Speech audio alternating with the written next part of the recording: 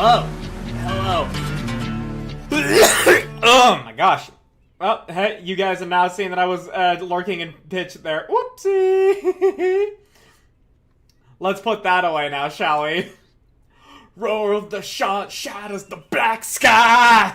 True firepower.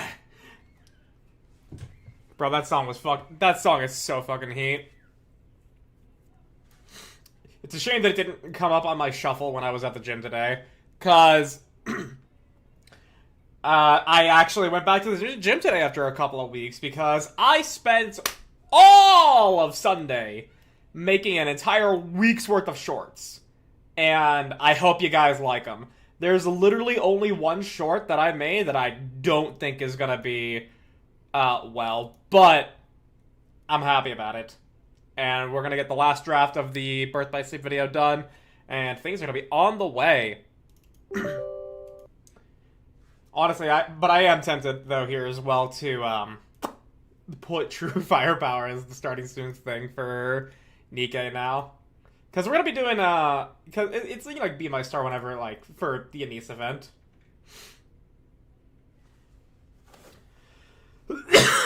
Oh, my lungs. It is especially fucking dusty these past couple days.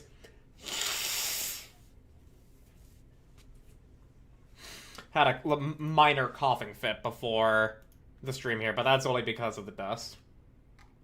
Thankfully, though, not sick, and we are gonna hope that it stays that way.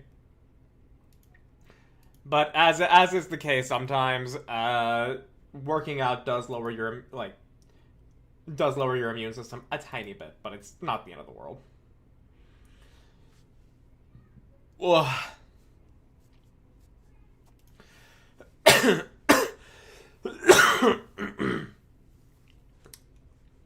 Oh no, I did see, yeah, and yeah, I was lurking in Pitch's stream when before going live here. She's going through chapter 2. I thought she was farther along, honestly, but no, it's only chapter 2. But I do hope that she has a lot of fun with it. And I hope that I'm not going to be here until 1 a.m. going through chapter 46. But who knows, considering I did not get to start at 5, and I'm even starting at 6:30.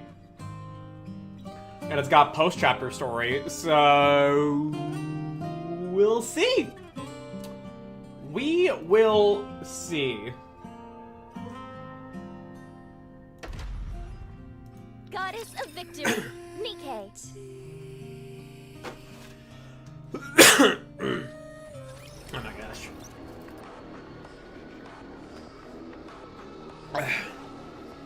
Already did my dailies for today. I've been in the gem mines a little bit. Got 5,750. I cleared chapter 31, and once I hit level 461, I will do my best to attempt chapter 32 on hard mode. If I can actually just blast Mirror Container after it literally walled me for so long in the normal campaign, I'm gonna be fucking happy on that.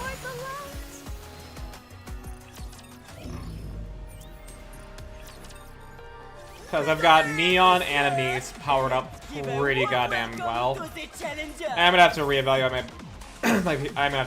my PvP teams. Keep getting knocked out of Diamond 1. You're in luck, by the way. There's alerts for the Warfare event currency. Don't know if you can turn them in, but you'll be able to grind some. Oh, sick. Okay. I was playing earlier. I did some arbitrations, and I got galvanized, the crit chance mod thing. Maxed that out. It was a fucking hefty payment, but, you know, like, strict upgrade. And I also did a round of sortie, which was fun. But if there are going to be alerts for the event currency outside of the actual event itself, then I'm happy about that. Because it gives you a copy of Jade, right? I know credits are going to be your life for a little bit. Yeah. But I mean, like, the goal for me in Warframe is to just have a Valkyr so fucking, like, stacked that I can just breeze through all of Steel Path. Which, I mean, like, I wasn't struggling in the few Steel Path missions I did, so... You gotta get the quest to get the blueprint. Okay, fair enough. But we do got ourselves a free daily pull each on Anise and Neon here, and I'm 20 away from another 10 pull on Neon. So, let's see what we get out of this, shall we? All I need is one more Neon. So, come on. Firepower, firepower, firepower! Nope. I dragged a little too quick. I didn't finish it off with the last firepower there. Alright. Anise, come on, girl. You've shown me so much love. I want to show you all the love I possibly can. So let's just meet in the middle here. And come on! Full! Steel Path isn't impossible with builds. Valkyrie is one of the easiest to set up. I mean, yeah, she gets a really fucking good weapon as just part of her her fourth ability. So, we're good. Okay, the daily pulls didn't give us anything, but I have 2 10 pulls I can do. And then we get another free one. But that free one's gonna go to Anise. For sheer statistics. So, come on. Firepower!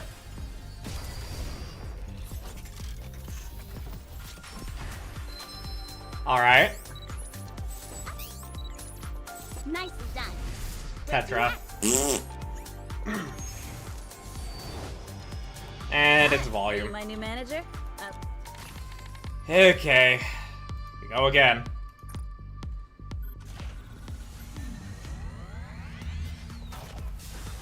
Come on.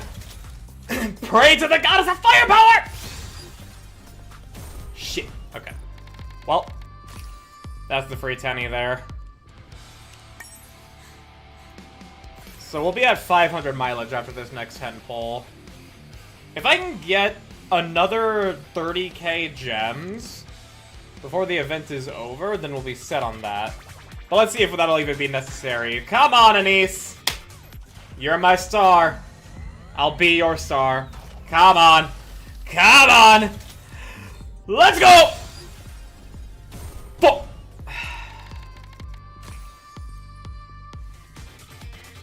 30,000. Oh, did I just simply say 30? Did I just 30k is 30,000. Yeah. Well, no, I meant what I said. 30k is 30,000 because if I get 30k gems, then that's 100 pulls. And if I don't get either of them in those 100 pulls, then I'll be at 600 mileage, and I'll be able to buy, and I'll be able to mileage them the rest of the way.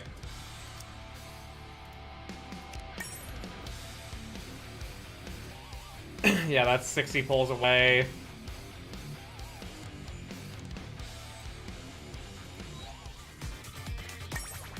And that is also 60 pulls away.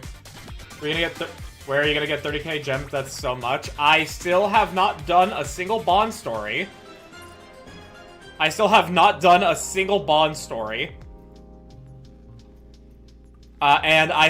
touched many of the side quests. 250 a pop. Let's see here. 1, 2, 3, 4, 5, 6, 7, 8, 9, 10, 11, 12, 13, 14, 15, 16, 17, 18, 19, 20. 1, 2, 3, 4, 5, 6, 7, 8, 9, 10, 11, 12, 13, 14, 15, 16, 17, 18, 19, 20. 1, 2, 3, 4. Yeah.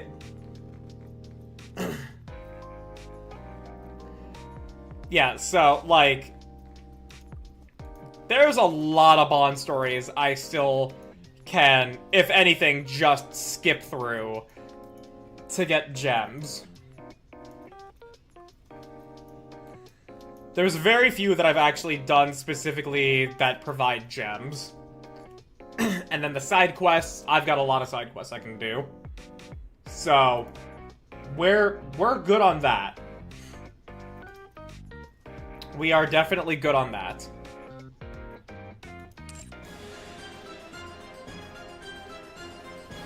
It's just simply a matter of how much will I be able to do it. Because I do also have a little... Let me also show you how much I climbed Tribe Tower to get gems. I was at 410 on Tribe Tower. I am now on 501. I climbed 90 floors of Tribe Tower to get gems. And looking at my current deficit, configurations complete. My deficit is not that high. So I can keep going pretty far. I mean, hell, like, if I swapped out Siren for a niece, the deficit gets even smaller. Statwall to get a tower. Rip. That is a fucking shame.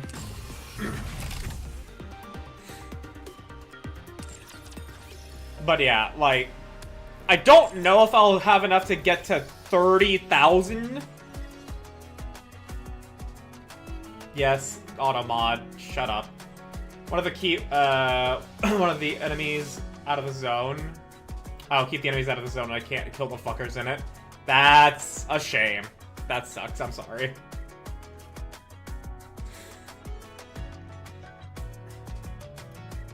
But yeah, I don't know if I'm gonna be able to get 30,000 gems. I might. I many much might. Because because I need to spend 1,000, I think, in the event shop to get all the vouchers to, you know, like, just farm hard 11. Which means I effectively have, right now, 2,680. Which means I would need roughly about 27,400.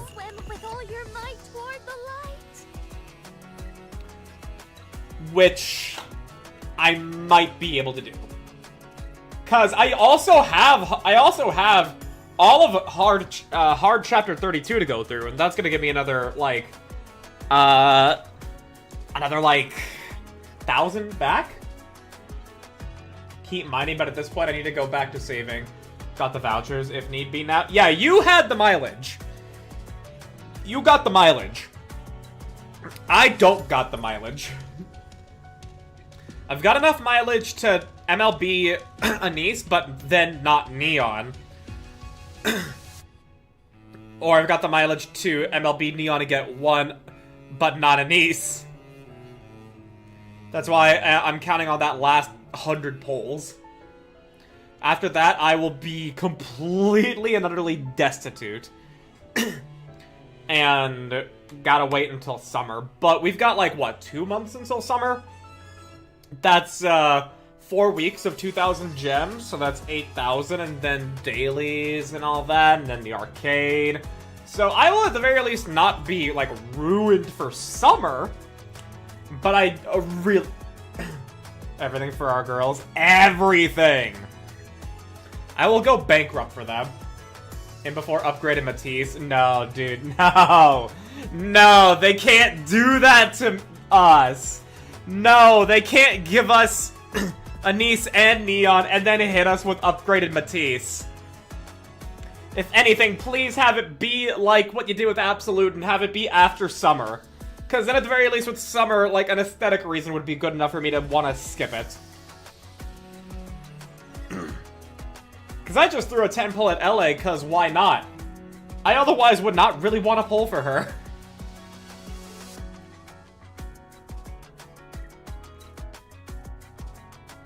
Do you know how much I sacrificed? Do you know how much I sacrificed?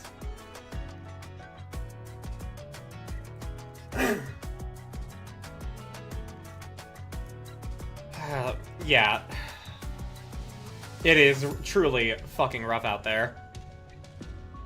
I'm not gonna spend the 3k gems right now on another 10 pull, just because I want to be able to have enough to buy the fucking... the fucking tokens and shit for the event. But yeah. Okay, I know this chapter is gonna be long, so it's best not to delay. And yeah, behold. Hard Chapter 32. Power requirement of 1,466,000. I would probably swap a Rappy for Cinderella, even if it's a power loss. It's a damage gain because of the elemental damage I have on Cinderella. What is the clear info I have? All that power requirement, yeah. The lowest power someone cleared it with was at 868,000. And that's with a true damage setup.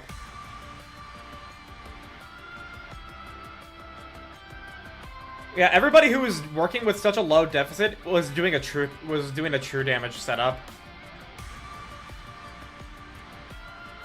We start to deviate a little bit as we get up to my power level, but they're still doing true damage setups.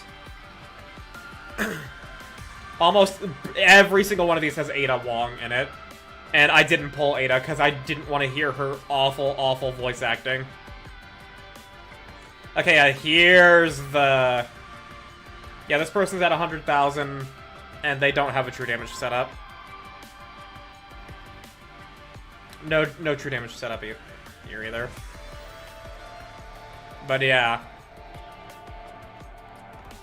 I think I've got my work cut out for me on that. Regardless, though, we're on normal story. Rebirth.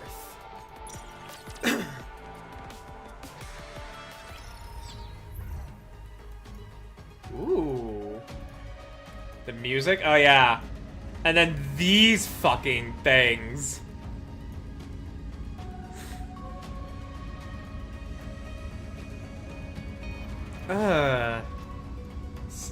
Dude, they're so grotesque. Okay. Time to get into it. Let's hurry. Finally, a place to test my firepower. Damn legs. Yeah, It's damn over. legs. Now, let us engaging with the enemy. With this, we're one step closer to our dream. Just follow me.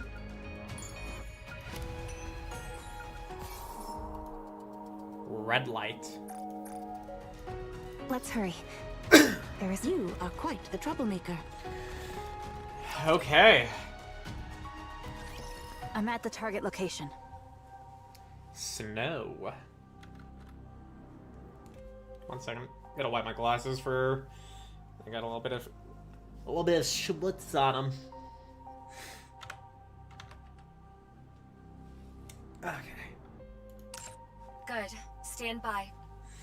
How long do I have to wait? Hard to say. Probably till she shows up. Then I'll search the nearby area. You were provided with sufficient rations. Did you eat them all already? Snow, always I'm going hungry. to check for raptures. My apologies. If there are no issues, hold your current position. If you miss each other, it'll only complicate things. I don't have time to waste here. I'd rather use that time to take down even one more rapture. I agree with you, but there's also no need to cause a commotion. Yeah. If you engage, the noise could draw more of them. Okay, Snow White fires her rifle. An explosion occurs in the distance. Yeah, she was not gonna be sitting idle. Food or kill raptures. One down. Yep. Great. Other raptures in the area heard the gunshot and are converging. Just as I wanted. I need to kill! I need to kill! Withdraw from that sector. Any unnecessary engagements. She's not listening. Snow White fires her rifle again. Another explosion occurs in the distance. A cloud of dust heads straight for her. Sorry, I didn't catch that. What did you say? Cecil, Yes? stop using the operation device. Switch all communications to messaging. Why? Watching this is making my blood boil. Don't let it get to you, Johan. Already we're tilting Yes. Johan. Calm yourself. Patience is a virtue. You're the one who needs to calm down. Rapture's incoming. Numbers are... Johan, look at this.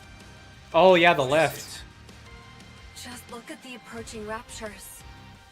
That is a beautiful shot of the lift. What the hell is that? What is it? Tell me. Use your eyes and see for yourself. Very well. Snow White looks at the raptors swarming in. They're no different from the raptors she's always encountered. Assuming Johan and Cecil are just overreacting, Snow White takes aim. She waits until the raptors are within maximum effective range. As the lead raptors come into range, Snow White pulls the trigger. No, she was about to pull the trigger when the frontline raptors explode into smithereens. What was that? I didn't fire. It came from behind. From Oh. behind? That shot came from somewhere in the rear of that swarm and hit the ones in the front line. Why? No idea. Who? Could they be infighting? No, raptors are brainless idiots. They're incapable of that.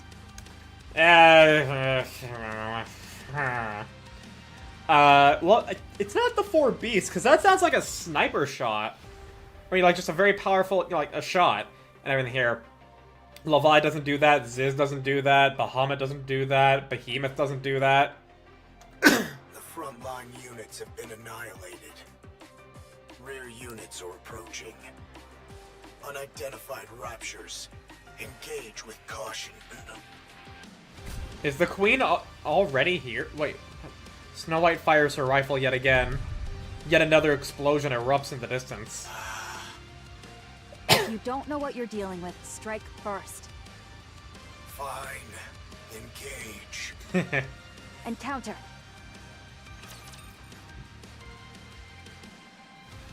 Yeah, that sounds like a shot is fired. You can always count on quality training. Outshine the stars! Outrun the light! Still fucking gorgeous. Behold the strength born of my people's affection. Get ready for max firepower! I'm not gonna sugarcoat it. Fire at will. Take them down quickly! Yeah, I do love how all the raptors of, like, all the health bars of the new, set of chapters and everything has black health bars. Strength born of my... I look forward to... Not even black health bars, but like black icons.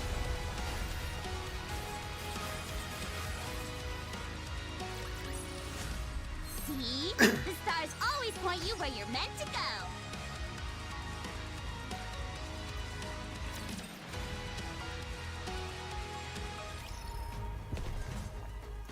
On to greater engaging Yeah. with the enemy. Who could that have been?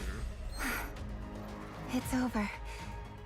Now, let us rest. Just follow. Encounter. Decent reason for it explained, like, right now. Oh, excellent. It's over. Now. All right, moving in. Breaking news, the Raptors are based at the lift. The Raptors are based? Breaking news! What do we really know about the lift? Marketed as humanity's gateway into space, the lift may be something else entirely. Marketed as humanity's gateway to space.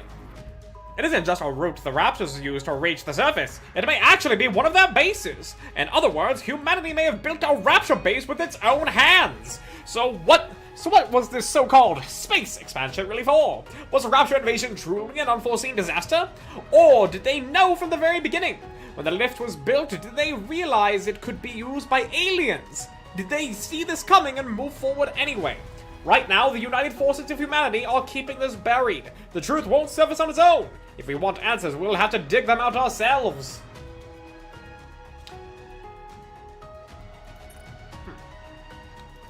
Yeah, so... Fucking VTC, dude. I like that they call Snow's gun a rifle. Not that it's a fucking Armored Core shoulder gun. I mean, a gun is a gun. I mean, what else would you expect? Engaging with the enemy. A gun is a gun. It's over. Finally, a place to test my firepower. See? The stars always point you where you're meant to go. Let's hurry. Everything's so drab.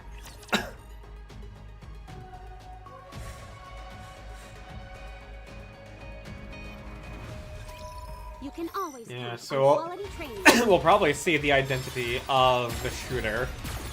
Outshine the But stars. if it's not, but if it's the Queen Get ready and for Egovista and Altruria, Carry on, just so. like, I mean, I guess Altruria shot, but like not in that way. And Egovista uses a sword. outshine the stars. Behold, the strength born of my... I look forward to... Also, I feel like there'd be a lot more commotion if it was the Queen, like, upon us right fucking now. But we'll see, I suppose. It's over. Now. Which, by the way, Let us 3-0 rest together. Season 4 finally has been airing for the past few weeks. And I'm caught up on it now, and oh my gosh, I fucking miss ReZero, dude. All clear. Snow White looks at the wreckage of the Raptures scattered across the ground. I've never seen raptures like these before. Yeah, they're advanced Get Raptures. closer so I can have a better look. Snow White approaches the wreckage. She crouches down and picks up a mangled component. That's not edible. I'm not going to eat it. The color is different. It's very vivid.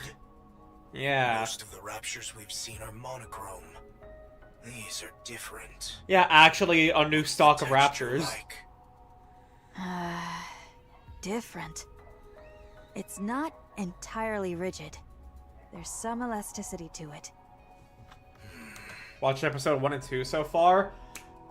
Oh, baby.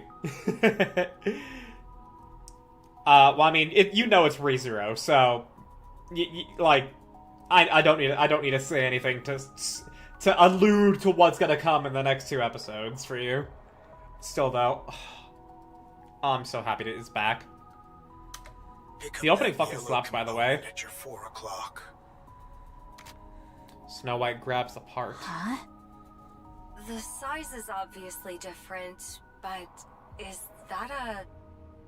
Yes, it's a finger. A finger. It's attached differently, but it's clearly a finger. I Uh-huh. can also make out parts like ribs, teeth, and legs. Snow White, rub your arm. My muscles aren't sore. It is for comparison. Go on, feel it. Snow White rubs her arm, then touches the rapture component again. Well, It feels the same. Yeah, so the Queen is making raptures closer and closer to that of Nikke's, or heretics. check the core. There isn't any. No There's core? only black liquid where the core should be. Ah, dark It's not matter. It's heavier. More viscous. There's no core. So, the Queen's not only making raptures that are closer to heretics, she's also having them be powered entirely off of dark matter instead of their cores. That's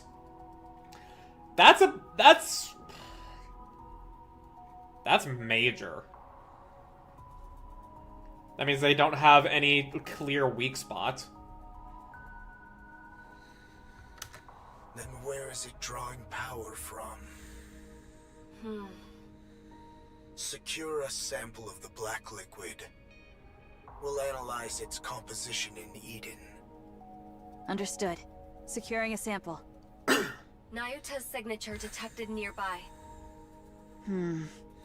Looks like she's finally here. Hence the black icons and health bars, yeah. There you are, Nayuta. It's been a while. Nayuta appears writing mantra. She looks around, frowning. What manner of disturbance is this? You're late. Try being on time next time. Did we not appoint this place for our rendezvous? Did thy impatience get the better of thee, that thou didst open fire? There is naught to gain to be gained from raising a disturbance here. Nayuta, I think you stumble over your own words. The Rapture started it first. Nayuta stares at the Rapture wreckage. Pray, what in heavens are these?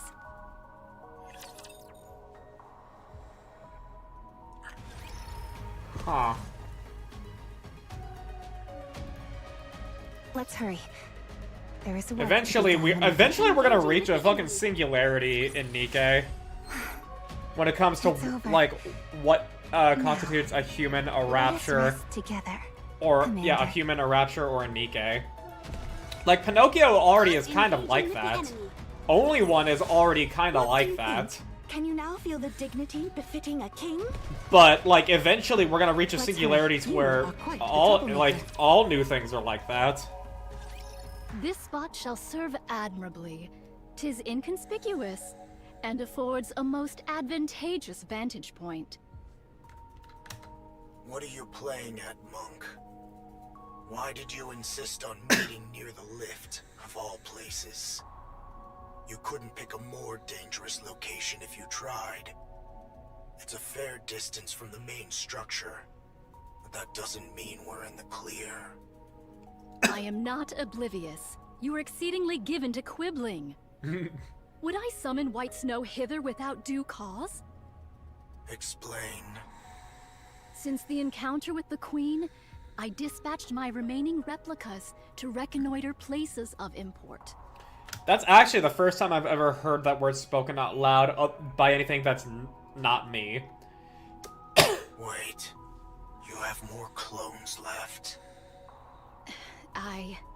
Not combat units proper, but adequate for reconnaissance. I see. Oh. Nevertheless, my replicas have scouted locations upon the surface deemed of strategic import. Alas, none evinced any reaction of note. Nayuta silently raises her finger and points off in the distance. She gestures to a towering structure that seems to pierce the sky, the greatest construct humanity ever created. The lift. Save for that place, the orbital spire. You're getting a special reading from over there? 1 second.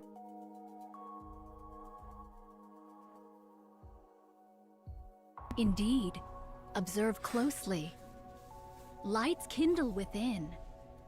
Venture nearer, and perchance a mechanical hum shall reach thy ear. We're rhyming now. No way! The orbital spire yet functions. The lift is... That means the raptures we saw earlier are being produced there? Yeah, the space station was destroyed. But the lift still, is basically a good home base for the Queen. You speak of the new sort of raptures. Aye, that hath troubled me likewise. During my reconnaissance, raptures of the new sort were observed in considerable number. These new raptures were all manufactured within the orbital stations, yet the stations themselves are now ruins.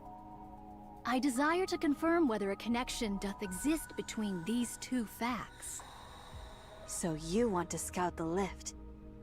Indeed. Fine. Then let's go. Okay. Much obliged. Wait.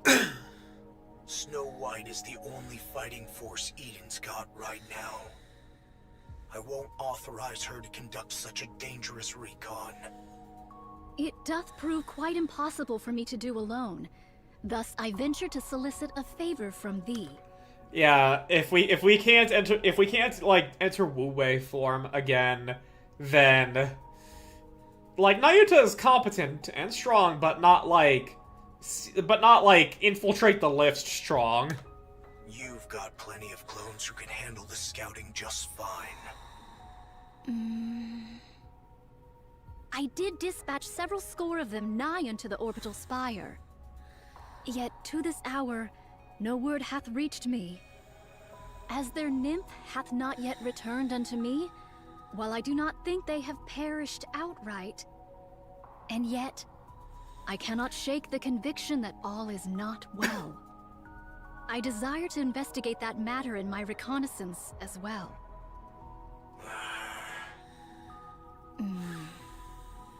Put from thy mind the one who hath departed. Young Lady Isabel is gone. I know that. Dude. Proceed with extreme caution. Dude, that's still The so moment fucking you sad. feel it's too dangerous. Withdraw at once. Understood. I shall bear that in mind.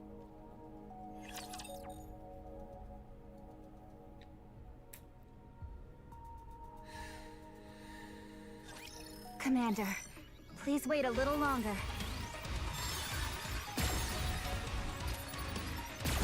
Outshine the stars! Outburst! Behold the strength born of my... Get ready for max firepower! So, Way too easy. Inherit might have held affection for SKK, but they were still Johan's squad. Oh my gosh, yeah, I'm actually seeing them. Outshine the stars! I'm actually looking at those now. Those are actually, yeah, those are walking on two fucking legs with like little tenant noodle arms. You gotta feel for the guy. Yeah, no, dude, I do feel bad for Johan. His squad that he brought up and made sure that they were, that they could actually retake the surface. And they're gone now. Moving in.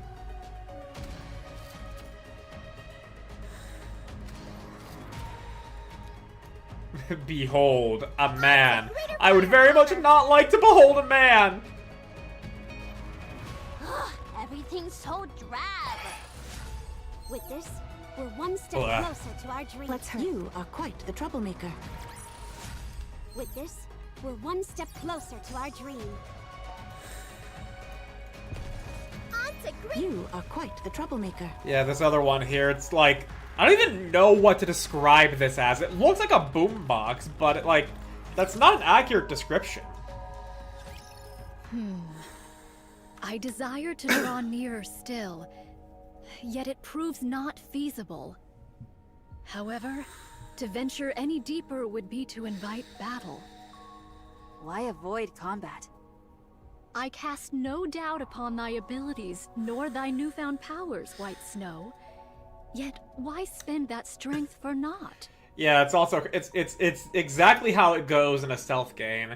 You go ahead and you decide, oh, how about I just kill this guy? And then you get spotted. And then everything in the immediate area gets alerted. But wait, that then means you're already in just combat mode, and you're very likely gonna alert even more stuff. And you might as well just go all guns blazing. And if you're going guns blazing in a spot like the lift, then yeah, you're gonna face some trouble. It's not gonna be looking good for you if you have one turbo competent combatant and one person who's like pretty good, but nothing like crazy. You have to pick apart everything, don't you? She is a monk. Sometimes the simplest option is the best one. And sometimes it is not. Hence why I am deliberating. Young Lady Cecil, wouldst thou be able to confirm the spread of raptures in the vicinity? There are far too many. There's no point even trying to count them all. Charging in would be a suicide mission. You're out of options. Fall back for now. We now know something's amiss here. That alone is a significant find. We'll pick this back up when arrives with the cavalry. Do you think the It's gonna be a Queen is little just bit. going to sit around twiddling her thumbs? What? Nayuta, find a way to scout the area without getting drawn into a fight. This is not your call to make, Cecil. I'm the one in command here.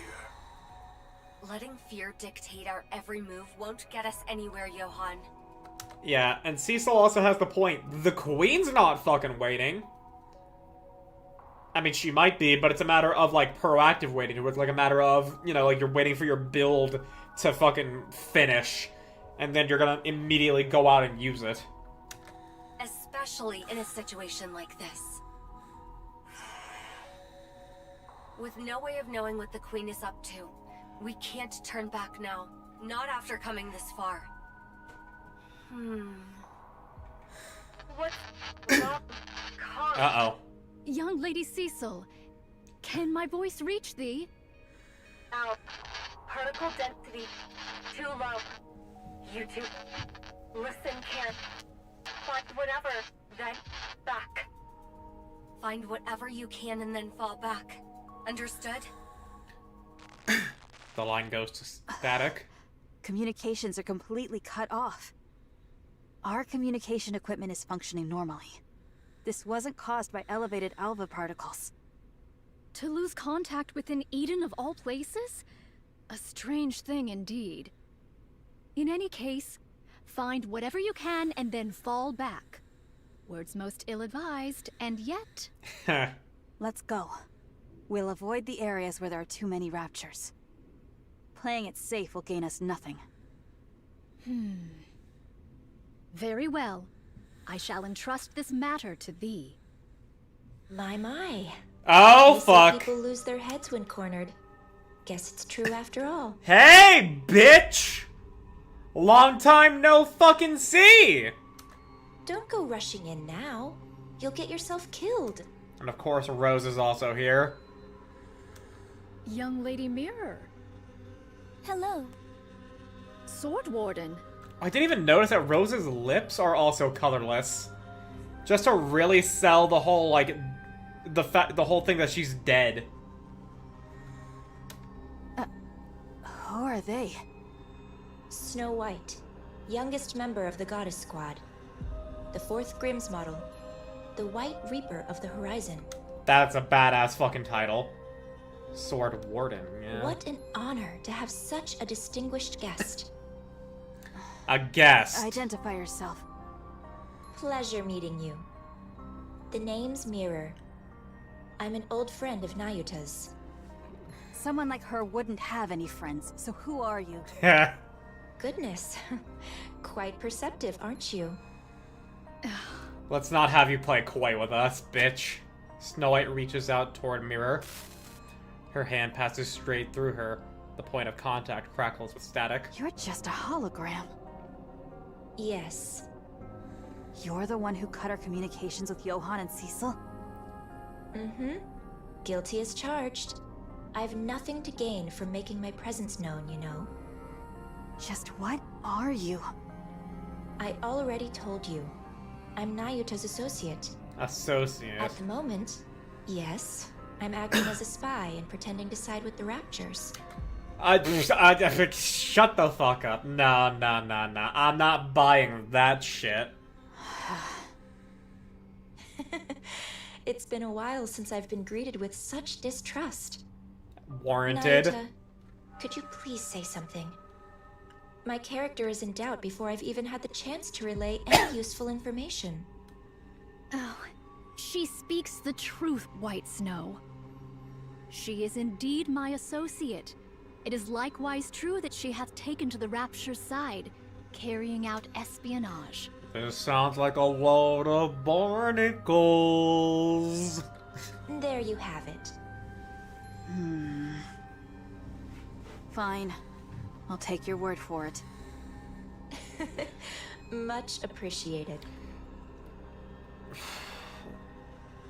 I mean, Snow got her memories back as well, so she should like, obviously not recognize Rose specifically, but be like, why do you look like Scarlet?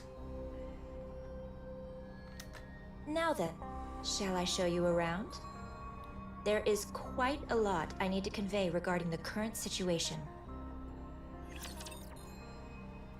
This is a fucking trap. Maybe not I'm like a sorry, corner John, them but I trap, but must it's go still a and do trap my- nonetheless. Outshine the stars! Alpha! Behold the strength born of my... Get ready for max firepower! Fire at will. Take them down quickly! You watching closely? Next! Outshine the stars! Out! Behold the strength born of my... I look forward to welcoming the morning with Good. you. Carry on, just so. Like, you can't trust Red Shoes, man. You What do you can't think? trust that. Can You now can't feel trust the her. dignity befitting a king? Any attempts to do so is just gonna fucking... It's just Let gonna us burn proceed you. with the- Finally, a place to test my firepower. See? The stars always point you where you're meant to go. All right. Everything's so drab. What do you think? Can you now feel the dignity But it's befitting a king? not Let's Red encounter. Shoes. Yeah!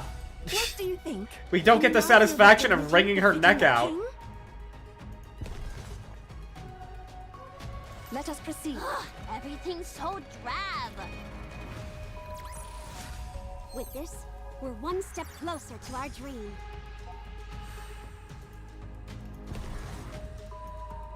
On to greater firepower.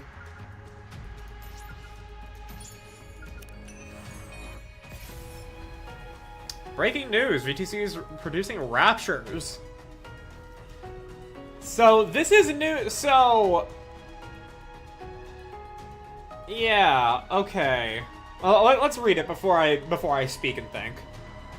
Breaking news! New reports suggest the lift may not have been initiated by Militarists after all, but by VTC. At the same time, a disturbing theory is gaining traction.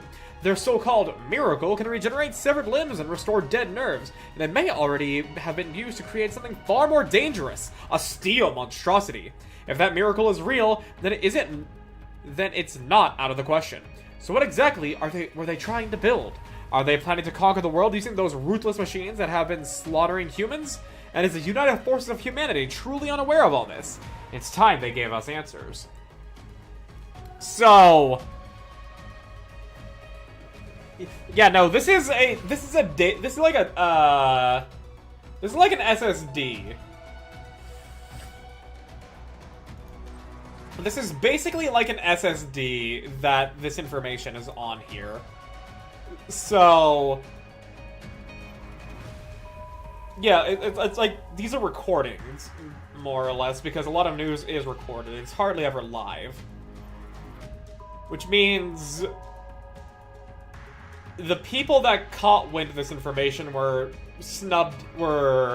snuffed out before this news could reach the public.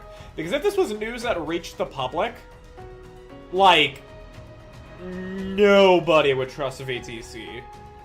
Nobody. Let's Everything's so drab. It's over. Now, let us proceed. Engaging with the enemy. And this is... I would... Another Why would you major trust firepower. the VTC? Very thick clergy all the way, baby. You can get thick ladies elsewhere. You don't need a technocracy that is creating machines that are going to annihilate humanity. Finally, a You place don't to need test my them to get firepower. your thick ladies.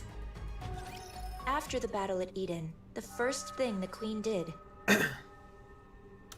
was roam around surveying the surface. Makes sense. She looked like some legendary hero, wandering the surface, riding atop Stormbringer. You know, the fact that she rode Stormbringer, evil as fuck. She's evil, but that image goes hard. That image in my brain does go hard. If evil, why hot? I always like to just spin this around. If hot, why evil? I watched to see how long she would continue in this vein. When she settled at the lift without warning, she began overhauling the derelict equipment within. Uh-huh. Turning it into Rapture production facilities. Yeah. You would have me believe she hath built a factory? Makes sense. Yes. She converted everything in one go. Humanity's finest technology was already concentrated there, so there was plenty to work with, and the overhaul wasn't challenging. She tinkered away at it, then began to produce Raptures like it was nothing. Red Shoes is voiced by Toph from Avatar: The Last Airbender. I'm gonna need a... I'm not gonna disagree with you here, but I need to fact check this now. Let's see here. Toph behind the voice actors. Yeah, voiced by...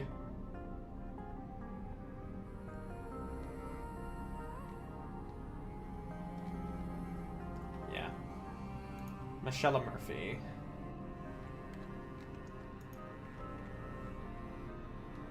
Actually, yeah. Right, yeah, the credits aren't immediately given here. So, from blind tomboy to treacherous hottie.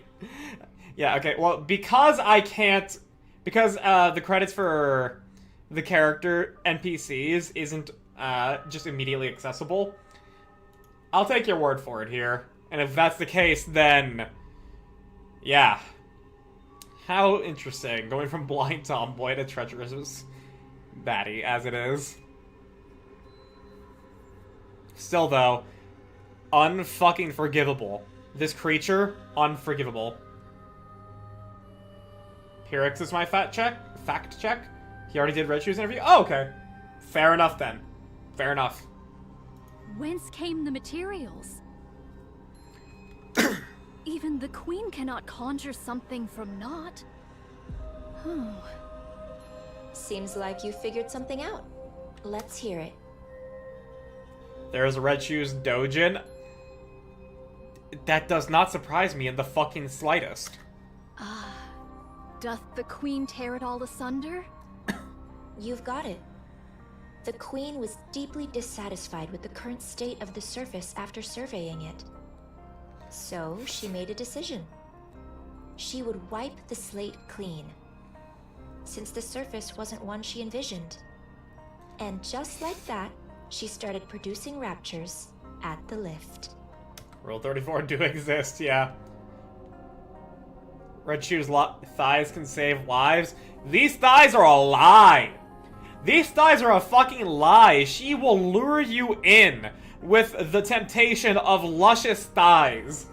And then she is going to mutilate you in whatever way she sees fit. I see. She hath created raptures that are unlike any known to us now. Yes. She used existing Raptures as raw material and created entirely new ones. Makes sense. These newborns, shall we call them? They're not drastically different from their predecessors performance-wise, but their appearance, now that's where things get interesting. I volunteer, put me in, coach. It's your funeral there. It's your fucking funeral. I'll stick with cuddling with guillotine. They seemed to be imitating human body parts. But Shoes isn't even that attractive. I mean, her tits are kind of like a little too fucking big, like actual just melons and fucking like black sacks. But the thighs, I mean, I cannot deny the thighs, pretty fucking good. They're imitating Nikke body parts, to be precise. But visually, there isn't much difference between the two. I believe the battle at Eden brought about a significant shift in the Queen's thinking. She gathered Raptures and even heretics as a show of strength to celebrate her descent to the surface. I'm allured by thighs and voice. Again, your funeral. But I'm not gonna stop you. We already have a hot nun. I miss Rapunzel. Same. I also miss Rapunzel. But the bulk of her forces fell, and you all managed to pull through largely unscathed. Largely. Although things ended with her seizing the body of the strongest Nikke, Lilyweiss, I'm sure that's far from a satisfying result to the Queen. She must have concluded that the current raptures simply weren't powerful enough. Can just have her wear a paper bag on her head. If that's all it takes for you, hey man, I applaud that. Just knowing who I would be with would be like, no, I can't. We can't abide by this. Yeah, it's not her face. It's the issue. It's what's in her head. Her insides suck. And felt a generational shift was needed. Otherwise, she wouldn't have gone out of her way to create newborn raptures modeled after Nikke's. How repulsive. I'm not talking gorilla grip. No core could be discerned in these newly born raptures. Then whence do they draw their power? From dark matter. Yep. Caliginous material. They use highly condensed dark matter as a power source. It's a versatile substance, so using it that way is certainly feasible. Yeah, that's fair. Also, we're gonna have an ad break in about a minute for those of you on Twitch. If your ads are too long, or if you don't want to miss a single thing, the YouTube stream is a pinned message. I don't know much beyond that. But since dark matter is the Queen's to begin with, she is another matter entirely. Yeah. So, in short, after fighting us, the Queen became jealous of us, which led to her creating new raptures in our image. That about sums it up, yes. Just want to clear through Anise number 1. Oh, Grind. Ooh. You're in for a trip if you haven't done Anise's event yet. Yet the manner of their imitation is most suspect. If the Queen deemed Nikke's powerful, one would expect their forms to be imitated in every particular. And yet the manner of imitation here is most peculiar. Only hands, feet, viscera, and the like doth she see fit to replicate. Oh, it's not Snow Isabel, it's Snow Haran Heretic. Which is even more terrifying because of Haran's virus that she makes. I've done the event. Well, then I don't know what you mean by you want to clear through Anise number 1.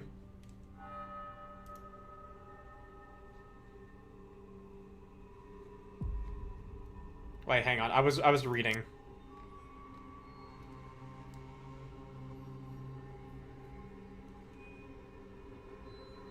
Oh, only hands, feet, viscera. Yeah, they're muscles.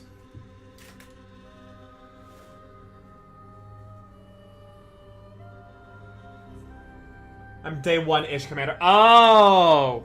Okay, yeah, you're saying Anise is your number 1. Anise is your number 1 Nikke. Okay, okay, fair enough there. Fair.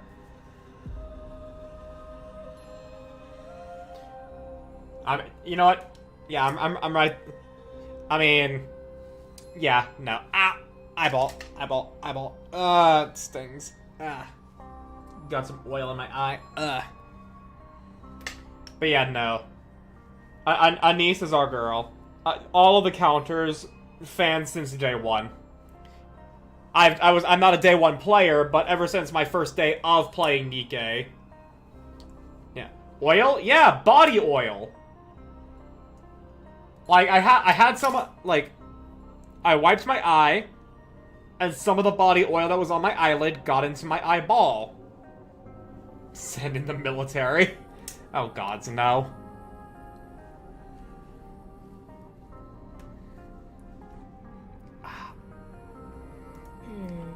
Well, they're experiments. She attaches Nikke parts to low-level raptures to see if they function properly, and to assess the potential of those parts. Just like you did. If this be true, the Queen's final intent is... That's right. To create a new heretic. The Queen's so-called elites proved rather lackluster in the battle at Eden, wouldn't you say? She wants to create a true elite. One worthy of the Queen she is today.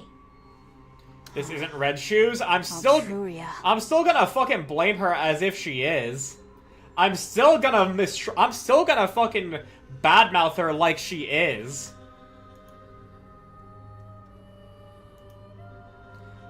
Because how else am I gonna fucking vent my frustrations? I am very much aware that it is just Mirror. I am very much aware of this. I'm just using...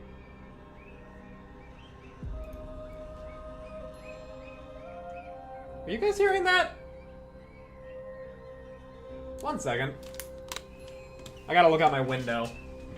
I don't know if you can hear that fucking squeaking, but I gotta see what it is.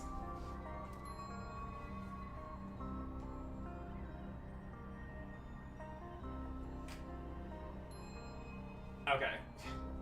So, dog? No. It's not a bird or a dog. So, the neighbors,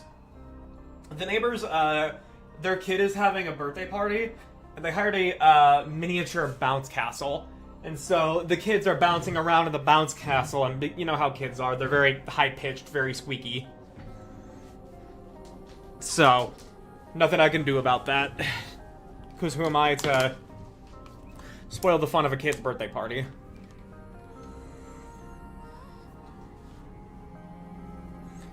Liking those, so it almost sounded like a whistling wind. Oh. Yeah, no, it's just kids having fun. But yeah, no, like, I just want to vent my anger at Red Shoes through Mirror, and my distrust. I'm very much aware that it's like the actual physical Red Shoes, who is now dead, that did that. That, like, did what the Queen is now doing. But the Queen actually did make a heretic without, that's what it says here, Altruria. Hmm? How do you know about her? We've met. She even transformed during our fight. My goodness. She really does whatever she pleases. She was mimicking Rapunzel and Noah. That's right. The Queen picked the ones who stood out most to her during the battle at Eden, and modeled her heretics after them. Yep. 2 have been created, and 1 is still in the making. You know a lot. Mm-hmm.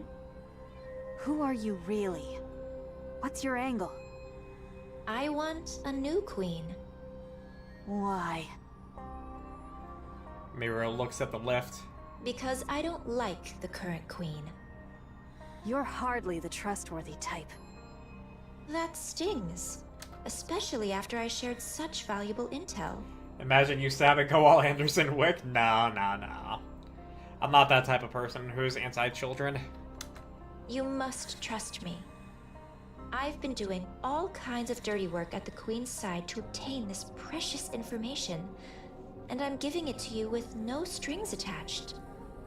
Yes, that's been bothering me too. If there's no strings attached, they're gonna come later. What is your relationship with the Queen?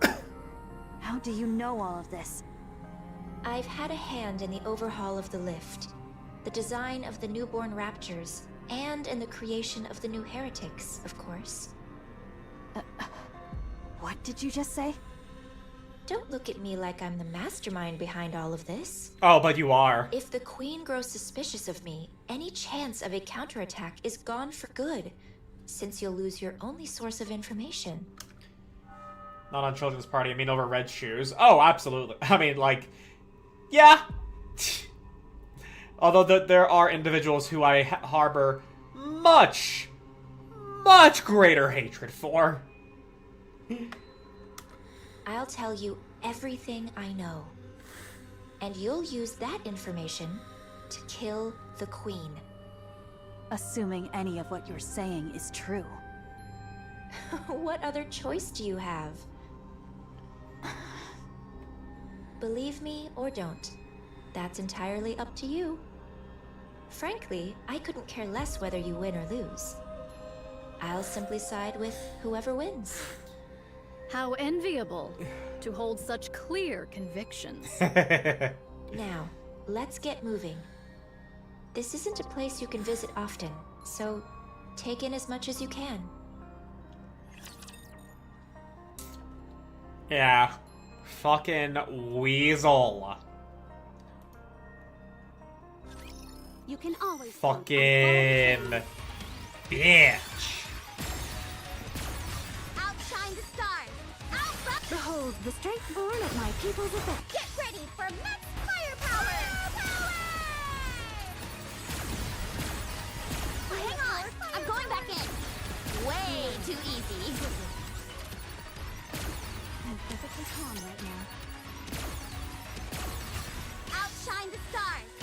Behold the Also strength crazy born if of Shift my- Up to I just look make forward to welcoming the morning all with my- these new Raptures for this update.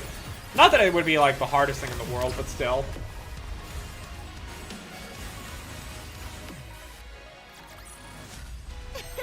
Another victory for firepower.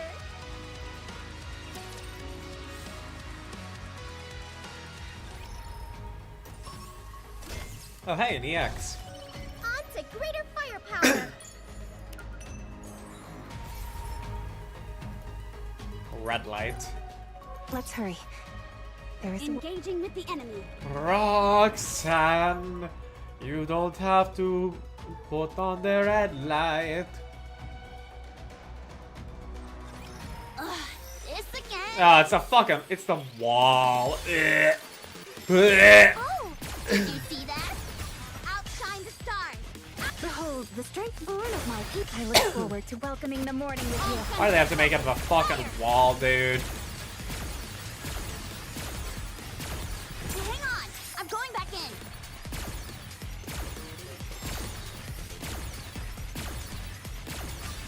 Outshine the stars. Behold the strength born of Get ready for max firepower. Light it up. Okay. With these fuckers as well.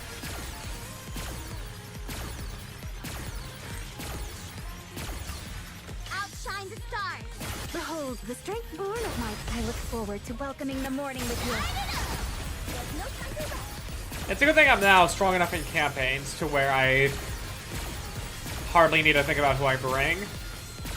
By the next update, I can actually just bring entirely who I want. Let me adjust my glasses. Outshine the stars. Behold the strength born of my. Get ready for max firepower.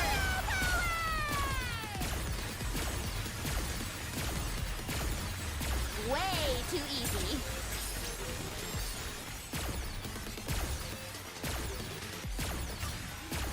And Outshine the stars. Behold the strength born of. I look forward to welcoming the morning with All you. gun ports open. Fire. there we go. Try bringing Epinel. Watching closely. Okay, I can bring whoever I want within reason. I'm sorry, Epinel, but like, I have left you alone just as much as everybody else has. The most forgotten Nikke.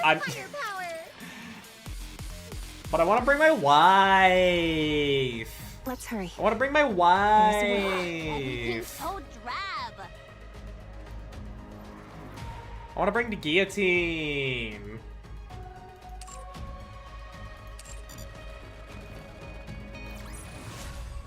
See? But I just also know that I would want a high enough like over level everything high enough to where it doesn't. What do you mean Epinel deserves that much? Closer to our dream. I mean, you're not wrong. Epinel does deserve recognition. I just have not invested in her in the fucking slightest. Let's hurry. There is work to be done. But honestly, a shift up should be focusing on giving Epinel some love first. What do you think? Can you now feel the 'Cause dignity she- befitting a king? She doesn't have any events or any relevance in the main story. Shift up, you made someone who is It's over. Just follow me. like it's not. Finally, It's especially not fair to her here. Nobody using her is just a product of that situation. Epinel, we need you to teach our daughter to skateboard. Hell yeah, only one on a skateboard. Snow White and Nayuta follow along the path Mirror leads them down. They get into a few skirmishes with raptures, but they're small scale. The commotion is not big enough to draw in additional raptures. Maybe those commanders are skater boys? Oh, there are some commanders dedicated to FNL. There is one I saw on Twitter, I think they're a JP account, that is like all FNL, and FNL is like their strongest Nikke. And I salute that commander. Rose shares a brief exchange with Mirror, who nods at her words. Then Rose slows her pace and falls into step beside Snow White. Can I talk to you for a moment? Is this a bad time? You look like her. Okay, she brings it up. Scarlet. Good. Of course. We were in the same squad, after all. A squad that specialized in close combat. You're made not up gonna of share that you're her mass-produced sister? Nikkes, right? You remember all that? You have a good memory. Those are recent memories to me. Scarlet is alive. Her brain is, at least. Eden currently doesn't have the technology to produce a Nikke. But once that's secured, she can be revived. So you caught on. Yes. Scarlet often told me about her sister. Why did you come back to life? I didn't choose this. Mira revived me on her own. Somehow. What was it she said? Something about needing someone who could cut through anything. Anything. As you can see, I'm more or less her bodyguard right now. Then what are you still alive for? That's harsh. You placed a curse on Scarlet and died. Oh! Just as you intended. What unfinished business do you have left? A curse? Yes, a curse. Scarlet was always obsessed with becoming stronger. Just like Rose. Or, if only Rose were here. She was always muttering things like that, thinking no one heard her. Aww, Scarlet. As I chatted before, any Nikke can finish main story if the Nikke is strong enough. Just not ranking content. Meta exists for the end. Yeah. Absolutely. Time to give them Hi, a show. Pitch! Our girl came home? Hell yeah! Hi, Pitch. Welcome. I did watch a little bit of you going through Nikke. I didn't catch it all because as soon as I saw that you were live, I was already setting up to go live myself. So, yeah. But I'm glad that our girl came home for you. Was it both Neon and Anise? Okay, just Anise though. Hey, congratulations. You don't know why she's like that now, but you got Anise, our star. So I'm very happy for you. I don't, but she's so cute. Oh, dude, she's fucking gorgeous. She is beautiful now. And when you eventually play more of the game, you will understand why I say it like that. But I'm glad that you got Anise. How far in the campaign did you get to? When I saw you for the little bit that I did before I had to go live was you were on chapter 2. How far did you get after that?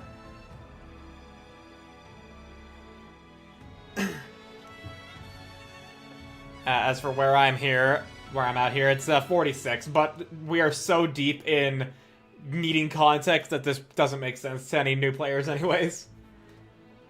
Now in chapter 3. Nice. I'm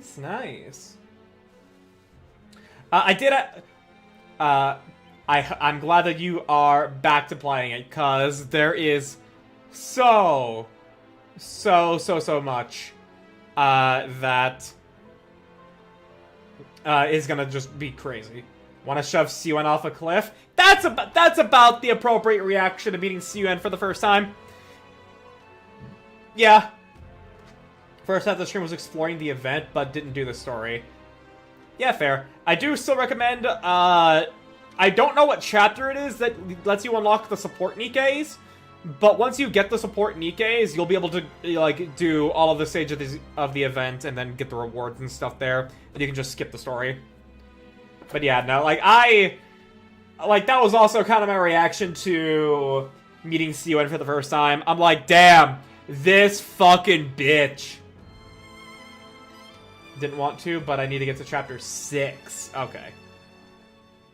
Then yeah, okay. Chapter 6 is a fair bit of ways away. Thought Lucky was more of a Prika bias. Don't get me wrong. Prika is fucking hot. I think Prika is... like, as much... like, my love for Anise aside... Prika is probably the hottest member of TT Star for me. But Anise is my Oshi in that group there. She is my bias. Because, obviously, she's been there with us since day one. She's our girl. I would stand Anise? Absolutely. And... pitch. I wish I could gush about, like, all of what makes the event and Anise so fucking good. But, like, you're not gonna get it. You're not gonna get it this early. So I'm gonna keep quiet, and I'm going to be excited for when you get to those later chapters. Siwen hate needs to spread. Siwen hate is very justified for a large portion of the story. However, even if you talk, like, if you even talk to Azure about it, like, after you do the event Miracle Snow, which doesn't need any campaign knowledge, I believe, as far as I'm aware, you just need to do, like, one character's bond story, Siwen immediately is painted in a very different light. She is evil. She shows up and straight up shoots her Nikke to hurt ours. Yeah, no. Her introduction is a great introduction to make her as hateable as possible. And I'm gonna tell you right now, Pitch. Make a very strong mental note of these emotions you have about Siwen. Miracle Snow is a different dimension. I believe it's on the canon timeline, isn't it? Writing is so good. You have no idea just how good the writing actually is. We haven't seen Anne in the main story. Neither have we seen Mika and Bawarda. They maybe hate her in less than 30 seconds. As they should have. As they should have. And I'm gonna tell you. Keep a mental note on that hatred. Keep a mental note on that hatred. And you're gonna see people that are even more hateable than that. Like, Miracle Snow, Laplace's treasure story in chapter 24 puts me in the mind where I say, Siwen redemption arc when? Yeah, no, like, Pitch, it's only the tip of the iceberg, says Grind. Yeah. Siwen's just a brat we bully later on. I wouldn't even necessarily say bully, it's just we, like, tease her, but, like, that's what you should do. But that, I mean, like, there's this term called brat correction. I'll leave it there. Yeah, you're gonna see some people that are even more worth hating than Siwen. And you're gonna meet the goats. If ever you're curious about on what previous events to do, along with the main story, then, in the archive, there is a timeline.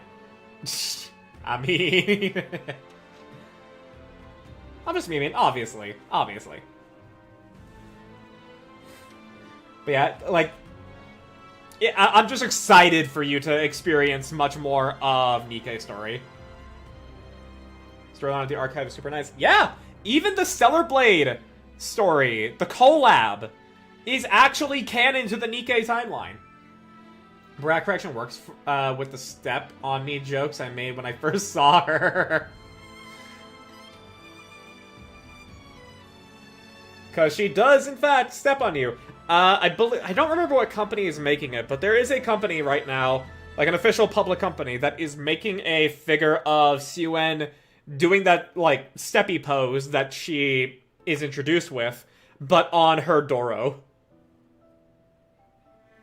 And I think it'd be fun to buy, but I'm not in the realm of buying figures. Personally, I would recommend release date timeline to walk the stories we veterans walked. And you know, that's fair. But there is a chronological timeline and there is a release date timeline, both of which are still entirely like, this is the canon story of Nikke.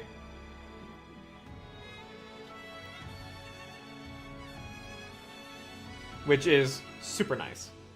I also pulled Snow White tonight too. Very nice. It's not her evolved form here, as you see on screen. I did see that you had that. I didn't know if it was earlier or not, but hey, grats. Snow White is the fucking GOAT.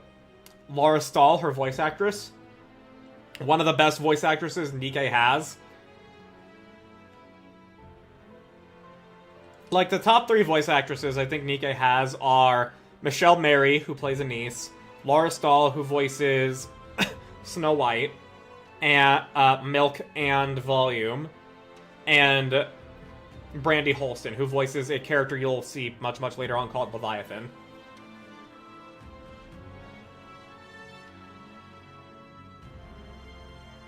I agree, but I think Lucky's experience going through the anniversaries was great.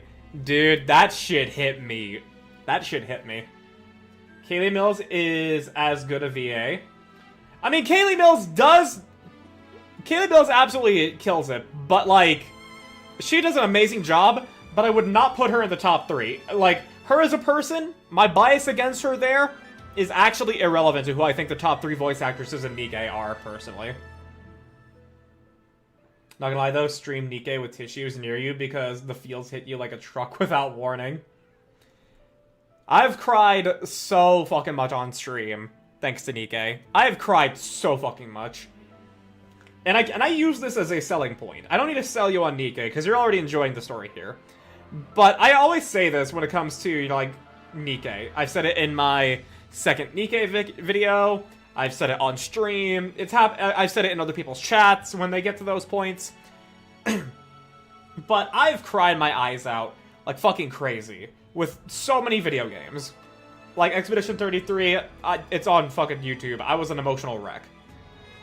But Nikke did one thing that no other game has done, and that actually stunned me. As in, I had to pause the game, sit there, and cry.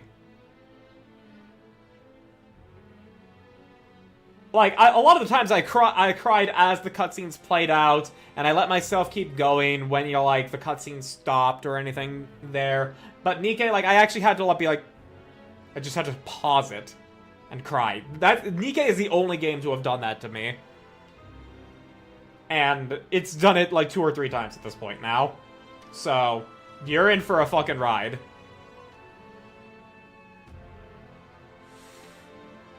Is it Old Tales? No, it was Overzone Chapter 39 between Anise and Avisar, and most recently, Pretty Star, I would say. No, not Goddess Fall either. Goddess Fall, I cried in Goddess Fall, but like, I was never stunned. Like, I was more, like, just fearful and dreading a lot of things. Those are the only gut-wrenching punches that hurt like crap. Yeah, no, for me, yeah, it's, it was Overzone, if you know, you know. It was Chapter 39 with Anise and Avistar, and it was Pretty Star. Says you, I was stunned. Yeah, I mean, like, I'm just saying what my own experiences was like, how I took them in.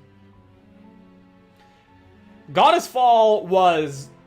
You saw me freak the fuck out with Lego Rapunzel. Yeah, no, I know. I'm very much aware. I'm just saying what happened with me. Peanut. we can say Peanut.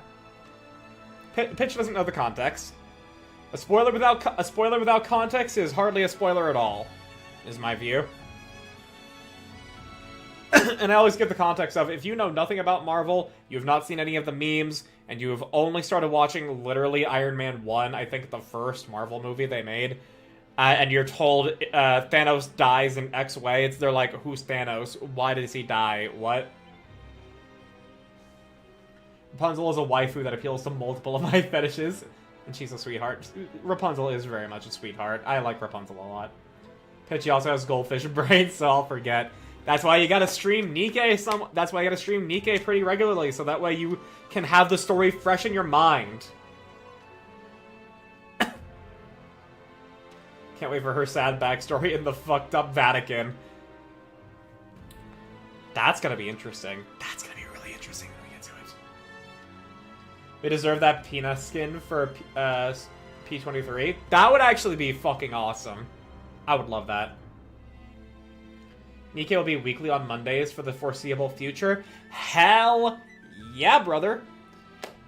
I will, at the very least, probably be lurking there because I also stream at 6, but yeah, I will try to be there and see you go through it because I love seeing my friends go through Nikke. I fucking love seeing it. I keep egging Argent on to play Nikke, but also at the same time I understand that she's got her own backlog that she wants to do. Remember, she was gonna be the new vessel for the Pope. Yeah. Yeah, I'm not gonna... This is far enough away, so I'll still talk about it even with Pitch here. Fucking, like, if Princess took Rapunzel's body, or I guess Her Holiness took Rapunzel's body, we need a Plague Dr. Nikke for Argent. We do. I don't think we're gonna get a Plague Dr. Nikke, but we could get a Plague Doctor skin for someone. We could get a Plague Doctor skin for someone. We could maybe get it for Ether. A skin for an SR would not be good, but we could make a skin to go alongside SSR Ether and make it a Plague Doctor. There is potential. Pitchy, just so you know, you don't need to do normal mode for the story. There's a story mode which minimizes combat and makes the combat piss easy. Yes, but if you do that mode, you do not get the rewards from completing the fights, which means you don't get the gems for the gacha, and you don't get the resource, which is the main thing there. Might do that, of course. I do really like just doing the story and not so into the gameplay, and that is totally fair.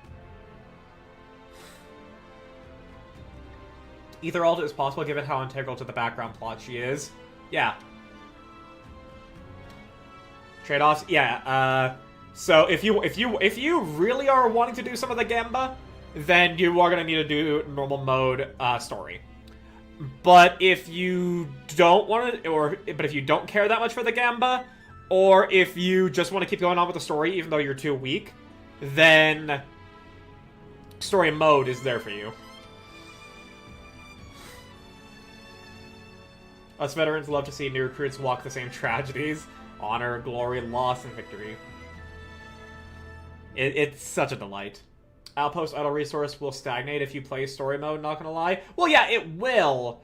But if you're only here to play Nikke exclusively for the story, and you're not even waifu collecting, then you don't need to worry about that at all.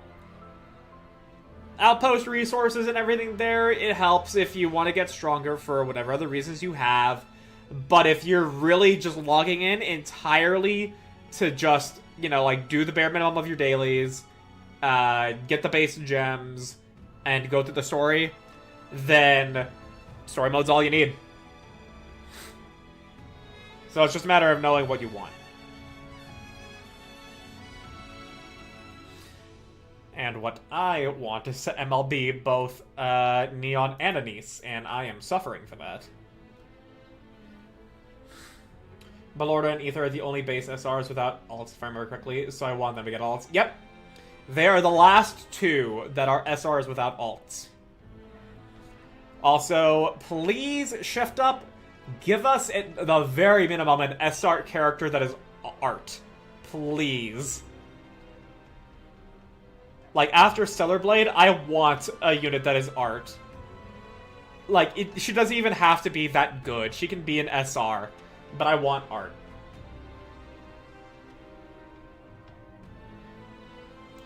Like, the ending to Stellar Blade fucking got me good, let me tell you.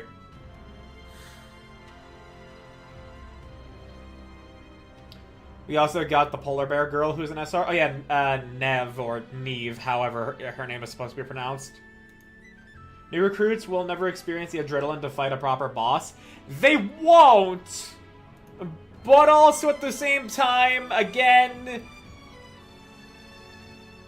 We all preach to everybody to play Nikke for the story. So if people are coming here for the story, and they're not here for the gameplay, it's fine. Never.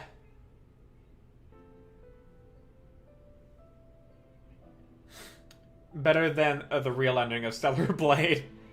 I don't even know if/when I'll get back to Stellar Blade, because I was having fun, but not like a crazy amount of fun.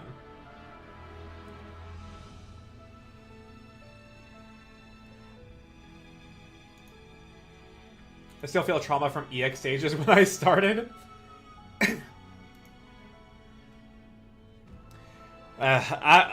Dude, I have like PTSD flashbacks to when I was literally fucking walled on Mirror Container, and I'm about to fight Mirror Container in hard mode.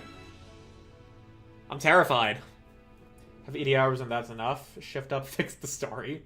Remember the good old days, Mother Whale? That was traumatizing. I'm very glad I didn't struggle with Mother Whale.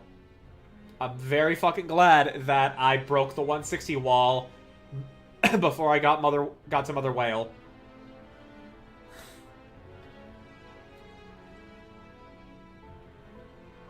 Ooh.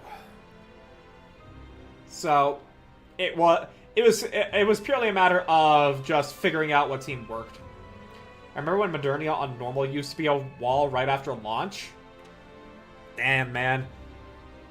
Yeah, now I can only imagine what those olden days were like, to where your dailies were like half an hour to 45 minutes. I'm very grateful for my 15 to 20 minute dailies. And my weeklies just being twice as long. Also, sorry for the squeaks in the background. Those are the neighbor's kids enjoying their bounce castle.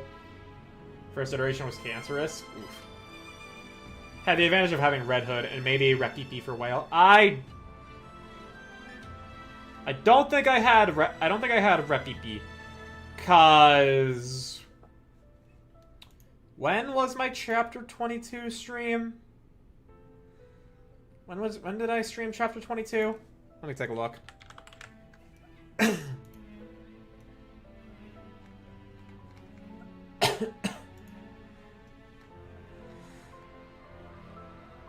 Chapter 22 was January 27th, 2025. Oh, I might have actually had Rappy then. Oh yeah, no, I did. Because the thumbnail for that stream was the screen that you get for Footstep Walk Run. So yeah, I actually did have Rappy. Okay.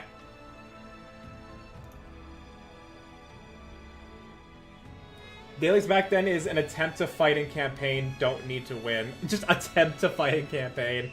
Holy shit, dude. That's wild.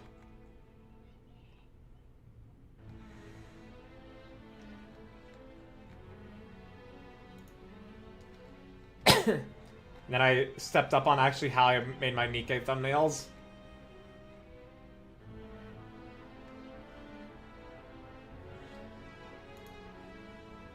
Okay, but we have yet a fair bit here. Pitch, if you want to stick around still and hang out, by all means, go ahead. But also at the same time, if you do need to be getting some sleep for work, then also do not worry about me keeping you. I will do my best to entertain who you've brought along. Lucky you got a Nikke with 3 black lines? No! The closest I got was Neon with 2 black lines. That is the closest I have gotten right now. That's also a milestone. Yeah, no, I got very close with Neon. She has 2 black lines. I believe it's max ammo and crit damage, I think, is her second black line. Lurking while getting ready for tomorrow. Understandable. But yeah. I am gonna... Because we still have a lot of chapter and post-chapter story to get through, I'll be continuing on now. Hella expensive as well. Bro, I had 150 rocks, and then after getting both Neon And Anise, I am down to 5. Crit damage is poop from a butt. Yeah.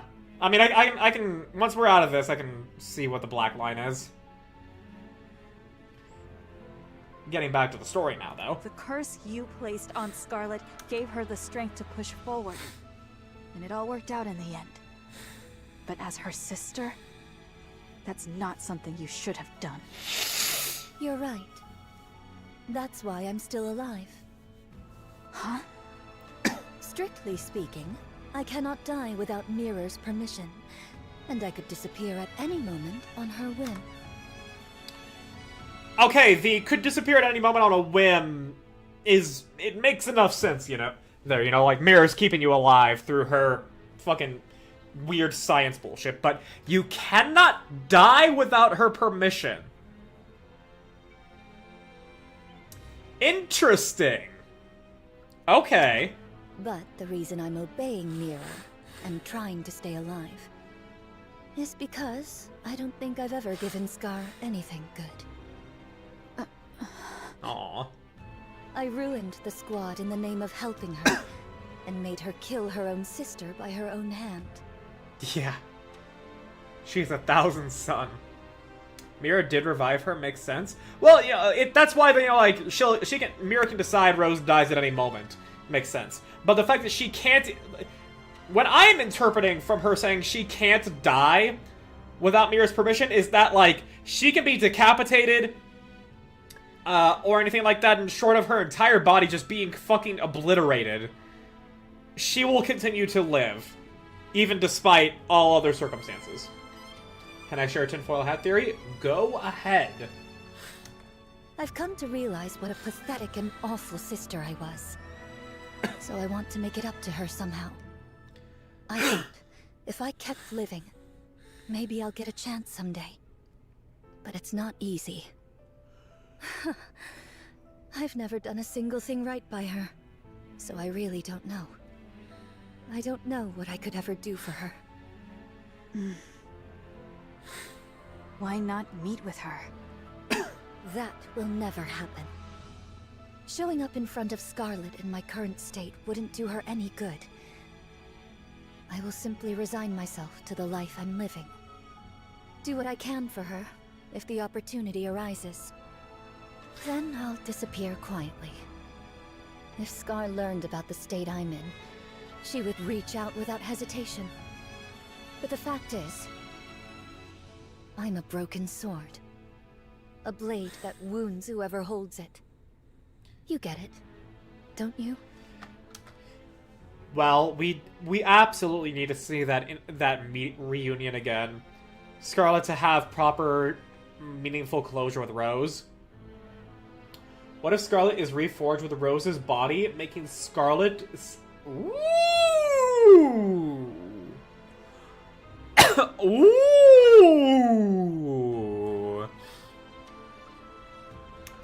Ah!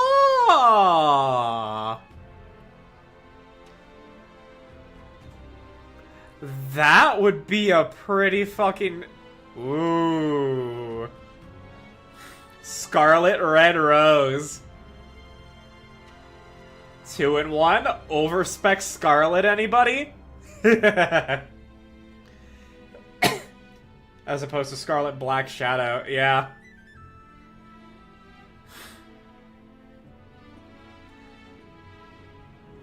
That would be pretty fucking sick. That would be pretty fucking sick.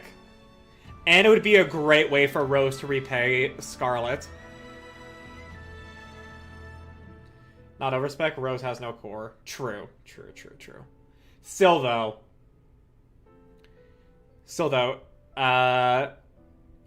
having the two become one, since it's their sisters, their body would move as one. That would be very, very fucking cool. Foolishness, Scarlet, foolishness. Without power, you can't protect anything. That would be a great, like... I like that idea a lot. It would be the ultimate repayment. First, Rose gave her core for fleetly fading. And then she would give her body for Scarlet. Very well. I won't say a word to Scarlet. Thank you. Well, since fate brought us together like this... Where's your motivation, Scarlet? I don't think that's very tinfoil hatty. It feels fairly likely. Tell me more about Scar. How did she end up joining the Goddess Squad? The strongest squad there is. And what has she accomplished since then? Alright. It's a bit of a long story. Then keep it to the parts about Scar. I'm not big on long stories. Need to do DMC after Nier. But I've also got Final Fantasy XIV! Thank you, that's all for my TED Talk. Snow White and Rose's voices echo around them. As Nayuta and Mira walk on, listening. They seem to be getting along. How far dost thou intend to lead us? I confess, this leisurely stroll through the heart of enemy territory does not sit well with me. Not much further now. We wouldn't be able to go any further than that anyway. So thou hast been here all this time? That's right. I've been here ever since Eden. There's work to be done after all. You think Mira's just floating? Functionally. She joined after getting that percup from Mecha Gorilla. And didst thou not see my replicas? There ought to have been at the very least several score. Beats me. Maybe they're all dead? When a replica doth perish, its nymph returneth unto me. Yeah, they've been kidnapped. Such a thing Maybe hath even not occurred repurposed. even once. Is that so? I haven't the faintest idea. I see. Is it still intact? Of course. That's why the lift is in operation. Yeah. The ultra-massive core is very much intact. It's in much better shape than anticipated. Who doth maintain it? It's left alone. It was designed to run itself after all. To run itself. By you, I might add. Specifically by Nayuta? Specifically? Huh. Mira's voice reminds me of Ame. Doesn't help that her hair is also like Ame's.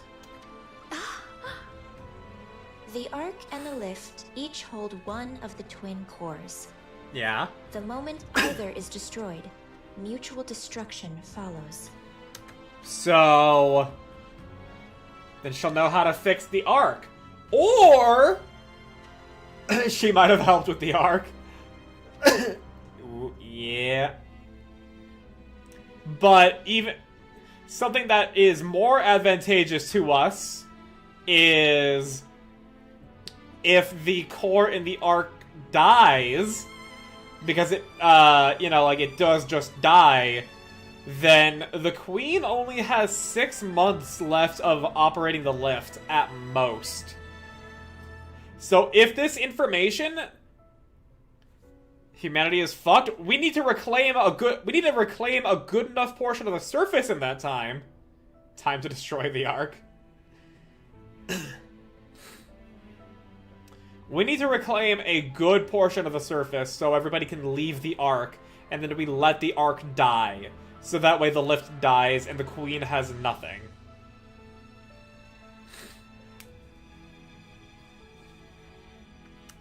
And in close proximity to one another, the resulting resonance would destroy them both.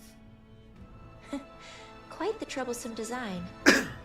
There was surely reason behind its design.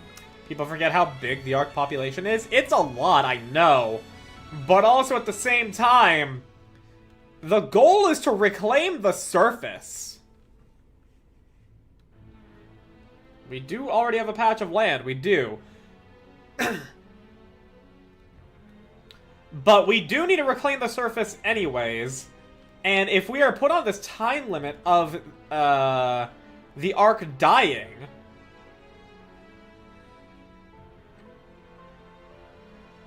we only have so much cloaking tech.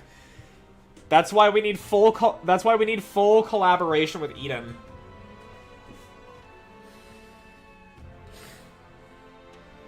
But yeah, like, protecting that many people means many more Nikkes into the meat grinder. I mean, we are getting ready for the third Surface Reclamation War. So, like, it's a statistical nightmare. You're not wrong. You are absolutely correct in that. But also, like, we need, we're not gonna win. We're not gonna win. We're not gonna retake the surface if the Queen gets to keep making new Raptures. So we need to destroy the lift. And as it stands, the only way we're gonna do that is to let the Ark die.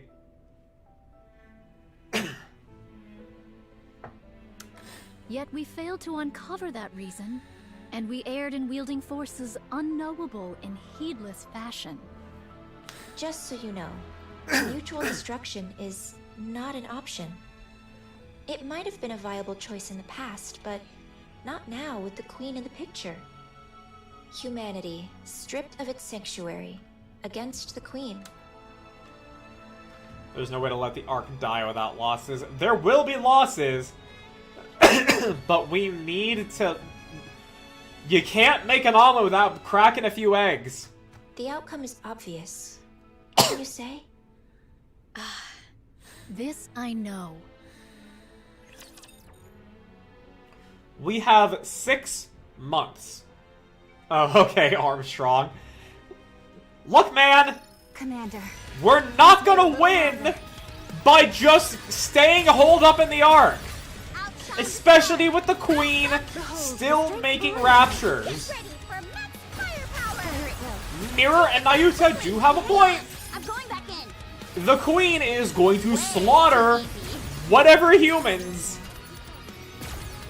are gonna be out on the surface. She will do that if she has nowhere to go. But also at the same time, those Raptures are gonna be slaughtering people even more. Welcoming the morning with you. Carry on, just so. But just going, well, time to just move out of the Ark ain't gonna work. We don't have many options. Yeah, we have 6 months to make it work.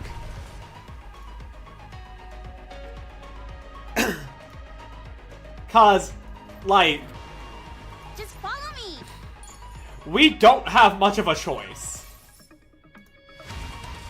Neogenesis. Reptilian might survive, though. I mean, Reptilian will absolutely find a way. It's over.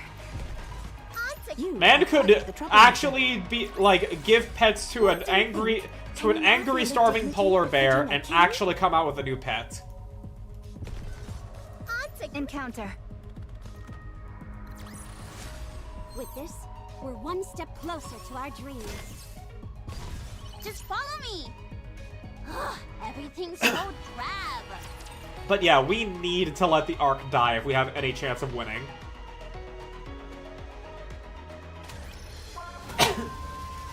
End of the day, we can't let humanity die. You are 100% correct in that. Outshine the stars. Out. Behold the strength of Maria. Get ready for max firepower. All 10 ports open. Fire.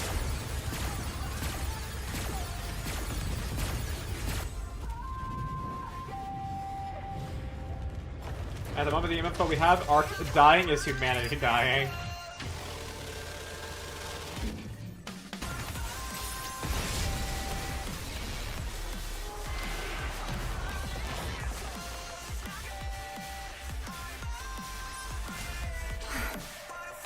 You are right, we do need alternative solutions. Let us rest together, Commander. Let's hurry. Hello, There's Lucy. work to be done when Welcome. we get back. All right, moving in. Neogenesis re. Let us proceed with a renewed heart. It's like what? 1, 2, 3, 4? And then post-chapter story? Just follow me. You are quite the troublemaker. Wait, if we destroy the Ark, aren't we gonna be fighting Nikke and her daughters endless in eternity? Well, well, no, not necessarily. Also, if we don't deliberately if we don't make an active effort to destroy the Ark, then we're not gonna be picking a fight with Enoch. Which is why I'm saying we have 6 months. Now, and then just the clock will run out. Together, Commander. The idea of the Ark is full of terrible people is literally one of the lessons Enies had to go through. The bad ones always stand out. But there's more good than bad that you can't see. I mean, yeah. Just follow me. Enoch created to protect the Ark, not the citizens of the Ark. Well, it's not like Enoch is gonna be able to do anything about the Ark just losing power. This is as far as we go. I don't recommend going any further. We might get caught. I keep saying we can't destroy the Ark until we get the people out. Which is what we... By your efforts, we have come thus far without great peril.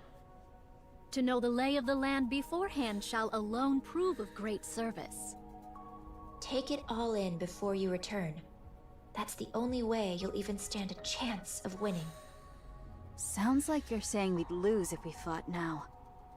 Of course. You have absolutely no chance of winning right now. Yeah. You're lucky that the Queen is focused on rebuilding her strength now. Do you honestly think you could stop her if she went after Eden and the Ark this very moment? While she gathers strength, you must do the same. By any means necessary. I am backing the losing side here. They did get lucky after Goddess Fall. Yeah, by the fact that the Queen... the Queen was a fucking coward and ran. Siding with the Queen would make things so much easier. And yet, I'm going this far because I genuinely want you to win. So please, don't disappoint me. You don't want us to win specifically, you just want to have a queen that you can puppet. Talk is cheap. Give us something useful to work with. Fine. That's the reason I brought you here anyway. Rose? All right, all right. Rose heads to a corner, then proceeds to perform a peculiar sequence of steps. Oh! Hast thou brought us thus far merely that Sword Maiden might unveil some secret dance techniques? Her honey talk is so sweet. Do not fall for her honeyed words. Come to think of it, Red Hood did a tap dance the day we first met Scarlet. I told you we should have changed this. What's the harm? Besides, this way, no one will find out by accident either. The moment Rose completes her steps, the corner crackles to life. A human-sized container emerges. Optical camouflage, huh? Would you mind opening it? Last time we saw a dance open door was like chapter 5 or something, yeah. With the fucking dance pass that Mustang gave Commander.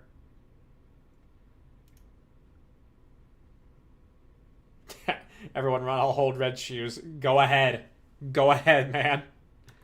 Bodyguard. I'm nothing but an errand girl. I have no physical body. I don't have much of a choice. Rose presses the button on the container. With a hiss, the contents are revealed. Steel legs clad in red. Shoes. Ooh. Uh-huh. Yeah, uh-huh. Why do we got red shoes here, huh?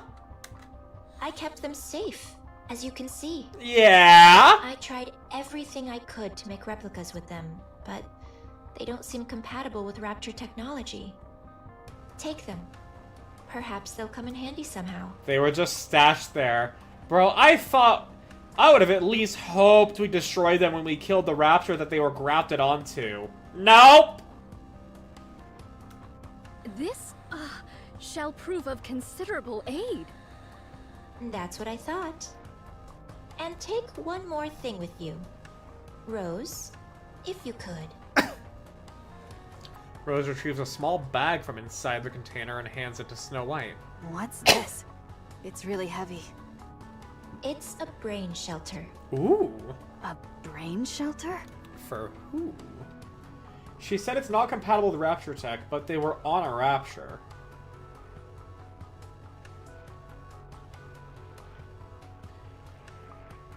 We're gonna have an ad break in a minute and a half, so I'm gonna say what I'm gonna say now. I think what she meant is that the Rapture components weren't compatible with the shoes in order to make a new red shoes. Like, a new body for a mirror to inhabit. I think that's what she meant by they weren't compatible. Otherwise, they are compatible enough to just simply be used as a Rapture part, but that's it, no more. Tinfoil hat theory update? Shoot. But yeah,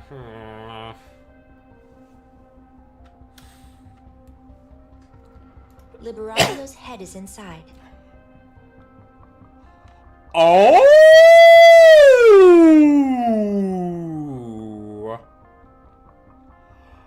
Ooh!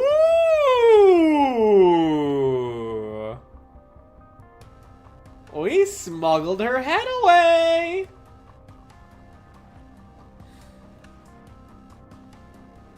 Ooh! But still, heretics regrow from their cores, don't they? So, this is useful and helpful and good, but to what extent are we going to be able to utilize this? Is the question. What? I don't know what possessed Liberalio, or why, but she proposed to the Queen a dialogue with humanity. I'll admit, I had some hope myself. I figured it might get through to the Queen even just a little, given it was coming from her second daughter. Yes, But here it is. the Queen truly is... Oh, you have to just show us again? Liberalio's words fell on deaf ears. And also BB Rappy. Yeah. Thought you were waiting for the tinfoil hat theory update, so I was asking. Oh, well, no need to worry about that. I just had that brief pause there.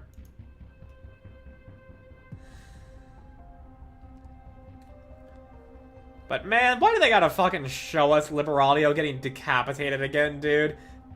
Like, I didn't cry or anything because, like, I saw it coming as soon as they started, like, doing the suggestive posing and everything there, and, like, the framing. But, like, it still fucking stung a little. Because I like Liberalio. Reminds me that, Ram Lethal and Guilty Gear stopped being a bad guy because she was given a burger. I'm not gonna question it. Guilty Gear already seems like a wacky-ass setting anyways. Or franchise or series or whatever.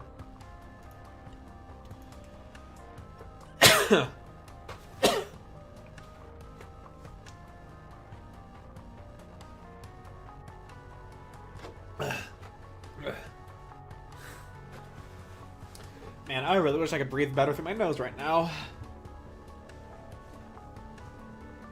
Give that bitch a Get that bitch a burger. Bitches love burgers. Bitches love cannons. I would like to rewatch, Van Helsing Ultimate Abridged. Sinuses. Stop, please.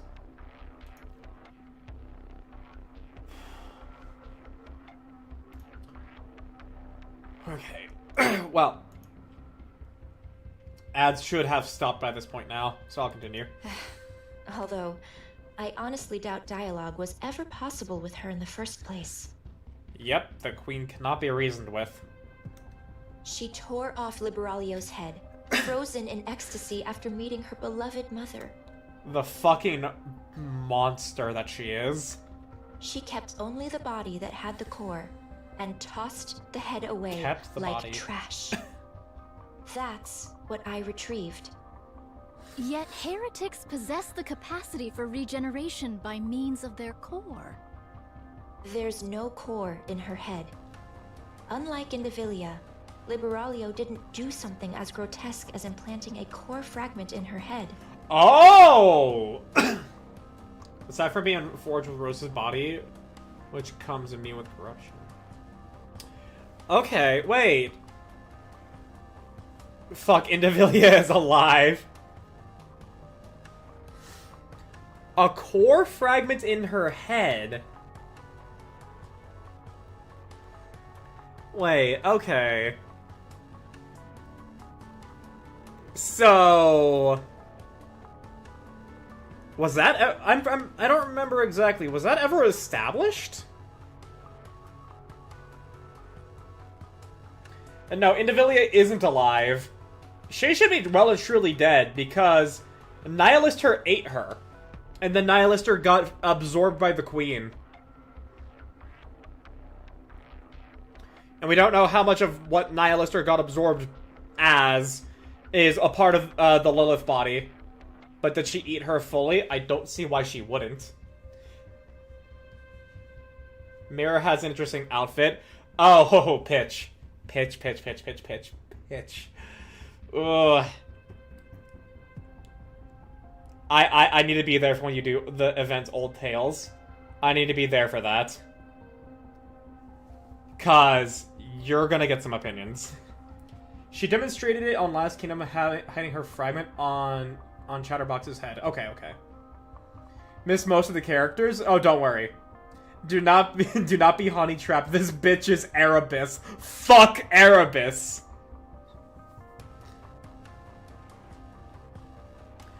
But yeah, okay, so... yeah, Liberalia didn't put a core fragment in her head, so she can't regenerate from the core fragment in her head then.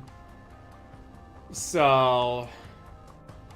Look, I like the danger waifus. No. This is not a danger waifu. This is a fucking rotten to the core bitch. If you, I know you don't know much about 40k, but there is a saying to where we have that is just fuck Erebus. And this root of all evil type. Yeah, no, this is a fuck Erebus type situation. Fuck red shoes. As we've established from my numerous exes, I have bad taste. Hey, you can at least spin it like you're Ramona Flowers and you have 7 evil exes. Her words are sweeter than honey, and that is why you must not take them. That is why you must not listen to her. You hate Suyin, you'll hate Red Shoe / Mirror. Yeah, no, you will despise her. Especially when I can already tell. I can already tell you will fall in love with the characters that she is around. I'd pay to see someone fight my evil exes. That could make a whole event out of it. But let's see what more she has to say. But her brain is still alive. Okay, so... yeah, okay. Liberalio's brain is still alive, and she's not regrowing with a core from there, so that does mean she can be given a new body.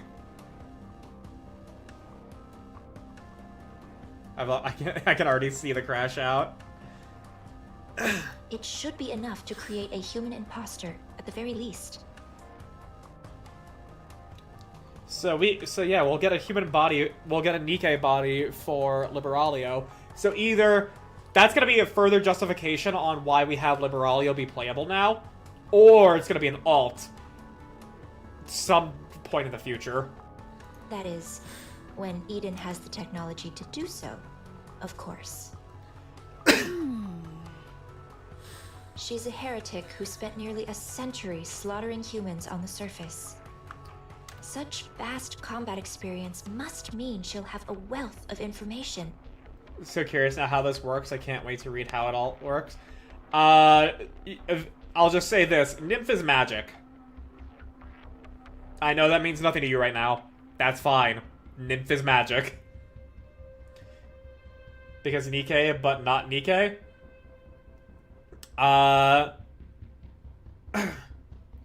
You'll get more of the story. You'll get more of it as you go on. I will not divulge too much. I will not divulge too much, but yeah. I want. Which is why I'm excited. Yeah. I very much am looking forward to you finally getting some more of the story.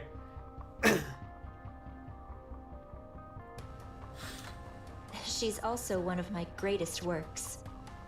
So even turning her into a standard pseudo-human won't be a loss. We need every asset we can get. Smile and wave, boys. Just smile and wave. Alright. It's time for you to leave. We stuck strictly to inconspicuous routes, but if we stay too long, we're bound to get caught. See them back safely, Rose. They'll start to suspect something if I'm away from my post for too long. Yes, yes. I guess the saying's true. When the cat's away, the mice come out to play. Hmm? The Queen not present at this moment? Yes. Remember how I mentioned those new raptures use dark matter as a power source? She's gone to gather some. Gather it? From where? The Maleficent Beast Quartet. Oh, she's just That's going. right. Oh, she's just gonna strike at them. Oh, okay. It's not like a run-in sort of deal here. I thought, based off of the trailer for this update, that she would try and assault Eden while the four beasts are there. And then, you know, like, fight happens. No, she's actually going to fucking collect. She's actually gonna go fucking collect. She went to steal the dark matter that the four beasts painstakingly scraped together. Oh no! I'll cover my eyes for a bit. Oh, fuck. Show them what we're made of. It's gonna be the rest of the chapter. Shit's about to get fucking real. Get ready for max firepower! On Sunport Celtic, fire! Hang on, I'm going back in.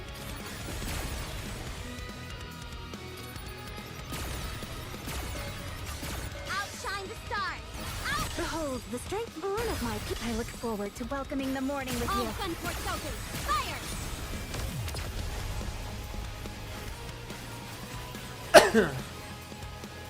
I might have a little bit of heartburn. Can you now feel Had the dignity befitting meatloaf for dinner, and then our neighbors, because of their child's birthday, gifted us some food, and it had lumpia, and I fucking love lumpia.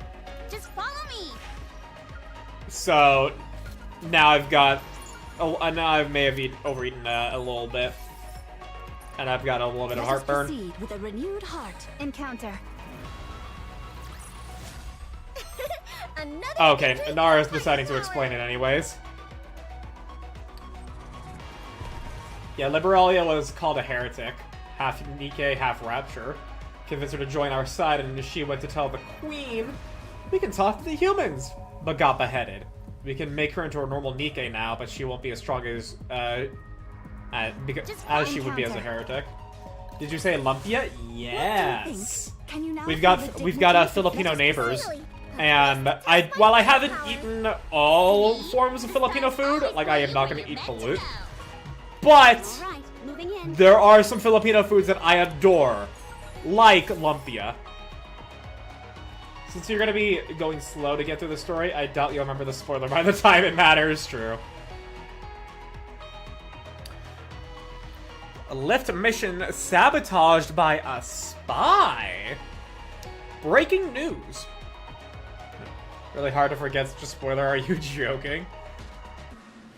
Look, sometimes you forget very important details. Sometimes you remember things you really shouldn't, and I don't understand how it works. The sheer cuteness will be ingrained.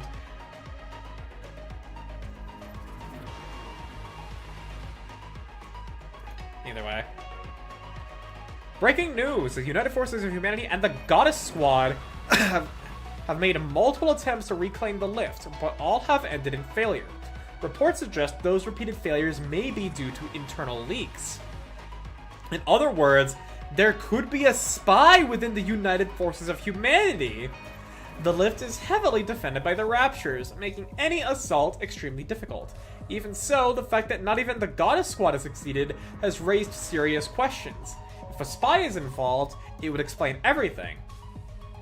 Countless soldiers and Nikkes are being sent to their deaths because of someone working to protect the lift from within. A human traitor is feeding intel to the Raptures. What could possibly be inside the lift that's worth hiding at all costs?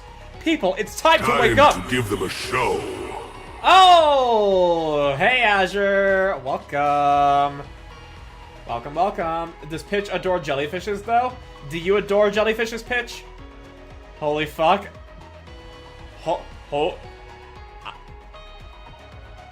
I take it that you really like Chapter 46 then, Azure. Let's just say I lose my phone regularly while I'm holding it in my hand. Fair. I do? Well! Jellies are squishy. Well, if you go into the Nikkepedia and you look up Liberalio, she is a jellyfish. She is very, very cute, and she's the one with the goth Lolita skin right now. That isn't the costume gacha.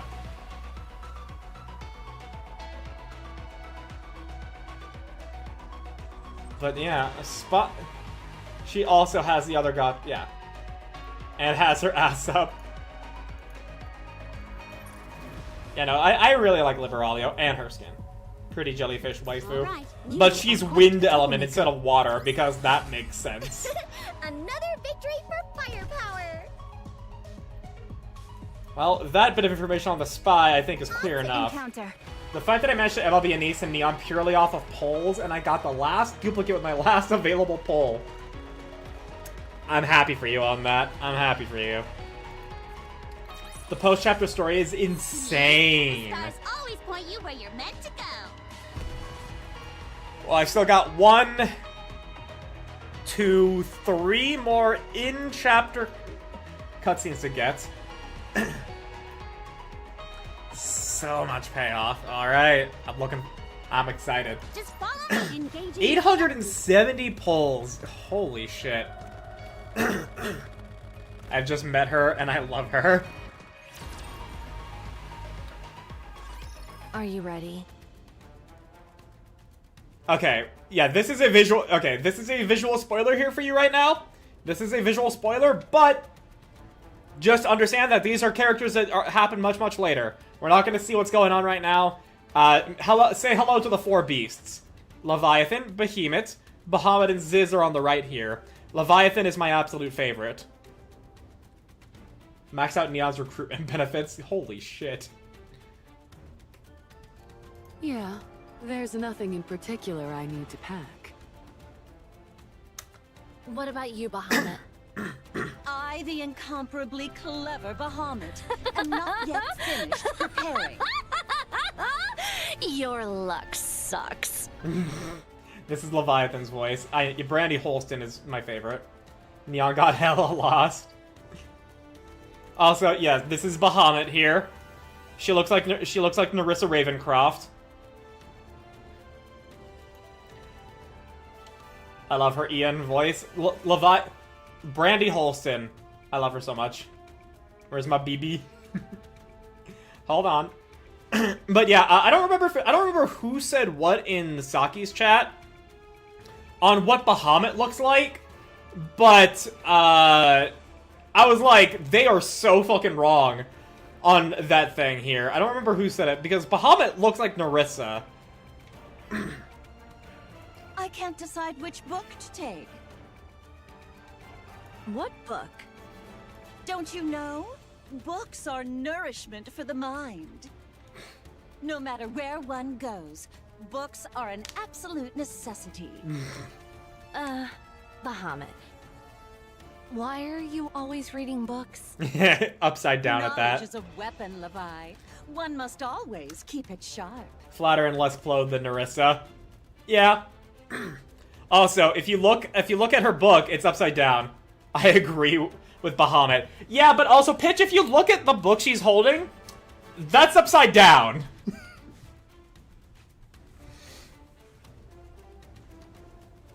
Bahamut looks like Kason, Behemoth looks like Narissa.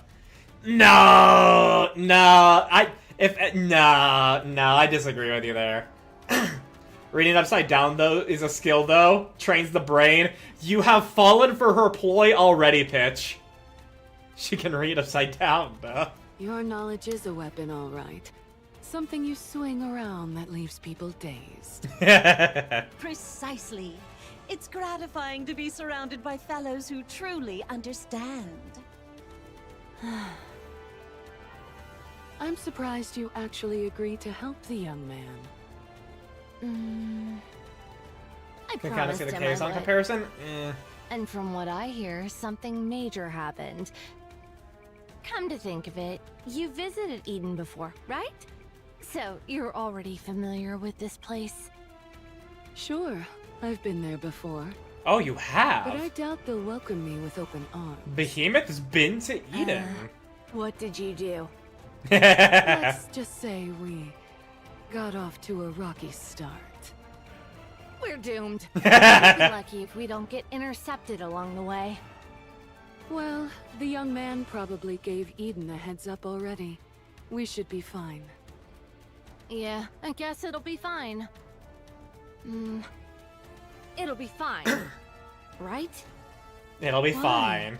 Are you nervous? She said in like chapter 30 that she went to say hi and they shot at her. Oh, that was such a small little exchange there. I forgot about that then. Huh. Well then. I mean, kind of. I don't blame you. We've kept to ourselves this whole time without dealing with anyone else whatsoever. If it weren't for Grave, that might still be the case. Still, we got along well enough with Enichiro's group and the young man's crew, even if it was only briefly. She got close to the door, yelled evolution, and got shot. Eden won't be any different. True. You're right. First meeting jitters are perfectly I wonder where natural. Ziz is. But conversation is the cornerstone of evolution. The catchphrase of the four beasts here, by the way. Conversation is the cornerstone of evolution. With the baby. New encounters beget new dialogue and the exchange of new knowledge. I, the brilliant Bahamut, can hardly contain my excitement. I await the magnificent moment, my profound knowledge, and Edens converge. Don't you know, Bahamut's a Are we genius. seriously taking her with us? I'd say a fight's liable to break out before long. We have to bring her. What choice do we have? But what's taking those two so long? Yeah, they're running pretty late today. Swoosh. Ah, there's Ziz and the baby. Ziz lands from the air. Ah, look at her. Look at her smiling. Baby. The girl hanging from Ziz's neck climbs down to the ground. It's fun. Seeing new places is nice, isn't it? Uh-huh. Go new place tomorrow? Behemoth knocking on the door to Eden. Hello, do you happen to have a moment to talk about conversation as a cornerstone of evolution? I have a moment to I have a moment to point Eden's spear at you right fucking now. Tomorrow's my turn, right? I'll take you somewhere completely new. Yay, yay! Baby.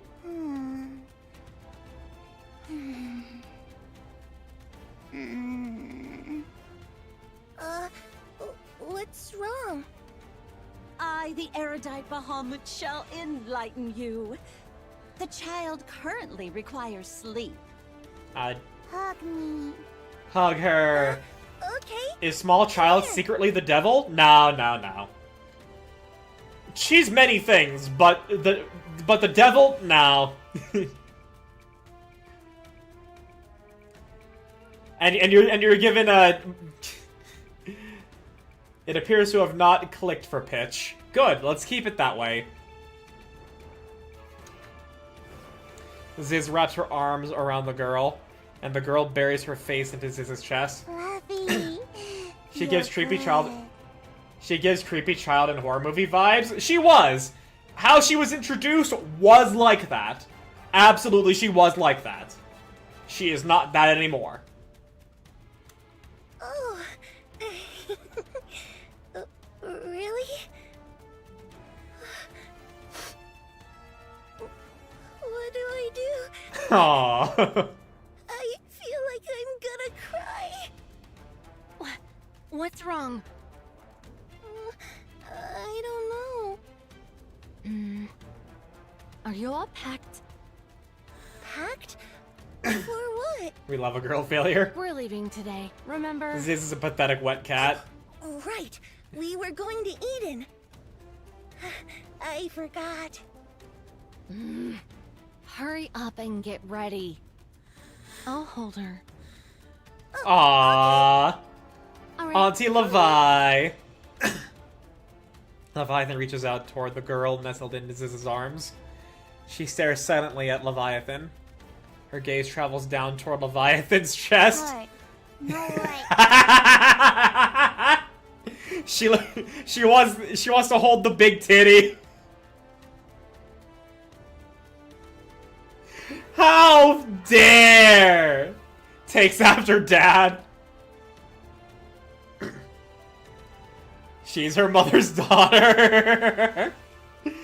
Oh, that's so mean. She likes good pillows, and Ziz got them aplenty. You little brat! Come here. I'll hold you. The girl settles into Behemoth's arms, tucks her head in, and nuzzles against her. Yeah. Fluffy, isn't it? I love how she's describing the big Hong Kong Zongas as fluffy. I feel like Shift Up saw that one fan art of only want to sleep on her mommy's titty. The girl turns her head and looks at Leviathan. Hi. I swear I'll...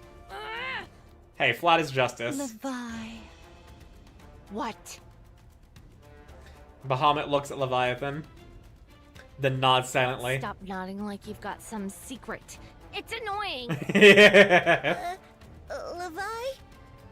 What? What is it? Oh, I'm packed and ready. Let's go then. But she just fell asleep. Aww. Let's be quiet then. If she wakes up, we'll take turns transforming and giving her rides. If we don't let her ride while we're transformed, she'll throw a fit. Oh, They gotta be okay. parents. This is kind of fun. It's like taking turns driving on a road trip. This is a family trip, all right. Yeah. Stop making us be deadbeats. The four beasts walk on. Leviathan glances back. The White Ark, once a ritual space built for the creation of the Queen. A place that has since become their home. It was wrecked by Liberalio, but even the process of restoring it was enjoyable. For some reason, Leviathan feels a twinge of regret. We'll be able to come back. It's our home, after all. Let me have my dad slop. The solidarity Bahamut was showing. But Bahamut is like medium. She's like medium at most, like just in like a little small at worst. Levi is like actually like baby A cup. Yeah, you're right. The four beasts continue onward. After walking for a long time, they stop. Before them stands the Thing. Ooh. We're getting right into it. Ooh.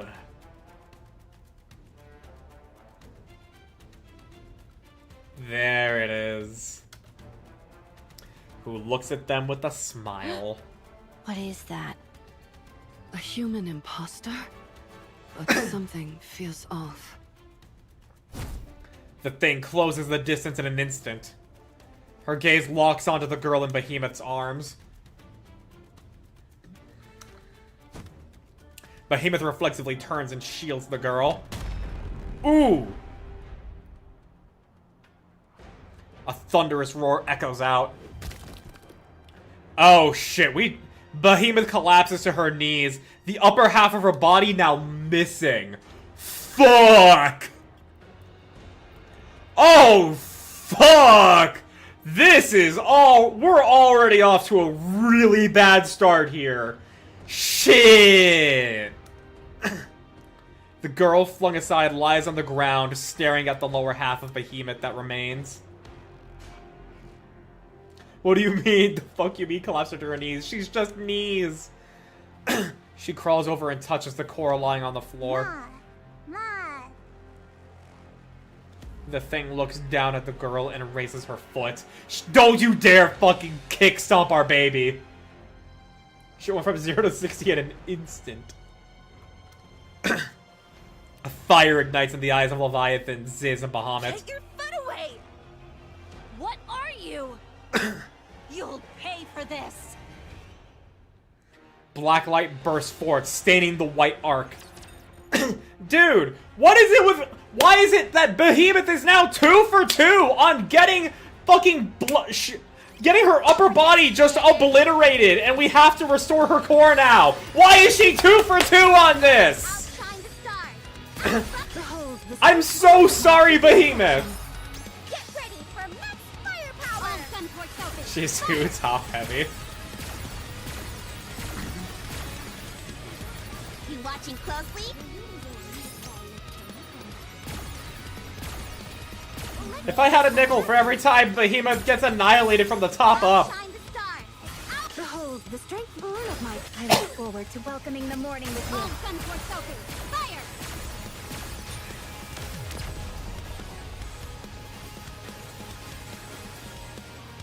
Things are different now, though. We have a BB. What do you think?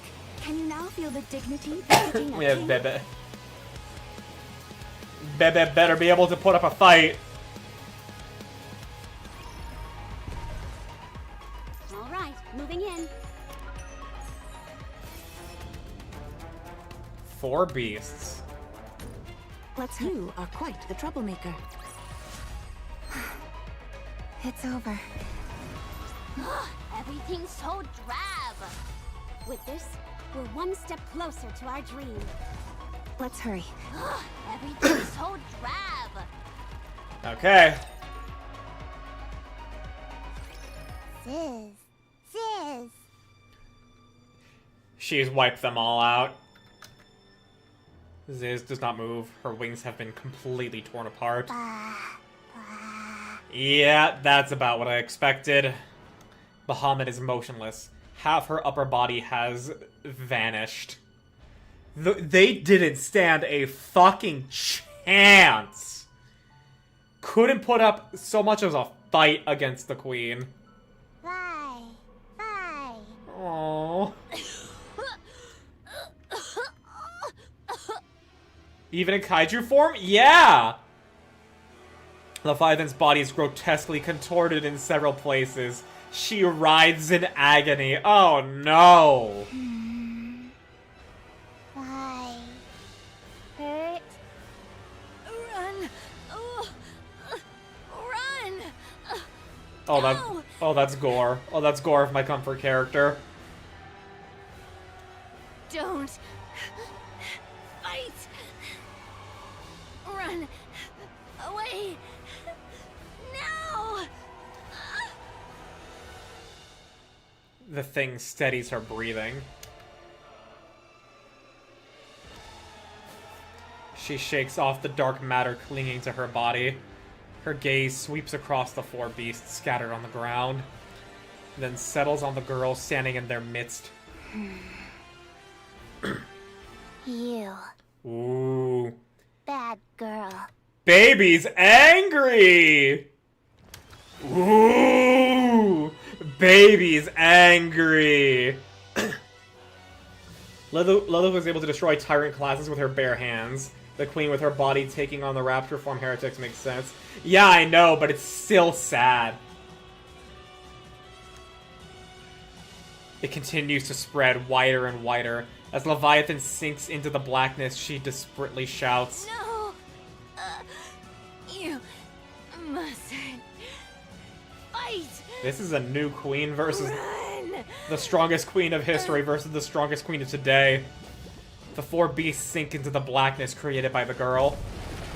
Gigantic wings unfurl, and drill shafts pincers rise up from the ground. This is actually such a brilliant, like, tool to have on our side. Only one can actually keep anyone who falls in battle safe, and gets their powers as well. That is actually so fucking nutty. That's amazing. The thing charges forward. Ooh! A massive arm surges up from the ground and latches onto the thing's legs. She tries to shake them off, but cannot, for their strength is tremendous. The girl's pincers strike ferociously at the immobilized thing. The thing staggers, then tears off the hands gripping with her with sheer force. She catches the swinging pincers and twists. With a sickening crunch sound, the pincers warp and shatter. Yeah, she's got black stars in her eyes. The thing drives her fist into the girl's torso. Part of the girl's upper body disappears with a thunderous boom, but it regenerates almost instantly. A massive pillar is summoned. Simultaneously, another swarm of arms rises up once more. The thing takes her stance. There's the full art. The girl lashes out with the pillar and arms, with a ferocity that would tear her opponent asunder.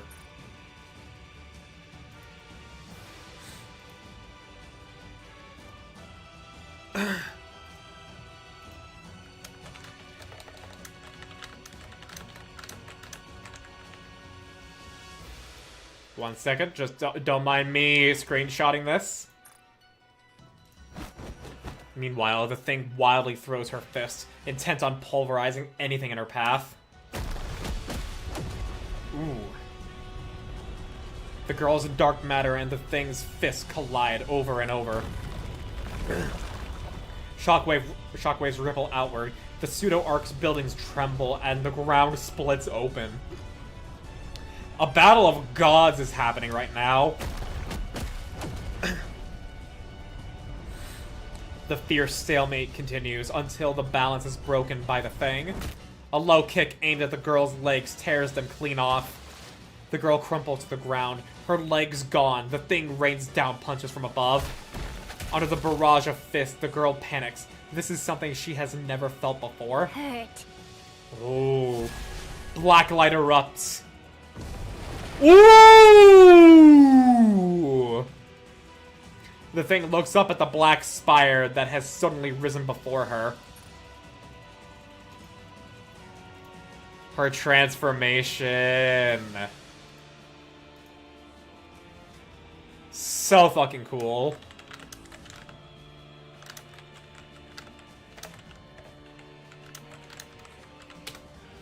That is sick as fuck.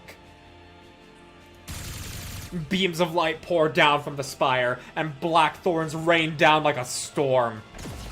The thing swiftly evades the projectiles, but it's useless. There are simply too many of them. A beam catches her in the torso and it sends her staggering. The attacks that had been spreading in all directions now concentrate solely on the thing. For the first time since inhabiting this body, the thing adopts a defensive stance. Ooh! The beams of light and black thorns crash down upon her. Oh, that is actually sick as fuck!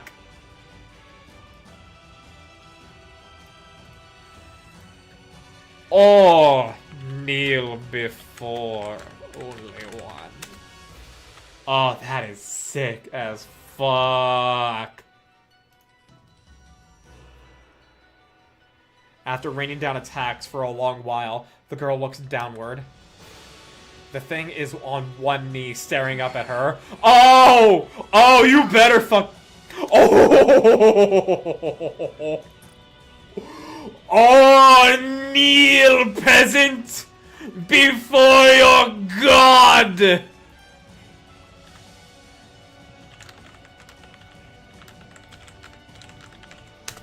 You fucking kneel, bitch!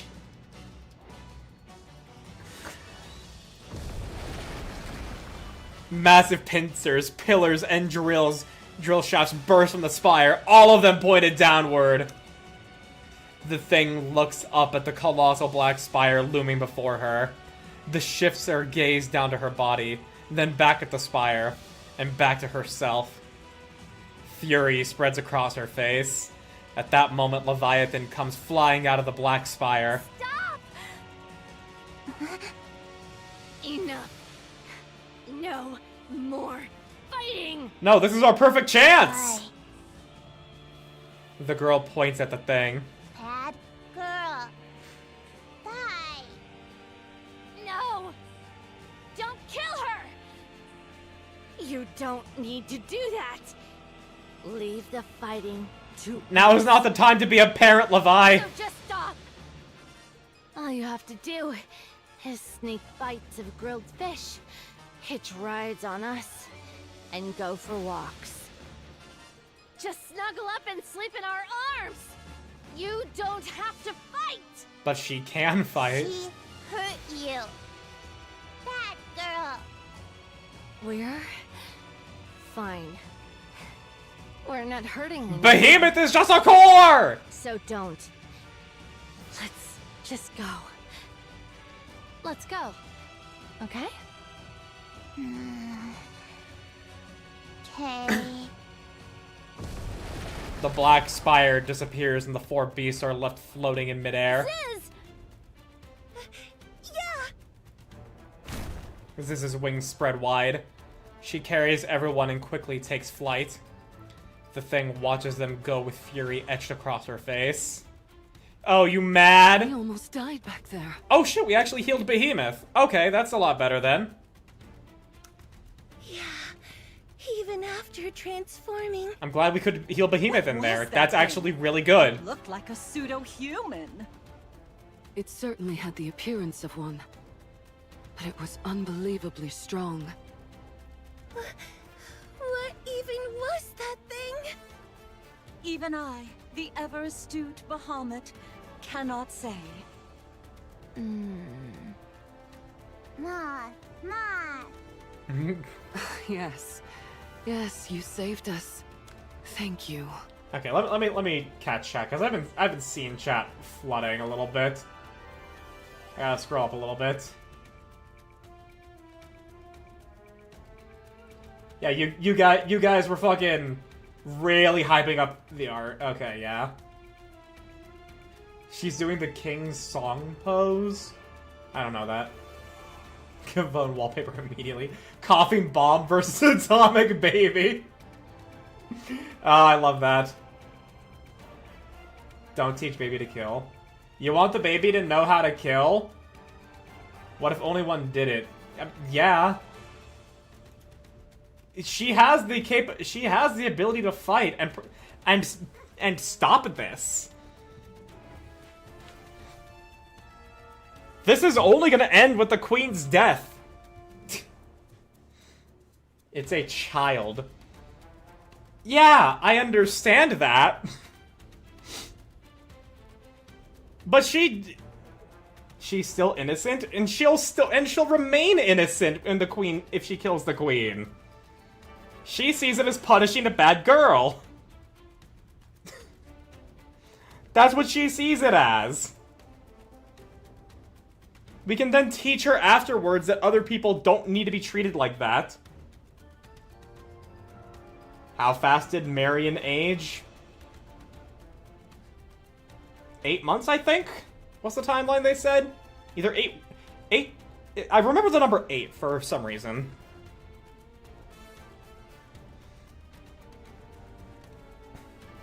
Only do it to bad people. Yeah, and we teach her who the bad people are. We still have CG, central government. If the central government decides her parents are an obstacle.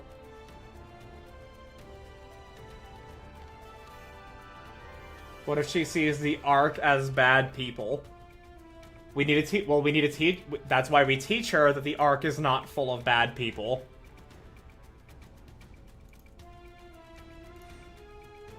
Like, it's not that hard. Oh, it's not. Well, maybe hard. Maybe the wrong thing. It's not that complicated. How? After she learns to kill? What if she realizes she can just take whatever she wants because nothing is strong enough to stop her?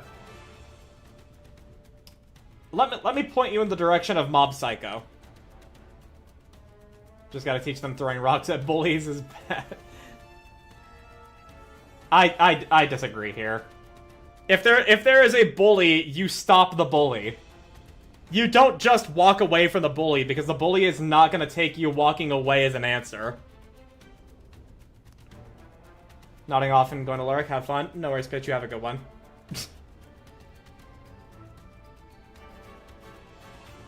It's okay to be wrong.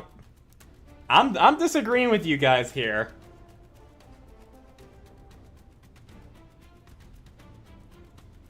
Kids are impressionable. Look, if only one already was like wanting, like if only one already saw the position she was in. She was older, I'd go with it. If she kills now, she becomes the next villain. I don't think it's that cut and dry. I don't think it's that easy for her to become the next villain if she does it.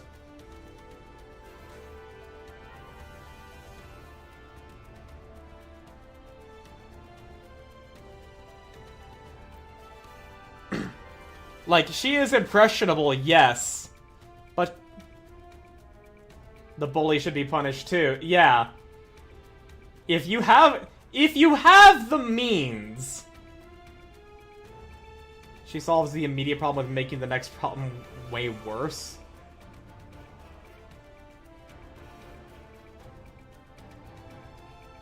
I know she's a...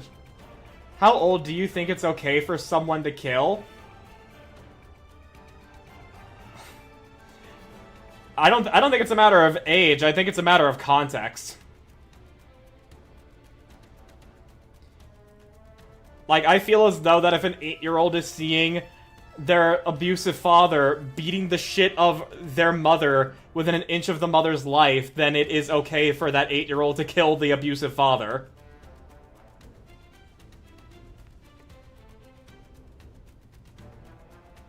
I don't see it as a matter of age, I see it as a matter of context. Both Batman and Punisher have made that statement.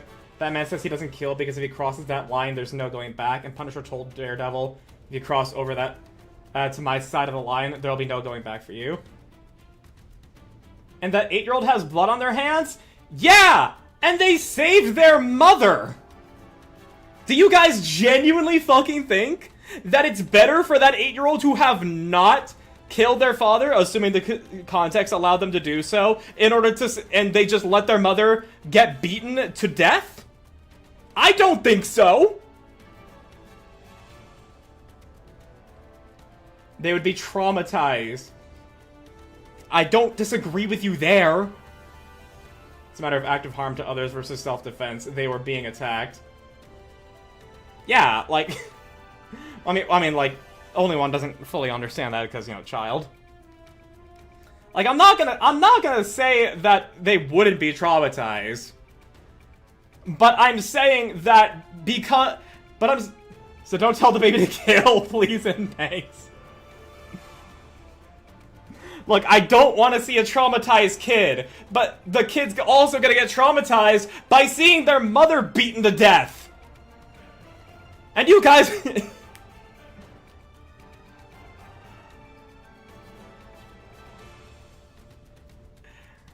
Like, I feel like it's ultimately...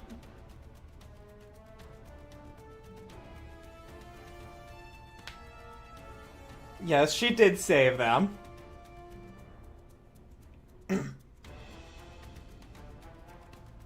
Didn't need to continue. It's just trauma all around. Welcome to Nikke.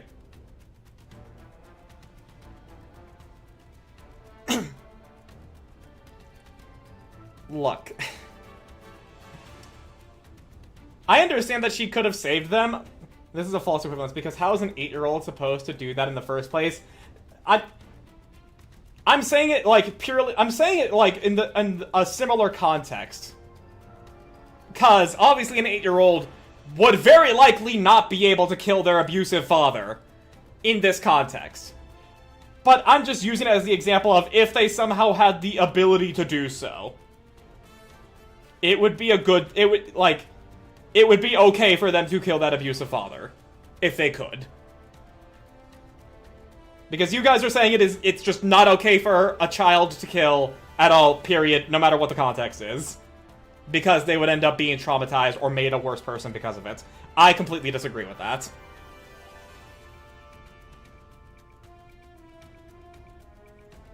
What's the one movie with 3 teens and the telekinesis powers? Yeah, Chronicle, thank you, Azure.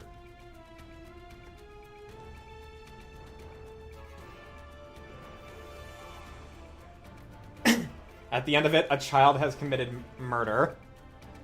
Yes.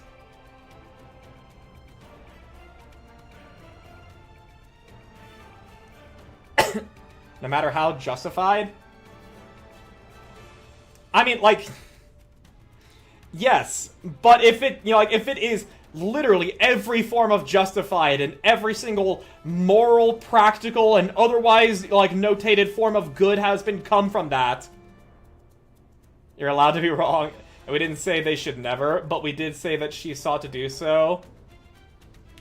Have a good night, Pitch.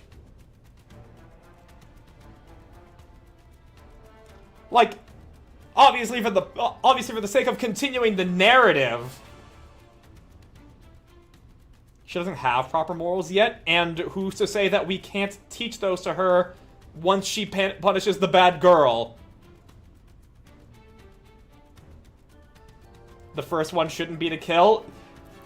She's gonna have to realize she's gonna need a kill when she's older anyways. I'm not saying that it's... if we keep someone under the idea that you should never kill under any circumstances whatsoever, then we would never have the meat industry, for example, because that's killing.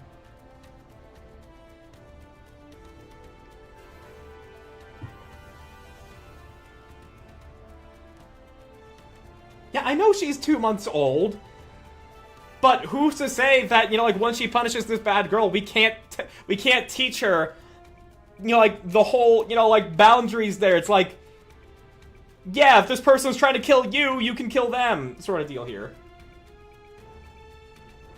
We want to raise a queen, not a tyrant? She wouldn't become a tyrant for killing someone who's trying to literally bring an extinction event to everybody.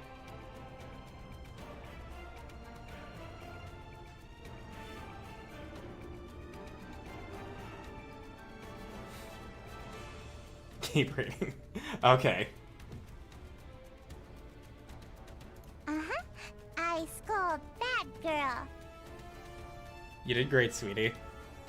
No more fighting, though. Okay? No. Don't you dare do it. No. What the? Ugh! This kid is getting more defiant by the day! Who hurt my sisters? I'll kill them all. Don't like you hurting. Don't like bullies. All the same, I don't want you fighting. Please? Only one sees them as sisters. Okay. Only one sees them as sisters? I mean, that doesn't change my argument.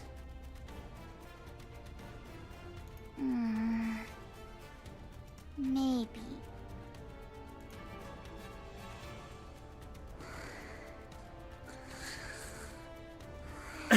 Talking about their family relationship in general, okay.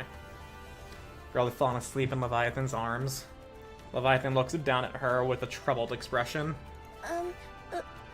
Levi? Yeah? Why are you telling her not to fight? She's so strong. She might have won that fight earlier. She doesn't mind hard now. You're right. She is strong. Unbelievably so. Then why? No parent wishes to see their child fighting. I mean, I understand that. Oh, well, I guess that's true. But there are times when fighting is the only solution. At least to protect ourselves. Levi, tell me what you're thinking. She's strong. Too strong. With her power, she could probably solve most things. She could take anything she wants, without exception. She won't even need to control her emotions. She could just unleash them alongside her power.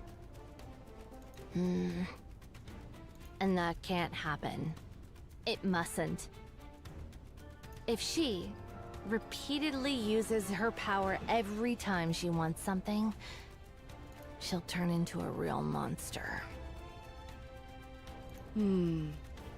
But why not? Why don't you want her to become a monster?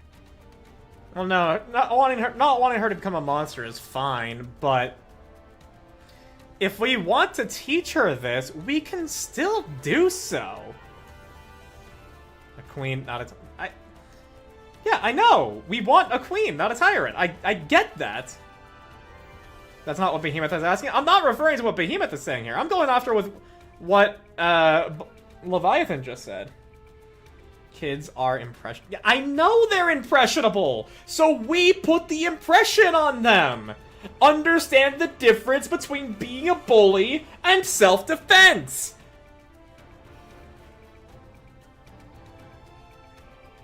Is it because you promised Siren her power would only be used for good? After she already killed? I mean, it should be before. But we don't have that luxury, now do we? That's part of it. That kid. We made her.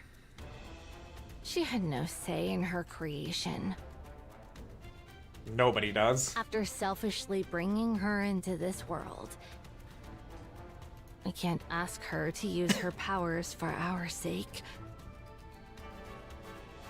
We can't ask her to become a monster for us. But... damn it! Why are you crying? I didn't want her to fight. I don't know if we're even capable of it. But I wanted her to live in a world where none of that exists. She's the child we created. I want her free from all of that. I just wanted her to live happily. But in the end... The girl wakes up. She lifts her head to look at Leviathan. Aww. Why? Don't cry. Aww. She reaches out and wipes Leviathan's tears. This is why I keep crying. Aww.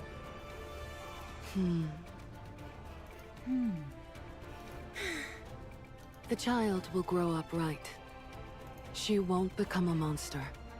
Ever. Yeah, we can do it. Let's make sure of that. Do you know what distinguishes a monster from something that isn't? It's the presence or absence of knowledge. I, in all my astonishing wisdom, will impart all my knowledge unto this child. Oh no. I shall personally see to it that she becomes a person of intellect. We need Cecil for that. Oh, she's doomed.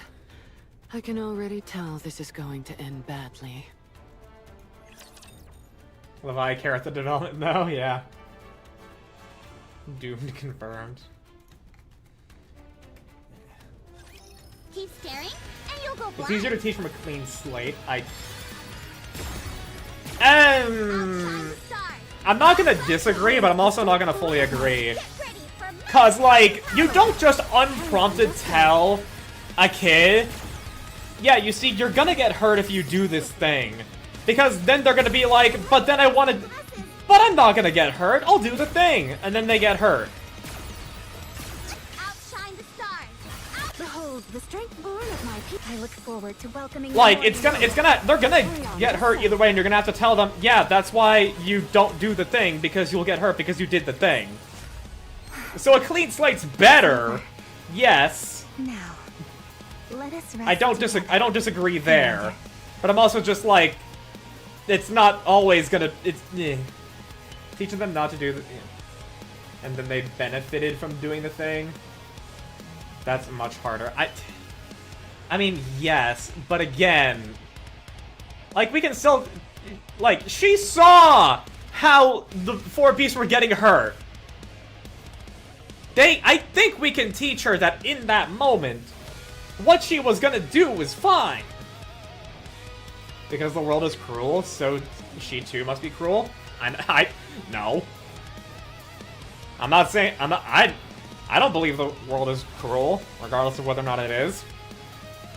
But I am a believer in do unto others what they do unto you, if not worse. Or rather, more extremely, to be more appropriate. Same hands wiping those tears could have been smeared with blood. That would be a different visual, no? It would. And also, I want to make it clear, I understand that for the narrative here of, you know, like, exploring all of the, like, writing we possibly can, exploring the right here, it obviously is better that she didn't kill the queen for a writing standpoint. But, like, I can still see that being spun in a way to where it's like, you know, the evil is gone. Read the rest of what I said. To teach from a clean slate. Teaching them not to do the thing after they have done it and they benefited from it is much harder. Yeah, but also context here. Would you want a child with bloodied hands from killing someone touching your face? You wouldn't be scared they might kill you next? She didn't just indiscriminately kill! You just said something that implies she indiscriminately killed for the fun of it. Or, you know, like, for some other reason. She didn't! Self-defense stops at a certain point. Self-defense is self-defense. She saved them and made the queen not willing to give chase. She did what she wanted, she saved her sisters. That's not self-defense, that's revenge, and revenge is good. I will not hear it. I am dead set on this. Revenge is good. Single-minded pursuit on revenge and nothing else is bad. And people conflate the two so poorly. Evil is gone, but leaves a mark on the innocent. That's the consequence. So, if the central government does something to SKK and Rappy, who is the child gonna go after? The central government.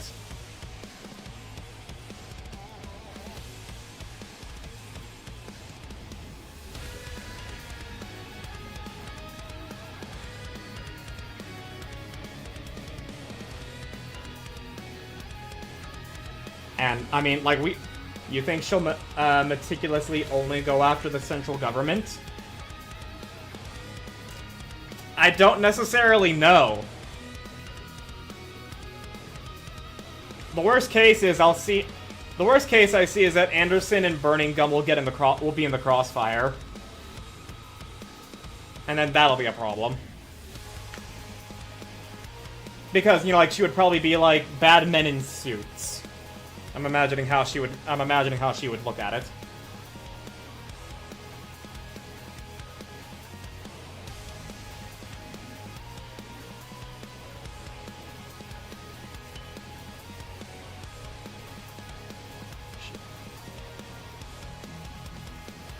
She had nothing but single-minded pursuit of revenge.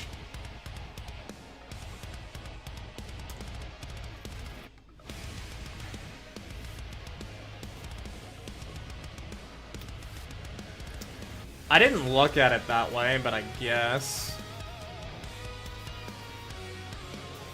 And you're upset about it? I'm upset that you guys are making...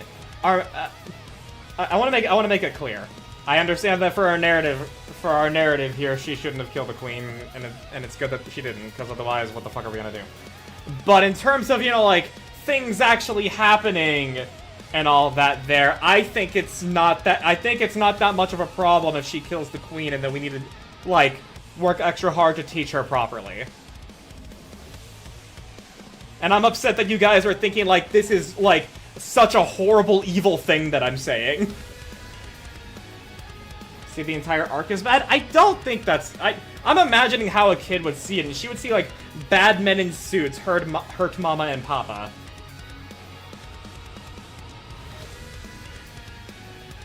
But you aren't the only one who also thinks shit things would be involved.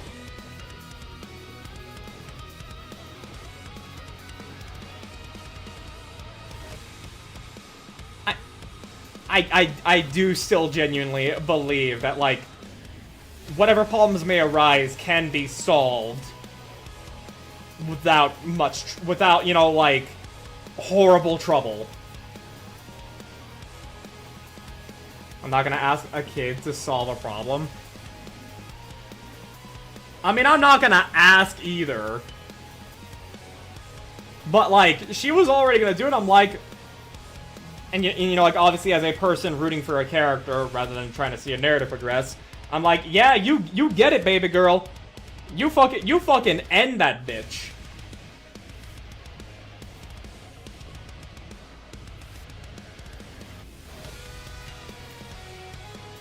Killing solves problems, yes.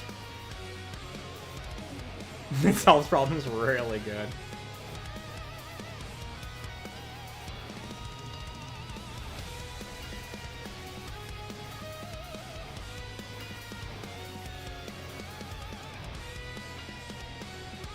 So why don't I just kill all the problems? And you see, that is at that point where we need... That's where we need to teach her. And obviously it's better to teach her before she gets the opportunity to do so. Yeah. But we didn't have that luxury.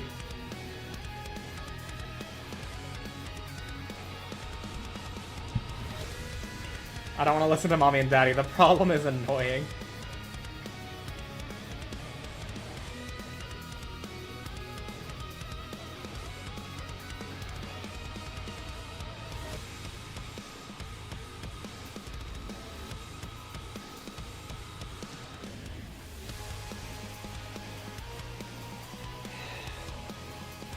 Okay, that last message you sent there. That is actually the most convincing argument you have provided thus far. Her being annoyed at what her parents are telling her, and then she would just want to cut it off there. That is actually the most convincing thing. We keep saying it. We keep saying it's a kid. Yes, but you guys were. It's called false. Thanks, OBS, for not letting me scroll.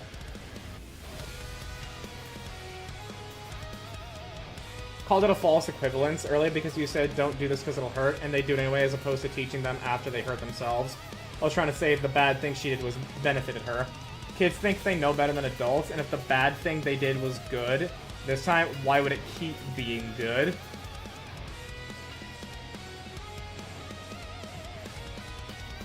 They don't know better and raising them as a whole thing. And if you fuck up, you get kids like me or worse. I mean,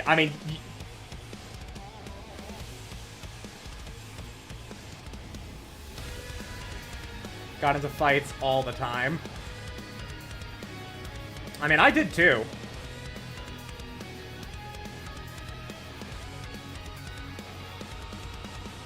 But also, like, what message are we teaching her here now? Just walk away from the problem? Don't confront the problem? the queen is still gonna keep being a problem.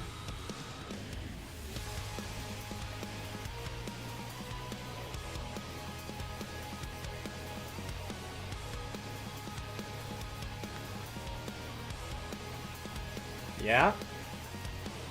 But she's our problem. I think she's everybody's problem, honestly.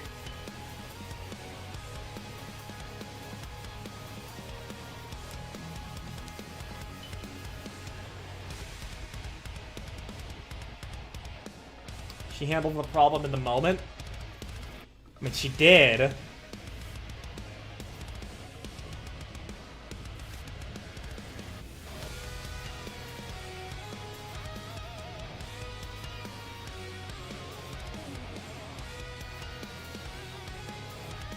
Beasts don't want her to grow up a weapon. They want her to grow up as a child. I mean, that is definitely the wish for every... That is the wish for every parent.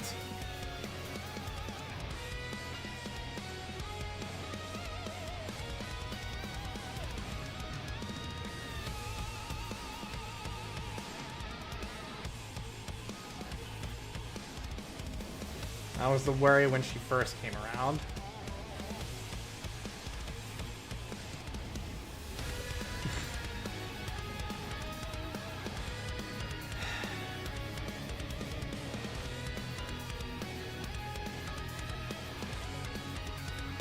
They said they didn't know who she was. As far as they knew, she was just a Nikke. One that was gonna kill them all and curb stomp her.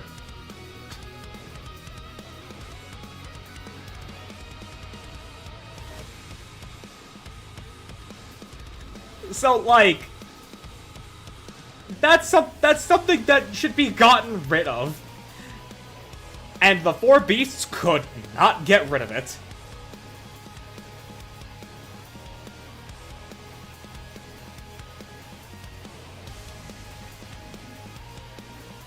Because, like, if there's no choice, of course it's better to kill, but her family was safe.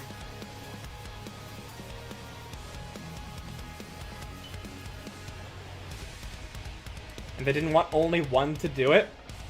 Yes, but only one is gonna be this entire time seeing her, what she sees as sisters, her mama, her papa, Auntie Anise, and Auntie Neon, all risking their lives just so she doesn't have to. And she knows that she can help.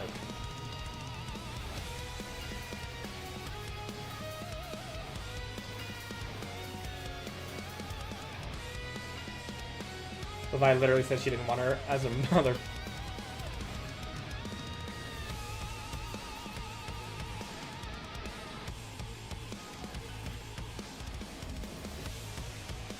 They want her to be as a kid.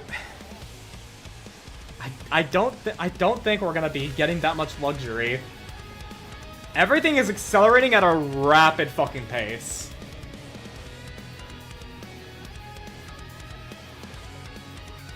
It is a regrettable situation to be in.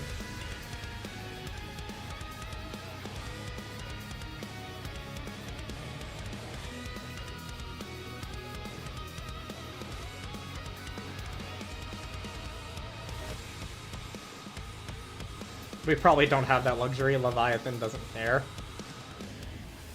Marion was fully mature in months. I mean, we can only... No parent wants to see their kids grow up too fast. Yeah! Yeah, no, that... Like, I empathize with Leviathan's whole thing here. And I'm also not saying that anybody here is wrong. I'm saying I just heavily disagree. But my stance has been shaken a little bit by some of the arguments that have been made here.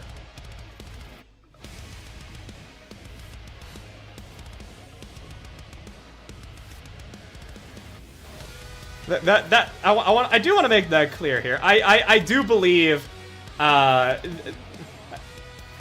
I just entirely disagree, but my argument has been shaken by some other arguments here, so good on you for that. Your replicant is gonna be fun for you later. We'll be getting back to it next week. Don't worry.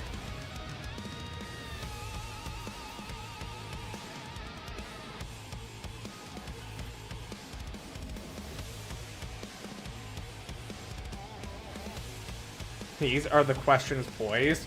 Well, you guys are very much aware of my stance now.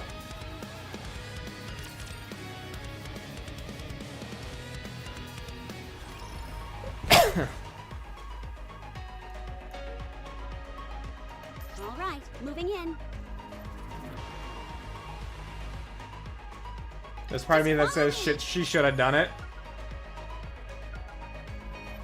But then what? I mean, without looking at, you know, like, the whole story as a whole, because obviously that's a then what question. But afterwards, like, I mean, I do believe that we can teach her after this, but with that whole argument you provided of what if she just gets angry at mommy and daddy for like non-stop, you know, like berating her or whatever she may view it as, and then that becomes a problem. I actually understand that. That is a very real problem that could arise, so I yield to that.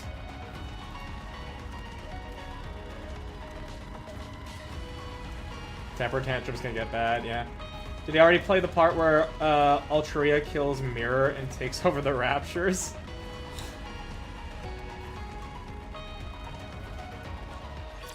That would be incredibly far-fetched. Only one has god powers. I mean, yeah, no, like, you made your case and I yield to that one. I entirely yield. She whooped us when she wanted a hug. You look like you have a lot on your mind. Ah, well, indeed. Feeling pushed around by Mirror? It can't be helped. You lost so many of your clones since that day. All of you lost a great deal of strength. Meanwhile, the Queen got a clean slate. And Mirror's been glued to her side, watching everything unfold. Kids are cruel, Jack, and I'm very in touch with my inner child. There's bound to be a gap in our intel, don't you think? Mirror wants to see where things are at for you all. Whether you truly have the power to stand against the Queen. Stand against her? No, we're going to kill her.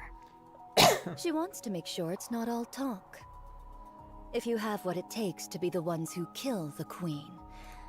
Did I miss something? Yeah, you missed almost all of 46-0. Or the very least the stream of it.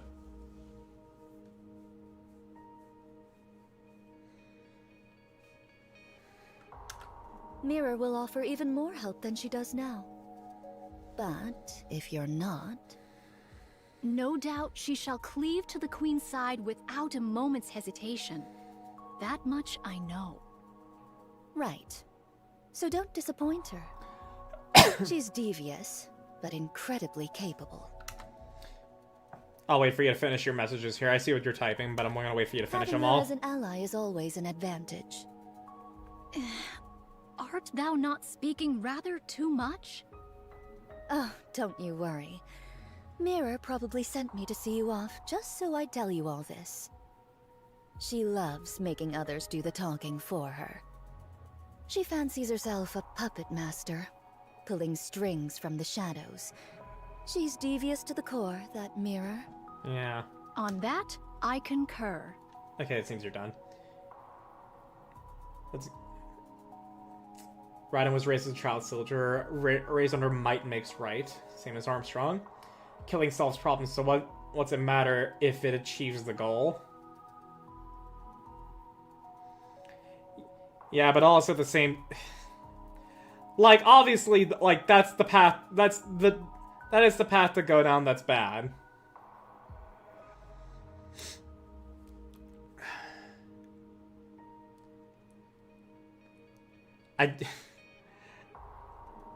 I do still think that teaching the difference between, you know, like, just do whatever you can, doing whatever it takes to achieve the goal, killing included, versus, I want a thing punching only one Metal Gear edit. Why won't you die? Your blood, Grandma. Nayuta. What troubleth thee? Explain how you came to know this mirror. She says she's helping us, but she's more like a rapture strategist than anything else. Clear nuance to it, I just think child soldier is the line of the sand. I mean, yeah, erasing an actual fucking child soldier is fucking bad. Because child soldiers, as we know it, is fucking bad. Yeah, how do you know, Nayuta? With how she talks about creating Liberalia, she's clearly been around for a long time. That means she had a significant hand in humanity's destruction.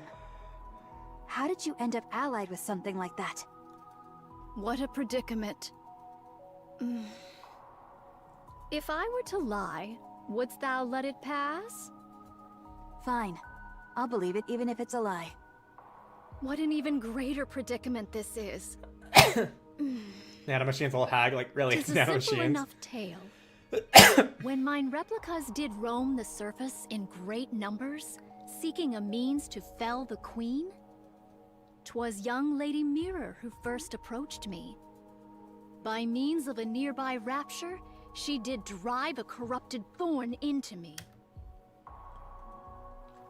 Oh. Wait. No. Wait. A corrupted thorn. Wait. She corrupted one of Nayuta's clones. So... Huh. Okay. What? Fortunately, I am possessed of some small skill in the handling of nymph. Clones? No. Oh, her actual self. Yeah, her manipulating nymph. Okay. Should the corruption be minor, I may address it by excising only the corrupted nymph. The drawback is that much information is thereby lost, yet I at least evade utter corruption. Young Lady Mirror witnessed this and did propose a deal. Having observed mine replicas that did linger nearby and the treating of my corruption, she divined the extraordinary nature of my ability and put forth her proposal. 'Twas a deal to strike down the queen together. I knew full well the sort of being young Lady Mirror was. How grave a threat she doth pose to humanity. How much suffering she hath wrought. Even so, I joined hands with her. Why? I coveted the knowledge too greatly to forego. However many replicas I may possess, there is no means of learning the Rapture's inner affairs. Thus I joined hands with her, and much was brought to light. 'Twould be a falsehood to claim I felt no self-reproach over that decision. Even so, to secure victory, I shall stoop to any deed. Any deed whatsoever. Enemy of my enemy, yeah. I had thought thou wouldst speak of the path to victory, yet thou dost refrain. How unexpected. And are you sure you're okay? Very well. I respect your decision. Many thanks. We're here. There's an underground tunnel from this point that'll get you out quickly. Stay safe. And if Scarlet happens to wake up, don't mention me. That matter will not be resolved so swiftly, but very well. All of you, get moving. Oh, hey. Ego Vista has caught your sin. Oh, great, yeah. Damn it. Huh? The Pioneers trust Nayuta, so while I was dubious, I trust her. I don't know, dude. It's not the right way. It's not the good way. It's not even the way I like, but to win, I must commit the necessary evil. Yep. The sound of something tearing through the air echoes from the distance and rapidly approaches. What sound be that? This complicates things on so many levels. Let's evade for now. We can't exactly run from something if we don't know what it is. Just run. Yep. There she is. She's here. Something enormous slams down. The ground splits and nearby buildings collapse.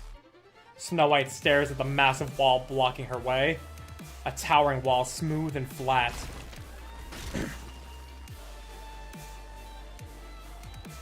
It rolls! Stop that blade! The wall slips slowly, revealing to its end. It tapers gradually to a point. A sword? That's a big-ass fucking sword! A sword, you say? This? The gigantic sword swings again. This time, it comes down aimed directly at Snow White. 7 dwarves unleashes fire. An explosion hits the descending blade, knocking it off course. Snow White quickly takes to higher ground. Beyond the dust cloud, the vague silhouette of a giant approaches slowly. A sword strike? From that distance? Snow White stands ready with 7 dwarves, waiting for the dust to clear. As the dust thins, the giant silhouette appears. A wide-brimmed hat, a single sword, wings on her back. Snow White stares vacantly at the form, and unmistakable blah blah blah. And just like Altruria, this doppelganger before her provokes a great sense of rage. This is sacrilege.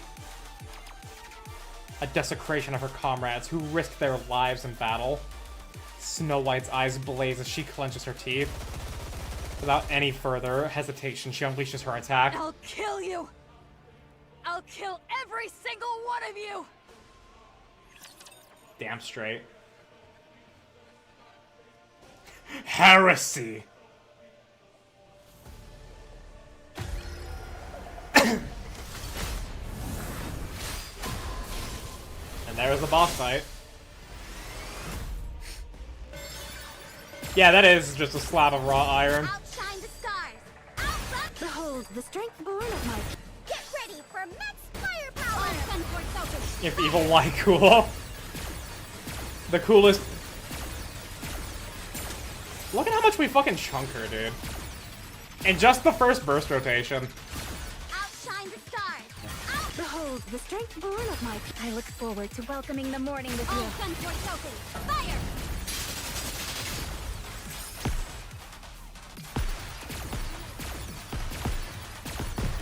There's no time to rest. A lot of the greatest villains we know are cool. I keep missing the Berserk references. Will never not be sad. Firepower. You watching closely? I didn't even realize, yeah. I didn't even realize.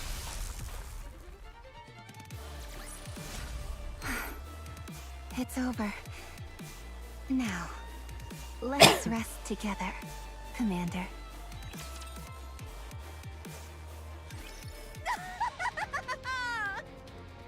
Damn! There's her full design. Goodness. All the fucking eyes, dude. Ugh. The fucking handprints. The fucking eyes, dude. Holy shit. She is actually insane. Griffith. Splendid. Truly splendid. I was maybe thinking she also have aspects of harem because of her crows. Would? Nah, the eyes are a deal breaker for me there, honestly. It was too big to be called a sword. It was more like a lump of iron. Direct quote from Berserk. Ah. Maybe it's because I met Altruria first. Like, Altruria is actually fucking, like, horrifying. This is just like, ugh, no, I don't like the eyes. Never have I fought so earnestly, not since the day of my birth! No, admittedly, I am newly born into the world. Who is this VA? I feel like I recognize her. Laughing. Young Lady Scarlet's and Young Lady Isabel's weapons. I would fain give thee applause. Alas, I only have but one arm. Most vexing. Yeah, I recognize this I shall VA. clap with mine mouth instead. Thou shalt have to make do. People with trypophobia would be in shock. No, I have trypophobia, and this isn't setting that off. You lunatic. That sounded like she clapped with her fucking Transforming dog tongue. the pleasure of the slice of mine blade. 'Tis less like a cut and more a bludgeoning. Only in this body can I truly feel the joy of cutting something down. A poorly made thing, this body.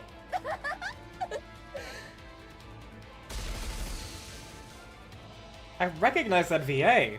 Snow White fires a barrage of missiles. Egovista's arm detaches. The sword it's holding lashes out like a whip. With precise cuts, it slices through the incoming missiles before they can even explode. The sword then swings towards Snow White's head. Snow White tilts her head slightly, evading the strike. My apologies. 'Twas a reflex. My name was merely to deflect the explosives. She's even doing the, like... Thou art not blameless either, attacking in the midst of conversation. She was even made... Doth such conduct not violate the way of the sword? She was even made to speak like Scarlet. You fucking bitch. Spare us the falsehood.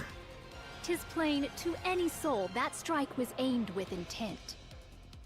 Nay, nay. 'Twas a mere mishap, as I said.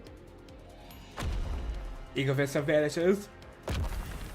The lands between Nayuta and Snow White. Ambushes are not my specialty. The sword swings wildly. Nayuta and Snow White both block and evade, but are grazed and sliced. Blast. Oh.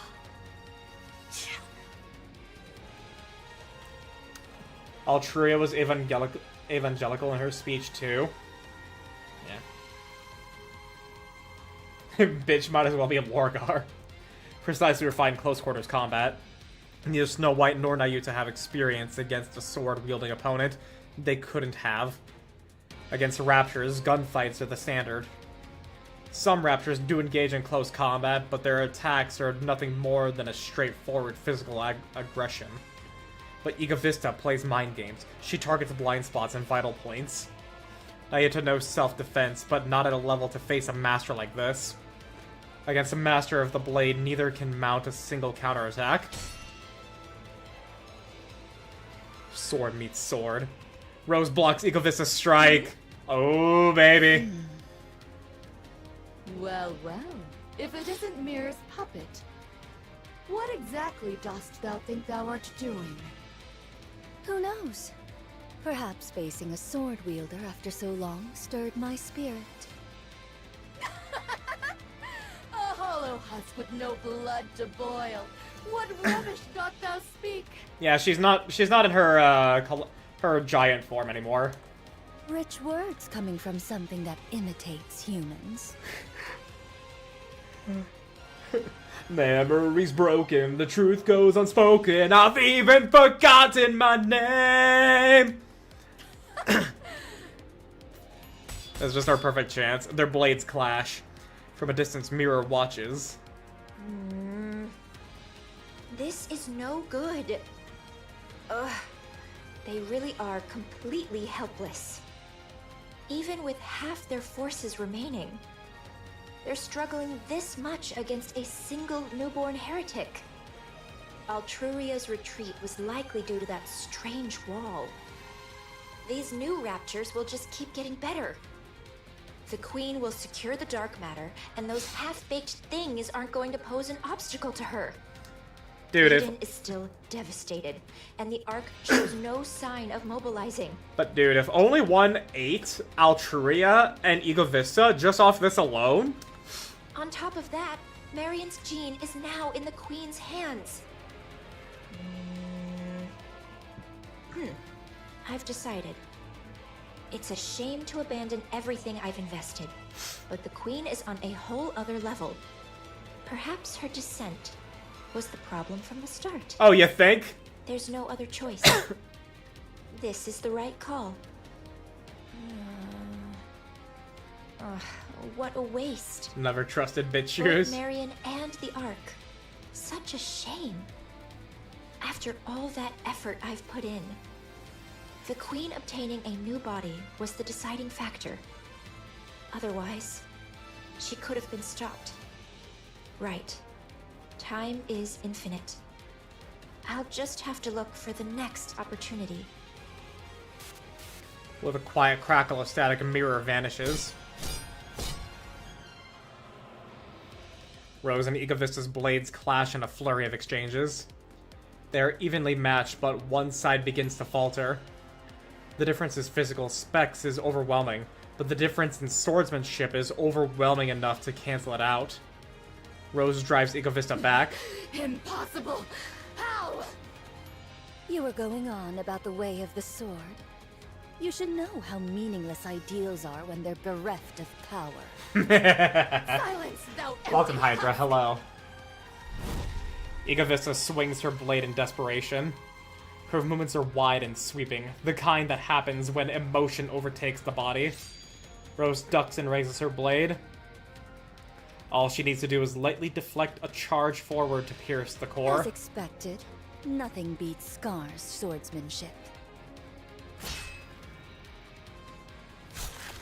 Ooh! Egovista's blade drives deep into Rose's upper body, but she cannot die. Just in case you forgot, the current Rose is a mass-produced model.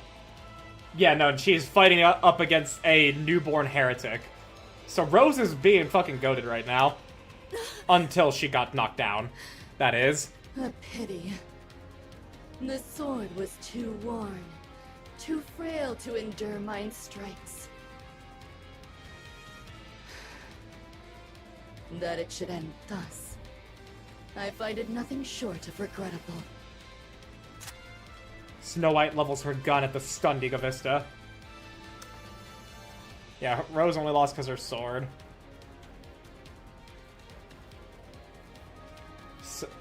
So, she's fucking cracked. She glances toward Nayuta to call for backup, but sees her staring into the distance, her face frozen in We horror. are undone. Just as I feared. People downplay how strong Rose is? Who does that? Scarlet wanted to be as good as Rose, and Scarlet, well, sure, she got upgrades to be a member of the Goddess Squad, like, did also still start off as a mass-produced. We ought not have joined hands with an outsider. Snow White follows Nayuta's gaze. Whoa! Dozens of glowing red orbs of light hurtle towards Nayuta. Ooh.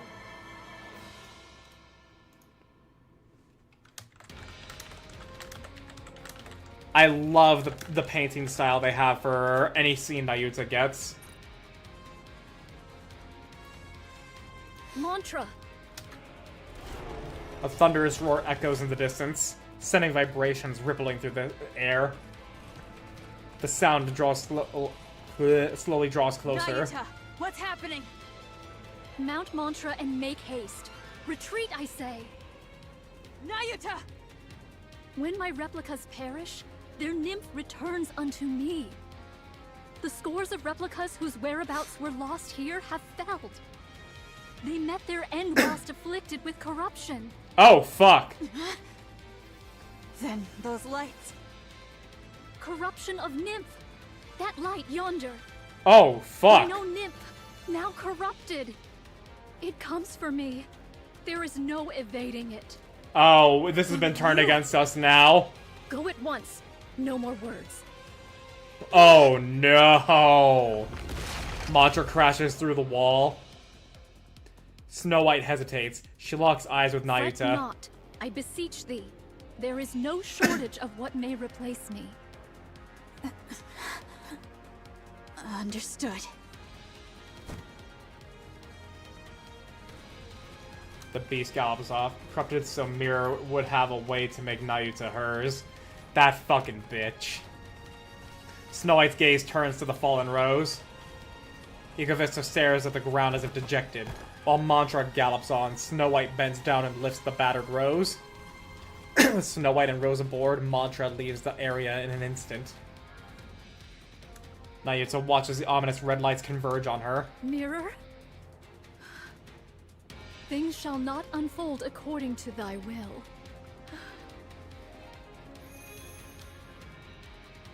Nayuta presses her palms together, light bursts from her body. Though mine original self be forfeit here, there is no want of replicas to succeed me. Yeah, okay, so she knows that her original self is just not gonna make it. Egovista's blade smashes into Nayuta's face, sending her tumbling across the ground. Nayuta's vision swims as she is struck by the flat of the sword. Self-destruction? How terribly boring. Mirror! I've had my eye on you for quite some time. There's no better material for a puppet than you. Of I've course. always coveted you for that. Of fucking course. I should mention about your clones. I've already taken care of them, in case things came to this. Yeah, you Injecting fucking. corruption directly into your body would be pointless. You would only cure yourself. But even you cannot withstand this much corruption being planted in your nymph. Traitorous scum! Don't look at me like that. I believed in you and cooperated with you in good faith.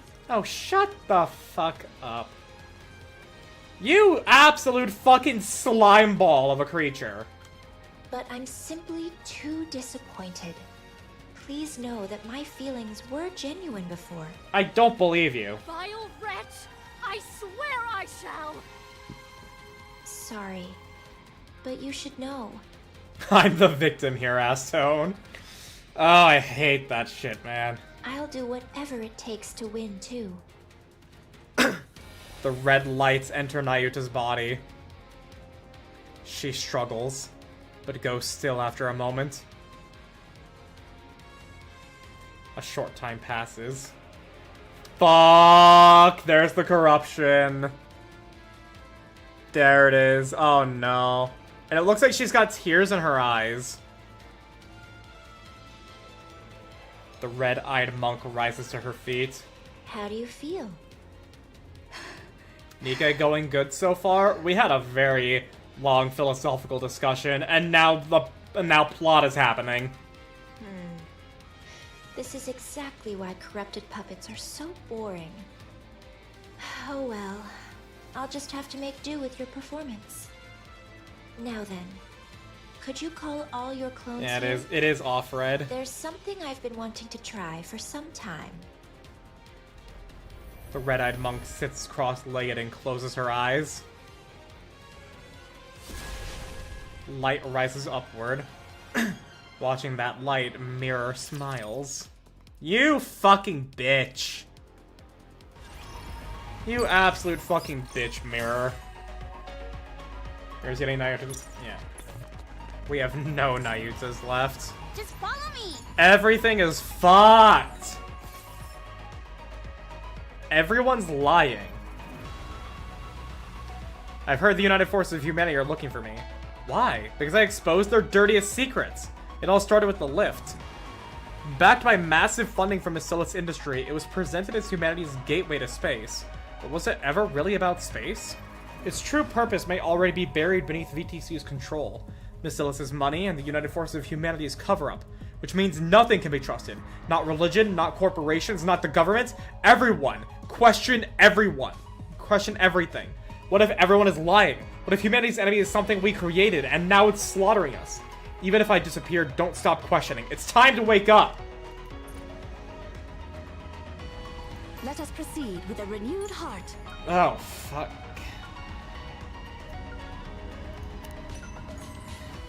And it seems like those never came. It sounds like, yeah, the fact that those USB things are here implies that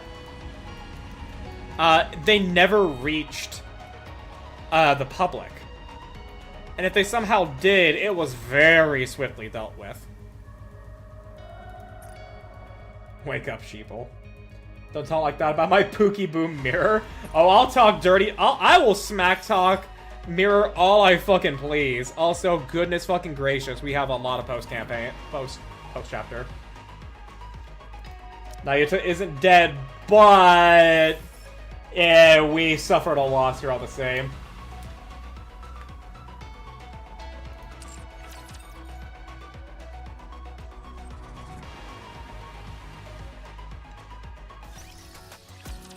So we should be back at the Ark here, then.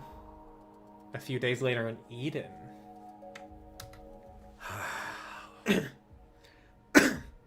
Johan's mind is unsettled. Since the battle with the Queen, there has not been a single day his heart has been at peace. Her nymph is corrupted, so perhaps Vophouse? Yeah. Which is why I'm putting the brakes on the philosophy, because there's a lot. Yeah, no, we spent like a good half hour on that. That painful defeat weighs heavily on him. What happened afterward only made things more complicated. The corruption of Nayuta's true body. This is devastating. It'll be fine. Knowing her, she'll come out of this like it's nothing. Then, right on cue, she'll waltz in looking smug as ever. We can only hope. But you said she was corrupted. Even that won't be a problem. I believe in Nayuta. I can't tell if that's trust or just blind optimism.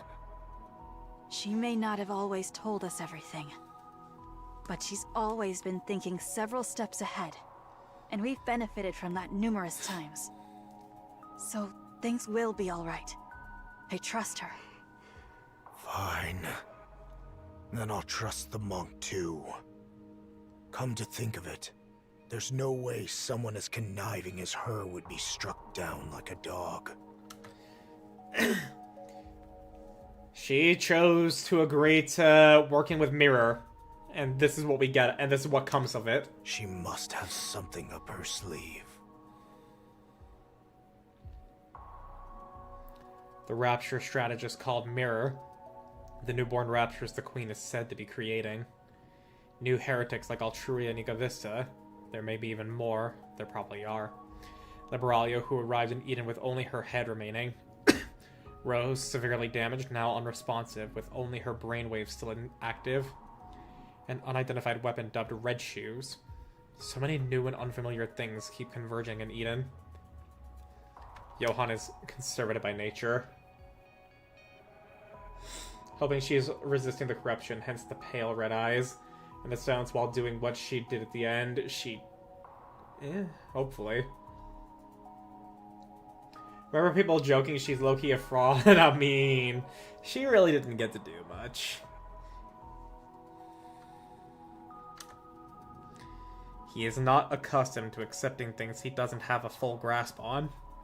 His years spent on the surface have only pushed that tendency to an even greater extreme. Johan steps on something. He frowns and slowly lifts his foot. A sticky black liquid. Alright, the four beasts have made it here. A sticky black liquid stretches between his boot and the floor.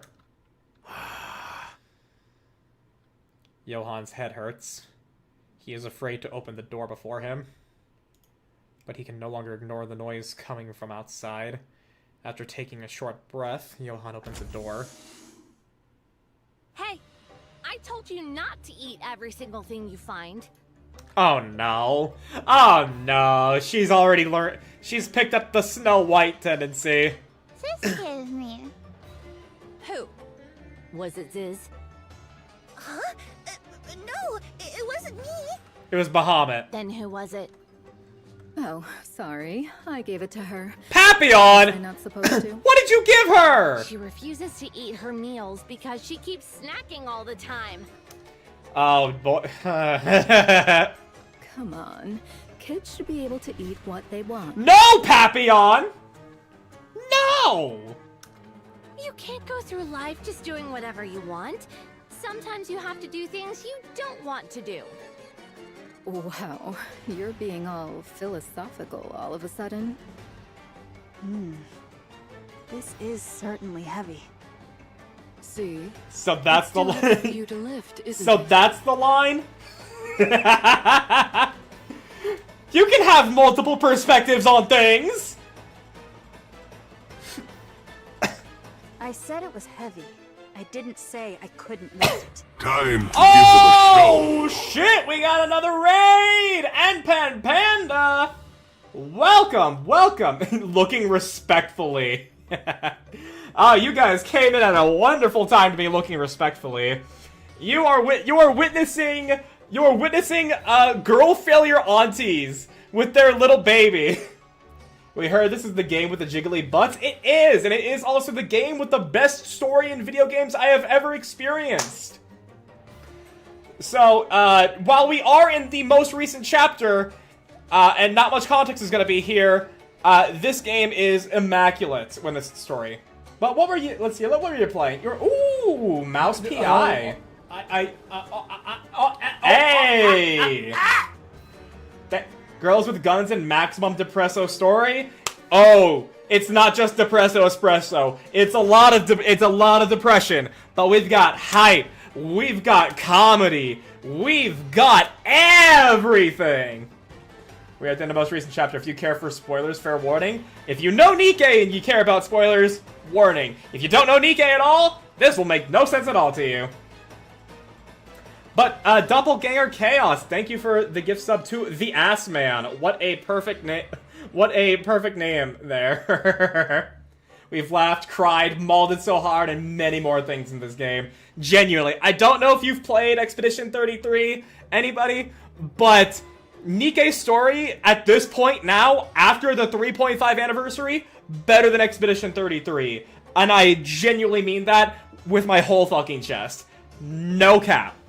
As it says. I play Pragmata. Does that count? Hey! People seem to love Pragmata. The only reason I'm not playing it is I have a backlog and I don't have the $60 to spend on it. But I would otherwise want to. We had hype moments in Aura followed by a philosophical discussion earlier this chapter. Yeah! Yeah, no, Nikke makes us think big time. But yeah, I did see... Yeah, I just looked up and you were playing Mouse Detective PI. Another game I would like to play, because I saw the trailer for that, like, 2 years ago or something, and I very much would have wanted to play it. But again, backlog and money. Although I do hope that you had fun with it, and I hope that everybody else was entertained. And of course, it's a silly boomer shooter. Yeah, I knew that much. I even saw, like, a clip from, I think, Limes playing it. And I'm like, oh shit, this game also has some other stuff in it. Nice. Get lots of headshots. You're better than me at shooters then, cause you're much better at shooters than me because I can't aim for shit. Headshots, quote unquote.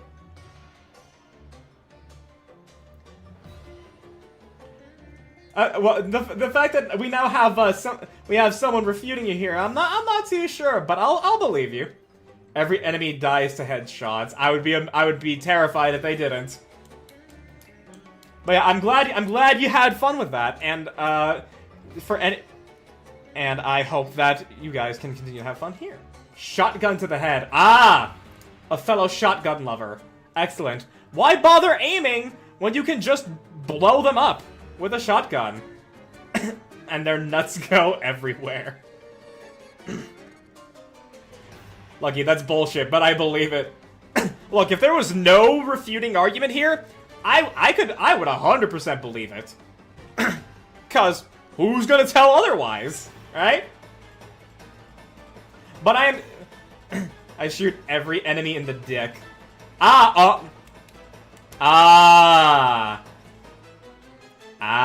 Okay. The thought crossed my mind. It crossed my mind, but I didn't want to, like, immediately commit to it. But now knowing that that's a thing? Yeah. Okay. Yeah, fair enough then. And I mean, honestly, I still can't blame you. A shotgun to the nuts. Sequel to Sniper Elite, anybody? Oh yeah, Zero in the YouTube chat. If you know this game, it's about to reach its peak. If you don't know this game, it's going to be incredibly chaotic. Yeah. But it does seem like you had a really fun time with with that game. I will eventually play it at some point. I'm sure of it. If not, then oh well. Regardless, though, I thank you for bringing the people that you have along. And for anybody who doesn't know, hello, I am Double Lucky, a variety VTuber, video editor, and Nikke Fanatic. Nikke is a very regular thing we stream here, but I also have been recently going over the Kingdom Hearts franchise and just started playing Nier Replicant, so if you like any of those, do feel free to stick around. And I do also remember the raid that you gave us a couple of months ago in Monster Hunter Wilds. We're going to be playing more of that on Wednesday with some other elf friends of mine, so if anybody's interested in that, stay tuned. And, yes, Nikke is one of my favorite games of all time. I highly recommend everybody play it. The anniversary is the best time to develop your account, but you will not understand the story implications of the current event. However, I still think it's worth it. And if you do need to raid and run, I totally get it. Everybody understands the need to raid and run, especially if it's late at night. So I will do my best to entertain the people that you have brought along here. And if nothing else, you're about to witness some chaos, because, like I said, we've got our girl failure aunties bringing their godchild, and I don't mean that lightly. I, in fact, mean it literally, into Eden. This is gonna be fun. Let us continue. Wow. A pseudo-human like you could lift my pincers? It's no big deal. It's your turn. You want me to lift your woman? Literally a weightlifting contest.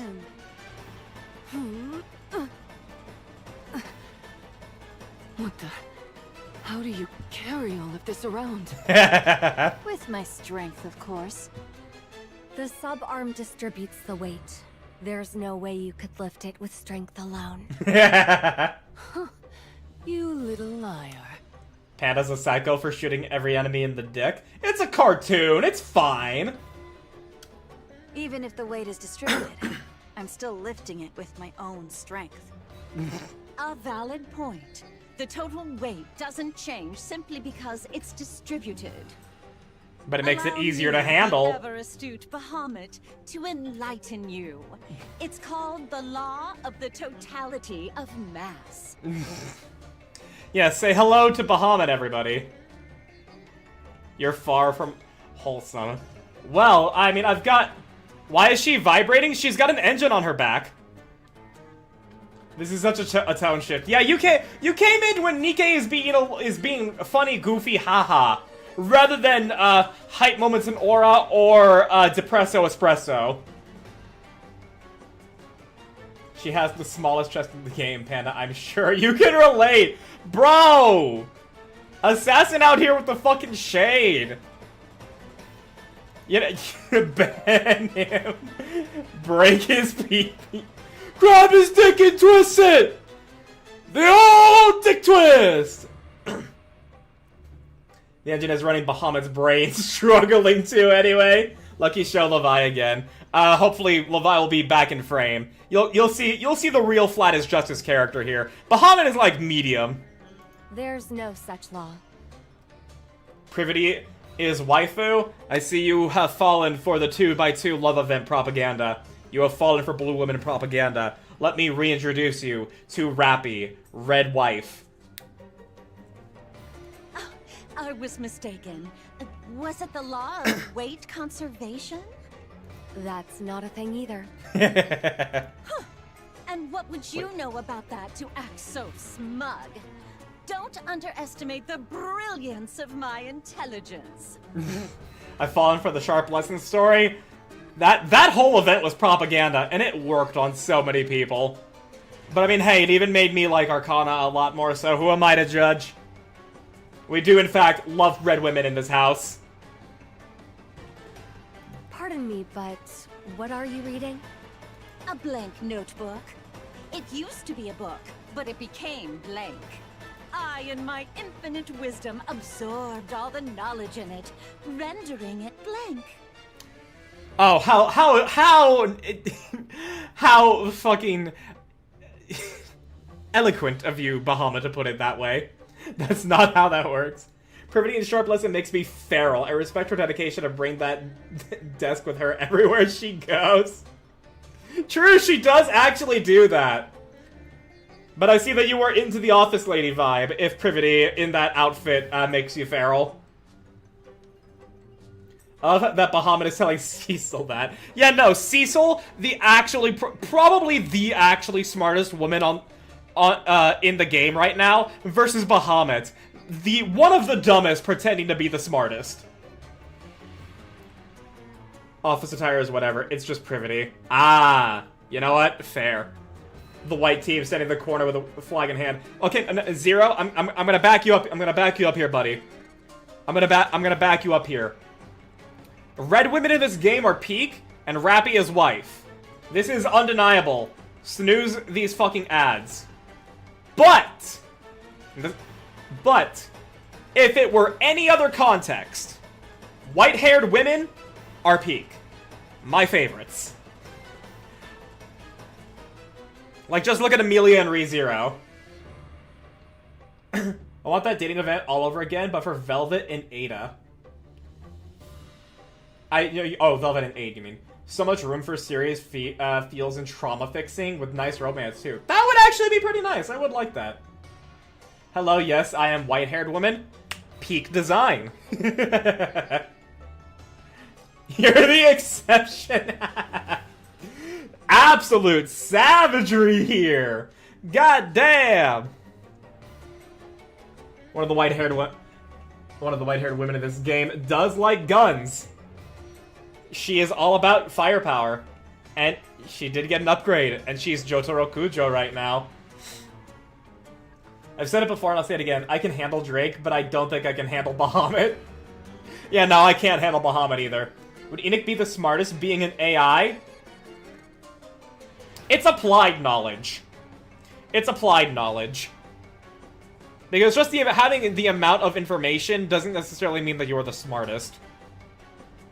And even if we are still gonna allow that for Enoch, yeah, even if we are still gonna allow that for Enoch, I mean, I'm gonna just then say smartest human. Well, smartest non-AI. Neon, goddess of firepower. Sorry, I had to. Love Little Mermaid. She's cute, but her personality is what does it for me. She's so adorable. We don't deserve Siren. We don't deserve Siren. She is actually that fucking kind. The most pure soul in the entire fucking world. She is a treasure, and she is a friend of mine, Saki Hant's favorite character in this game, and it's entirely warranted. No matter how smart we are, we still have Exia in the room. The world doesn't deserve Siren, yet she stands. Siren, like, so many of the characters in this game deserve to be called Goddess of Victory, which is a hype moment in and of itself for those that don't know. But if there's anyone we can give that title to, it should be Siren. Girl was carrying the whole fucking world on her back for 70 plus years. For like over 100 years, considering it was veiling the queen.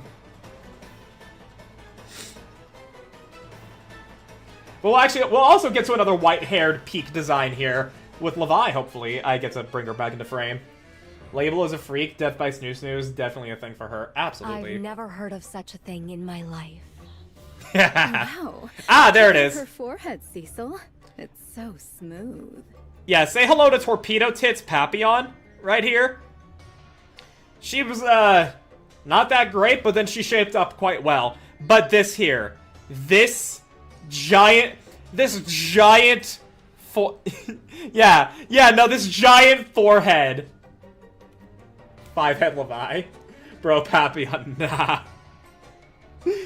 Papillon actually being fucking ruthless right now.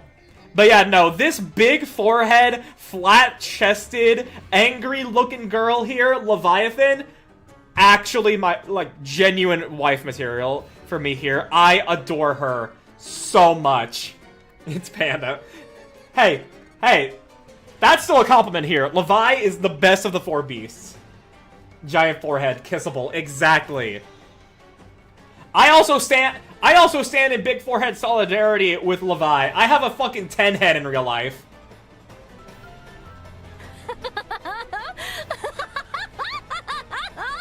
Your luck sucks. And that is actually her voice actor saying that. She's black and white too. Yeah, no, like Leviathan is the best. Take solidarity in having similarities to Leviathan. I love this girl to death. She has anxiety too. She does. Yeah. Hey, don't touch my forehead. Time to get ready for bed? No problem. You take care, Panda. Sleep well. Thank you for the raid, and I will do my best to entertain those you have brought along.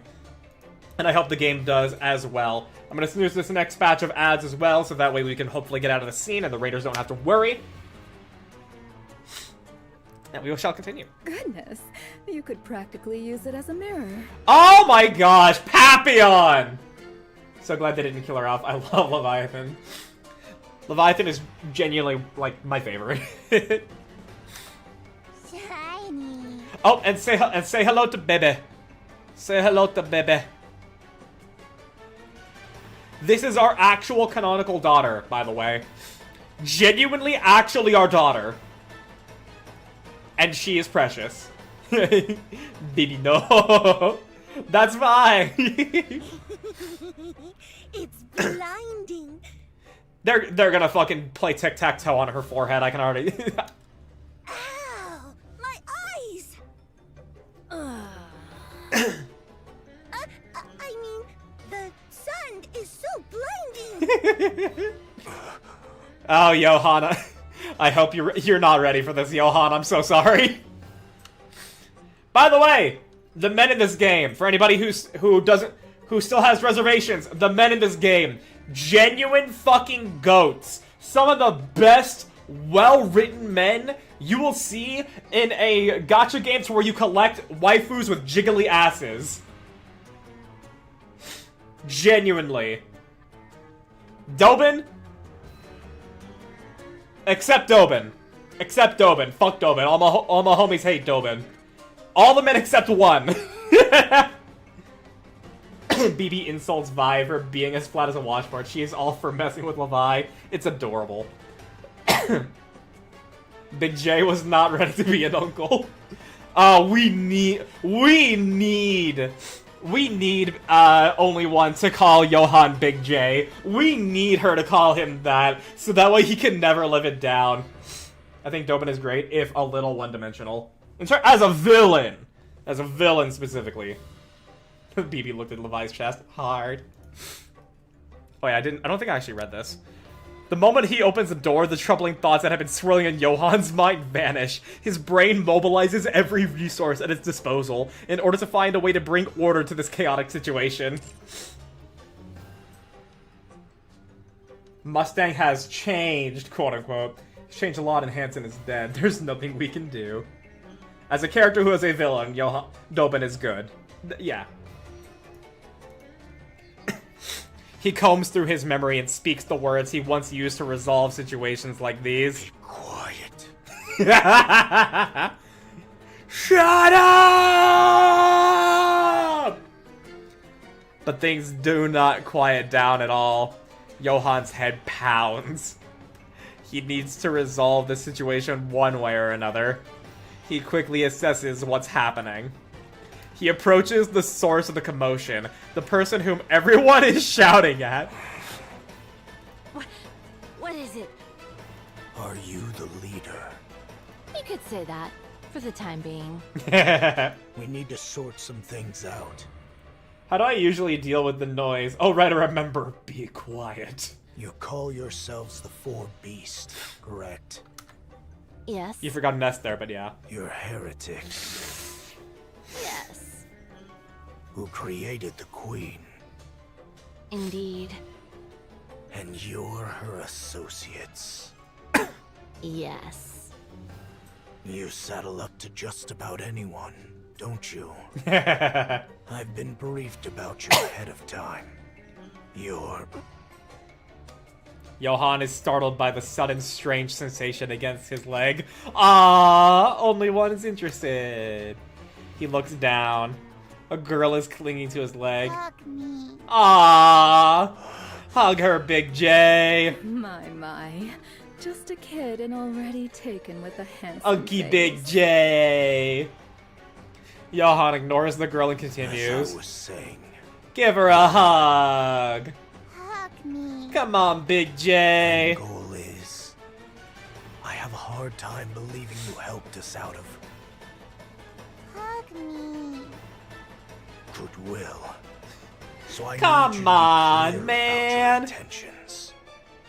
You're aware of who Like we're the dad going that didn't against. want a cat. Hug me. Hug the baby. Hell no, that's my daughter. Johann bends down and lifts the girl up. He gets to be an uncle and that's it. He holds... Wait. Oh yeah. He holds her out... He holds her out at arm's length and looks at her. Actually like a cat. Hug me. Baby. I don't know how I'm supposed to hug you. Oh, you... Oh. Just wrap your arms snug around her.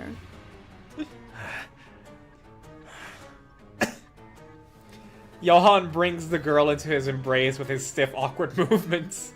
She falls asleep almost instantly. She's asleep. You're right. She'll sleep in just about anyone's arms. Do I have to keep holding her like this? He's reacting like the dad who didn't want a cat, but yes, he is uncle. Yes. If you put her down, there will be hell to pay. What do you mean by that? She'll cry and scream and all that. How long do I have to stay like this? Probably until she wakes up.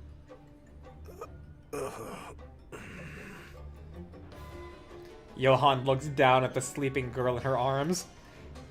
I think they meant to say in his arms. The thoughts that had been tormenting him moments ago are completely gone. Focusing all his attention on holding the girl, Johann stood frozen in place. This is the first time Cecil has seen this side of Johann. She bursts out laughing in the end. He's holding a living WMD. Shift up Sonics experiences with SKK and Rappy. She has something else to bully him for. Oh, I love this.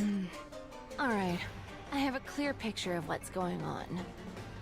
We'll cooperate. Do I need to remind you of who we're up against?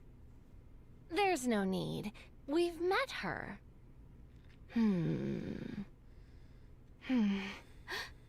So, that was the queen? No wonder. What would happen if we leave her alone? I have no idea at all. Completely unfettered production of raptures and overwhelmed surface, and then she would make a final strike against Eden and the Ark. According to Snow White, she's establishing a new faction. Which means they intend to create a world of their own. Any notion of coexistence is just a pipe dream.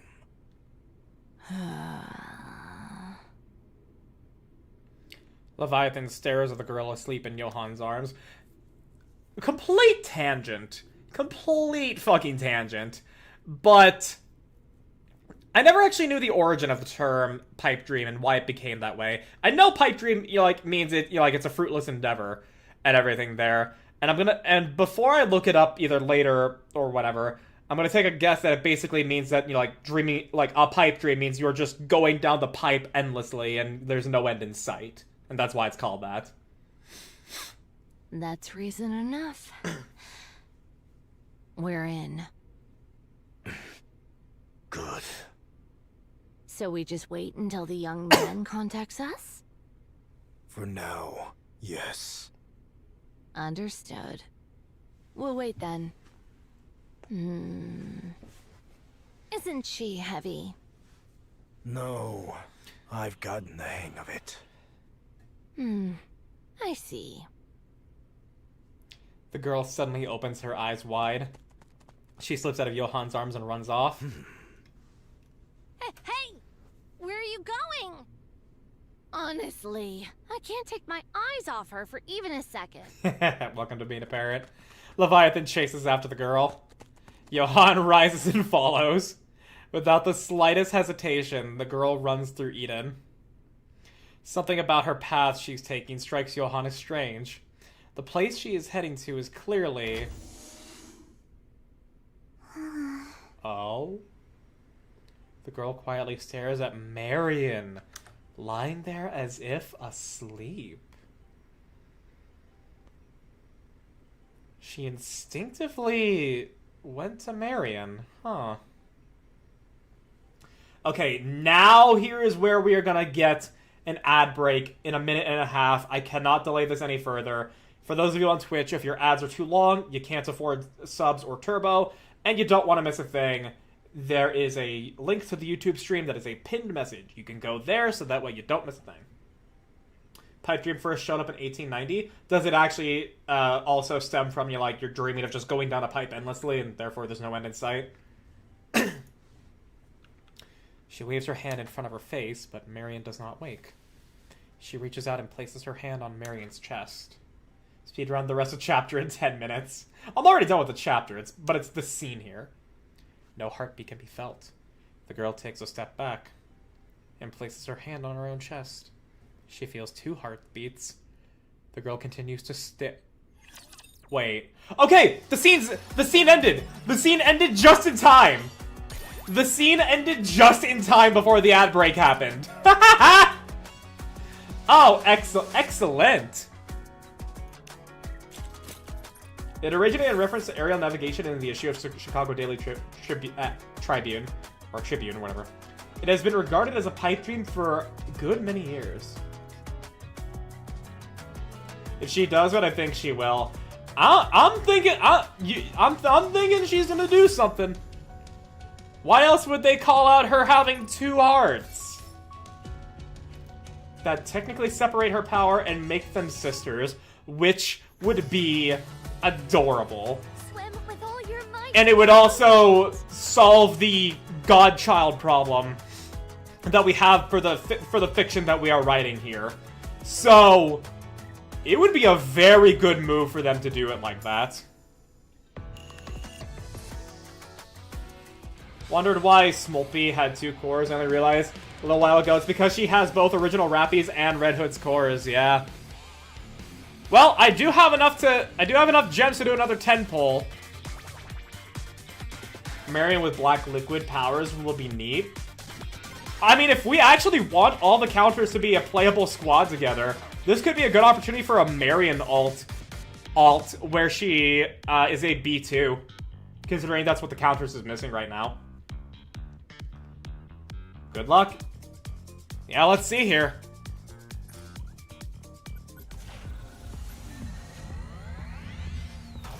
If I can get just 1 copy before 100 pulls, we'll be golden. Alright, come on. Count on me like 1, 2, 3. I'll spell on you like ABC. 4. Okay. Rip. Sorta, yes. It's still a queen who is a child, but yes, only 1 queen core. Yeah. Which, like, makes it make sense that she could beat the queen. Yeah.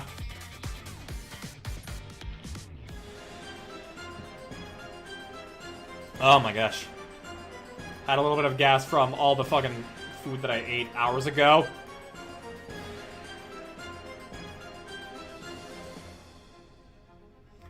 Queen also had Marion core.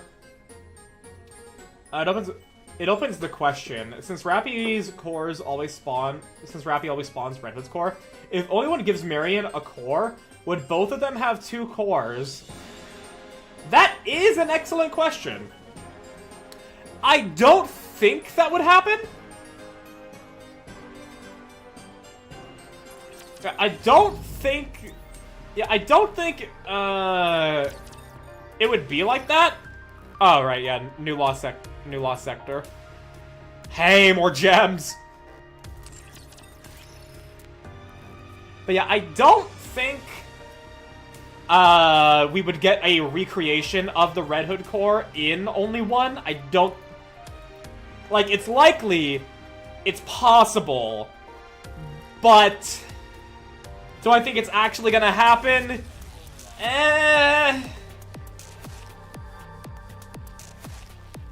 I'm not too sure. Cause, like, then we would be kind of solving a lot of problems that way. And you don't want to have a lot of, like, instant problem-solving things in your story. Which is why a lot of what we talked about can be resolved. And a lot of the story implications of having a godchild can be resolved if Only One does what I'm thinking she might do.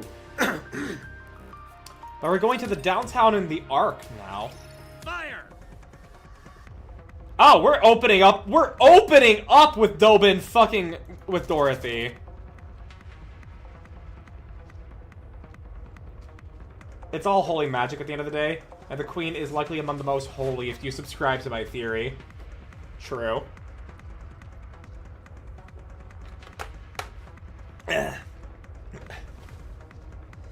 Lilith can still get a power boost. If she realized Only One has 2 cores, Lilith also has an extra Queen core she can use. That is also possible. That's another thing Levi brought up. Her sheer strength let her solve so many things, but she'd likely end up becoming a monster in the process. Well, I mean, yeah, whether or not she would is up to how the writing team would handle it if they stuck with that. But all of what we talked about, all of that, all of the other problems, they would be resolved if Only One gave one of her cores to Marion. But yeah, on to Dobin opening fire on Dorothy with all of the with all the mass produces that look like Pina. Mass-produced Nikke's open fire on Dorothy. Dorothy effortlessly evades the fusillade, lost in thought. I suppose this must be because of the Queen. This is a prime example of a very hated character in this game, and it shows us why the scriptwriters did a really good job. The Ark's leadership must already know that the Queen has come to the surface. Information that is highly confidential. They're attacking me on grounds that I disclosed that information and stirred up an unrest among the public. I mean, yeah, that was gonna happen. But this is not what I had in mind. One would expect leadership would summon me for a meeting, or even an interrogation for leaking classified intel. I intended to make my case for the necessity of the Third Surface Reclamation War, but of course, leadership couldn't possibly be swayed. But for the Nikkes who are completely kept in the dark, and the civilians who are equally uninformed, the mounting chaos within the Ark would have been more than enough to shake them to the core. I need to be the one who puts those fears to rest. It's impossible to explain everything to them, as it were, so some degree of deception is necessary. That way, it would be easier to incite them. After all, what people want are visible facts and solutions. What lies beneath them never interests them. I'll sit and listen quietly because I have to argue with my PC. The performance I've put on in the Ark until now should be sufficient to draw in both Nikkes and the people alike. But this I did not anticipate. I didn't think they would attack without warning. And in the middle of the city, no less. What's going on? Dorothy avoids every bullet as they rain down on her. Citizens flee in terror or collapse to the ground. She moves carefully so no one gets hurt.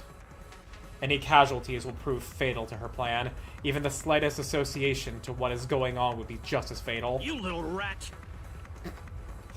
Oh! Pot! Kettle! Where are my damned reinforcements? Oh my fucking... The moment Dobin's shout fades, a swarm of mass-produced Nikkes appear. They open fire on Dorothy. This could go on forever. Dorothy dashes forward. Okay, so it's not all ones that look like Pina, like the trailer suggested. Weaving the hail of bullets, she charges toward the mass-produced Nikke, spread into formation. She does not draw her gun. Instead, using hand-to-hand combat, she takes them down one by one. What was that about? Call back to Scarlet making fun of Dorothy's stance on CQC. I believe Dobin didn't even know the Queen had arrived. I mean, she gave the announcement. Dorothy keeps dropping them without pause. Damn pilgrim! Deputy Chief Dobin. Oh, so you know who I am. Information on the Ark's Commander-in-Chief and Deputy Chiefs is kept well hidden. With the exception of yours, so it left an impression. Given the low security clearance, I assume you aren't anyone of significance. I don't believe we've formally been introduced. Have we met before? Like hell we have. Then, do you hold some personal grudge against me? It's nothing personal. Nothing personnel, kid. I'm acting on behalf of the Ark. Are you sure? What did you say? I've known about your little scheme all along. I won't let you have your revenge on the Ark. Revenge on the Ark? What on earth are you... You're part of the Goddess Squad. Okay. Yeah. And you're the acting leader, Dorothy. That's right. You must want revenge, don't you? The Ark should have been yours. And yet there's no place for any of you in it. You would have been... Dobin, if you were around during that time, you would have been one of the first people chomping at the bit to dismantle the Goddess Squad in whatever way was seen fit. But I won't allow it. But as long as I, Deputy Chief Dobon, am here, you won't have your revenge on the Ark. You... How do you know any of this? Seeing Dorothy's reaction, Dobin becomes certain. This is it. This is real. With this, he can make a name for himself. Dobin was born in the Outer Rim. Oh, we're getting his backstory. He was raised by a father who dealt with the stress of a difficult life by beating him mercilessly. His plans are always worse and less thought out than anyone else's. Yes, but I'm saying that, like, there would be people who would be like, yeah, let's dismantle the Goddess Squad one way or another. He'd have thought kicking them out was smarter. Fair. To this day, he's unsure if that man was truly his father. Perhaps that was simply what he wanted to believe. One day, while living hand-to-mouth as a collector, a central government soldier showed up in Ephialtes. Fuck, that was hard to say. Everyone groveled before the soldier and obtained food and money in return. Dobin polished the soldier's shoes out of curiosity, and the soldier gave him money. It was a large sum that would take 3 months of work to earn, but he turned down the money. Instead, he smiled and claimed he was only doing this because he enjoyed it. The soldier took an interest in this young boy from the Outer Rim, one who expected no compensation. The soldier stayed in Ephialtes for a month, putting Dobin to work as his errand boy. Dobin served the soldier wholeheartedly. On the last day, the soldier said to him, "Come to the Ark and serve me there." And so Dobin received an identification chip from the soldier and headed for the Ark. 1 month was all it took. The identification chip that everyone in the Outer Rim could only dream of had come to him simply because he served an unnamed soldier for a month. It didn't take long for him to realize that everything he so desperately desired in the Outer Rim is easily obtained at the Ark. Dobin lived as a citizen of the Ark before becoming a soldier. One day an opportunity arose for him to tour the Outer Rim, which he accepted without hesitation, I assume. He did so because he found himself missing his hometown. The moment he crossed the partition, however, Dobin was horrified. Had this place always been this filthy and dark? Someone approached him and polished his shoes. It was the man he used to call father. The man repeatedly bowed and polished Dobin's shoes, but had no idea who Dobin was. Dobin ground the man underfoot and then fled the Outer Rim. He was ashamed that he comes from such a putrid cesspool. He despised himself for ever considering that place home, and for missing it even briefly. Dobin and EH are literally polar opposites, which is interesting. From that day on, Dobin became vitriolic in his disdain for the Outer Rim. He believed that if the Outer Rim disappeared, his shameful and disgusting past would disappear along with it. He proposed a policy targeting the Outer Rim to the central government. The policy called for isolating the Outer Rim and designating it as a dumping ground. The central government approved the proposal and gave Dobin full oversight. From the central government's perspective, the Outer Rim had always been a headache, but abandoning or not, it was still a place where people lived. Everything bad that happened to the Outer Rim was Dobin's fault. And I am in no way surprised. But the policy Dobin presented treated the Outer Rim as a place bereft of inhabitants. If things went wrong, all blame could be pinned on Dobin. From the central government's perspective, there was no reason to refuse. The Outer Rim began to turn into hell. Dobin soon gained recognition for his role in resolving such a troublesome matter, and rose to a high-ranking position. From then on, Dobin directed all troublesome and unsavory matters into the Outer Rim. The place descended further into hell. Meanwhile, the quality of life in the Ark continued to rise. As a result of this repeated cycle, Dobin rose to the position of Deputy Chief. He felt on top of the world, that someone like him from the Outer Rim could rise all the way to Deputy Chief. It felt like a dream. But that was where it ended. With the Ark stabilized, there was nothing left to dump in the Outer Rim. Whenever problems arose in the Ark, he engineered it to appear as the Outer Rim's handiwork, only to be repeatedly foiled by the Underworld Queen and Exotic. Haha. He hears whispers behind his back. He's accused of selling out his own hometown for a promotion. And now that he's without a scapegoat, he's powerless. Damn fucking straight. Dobin began to grow anxious.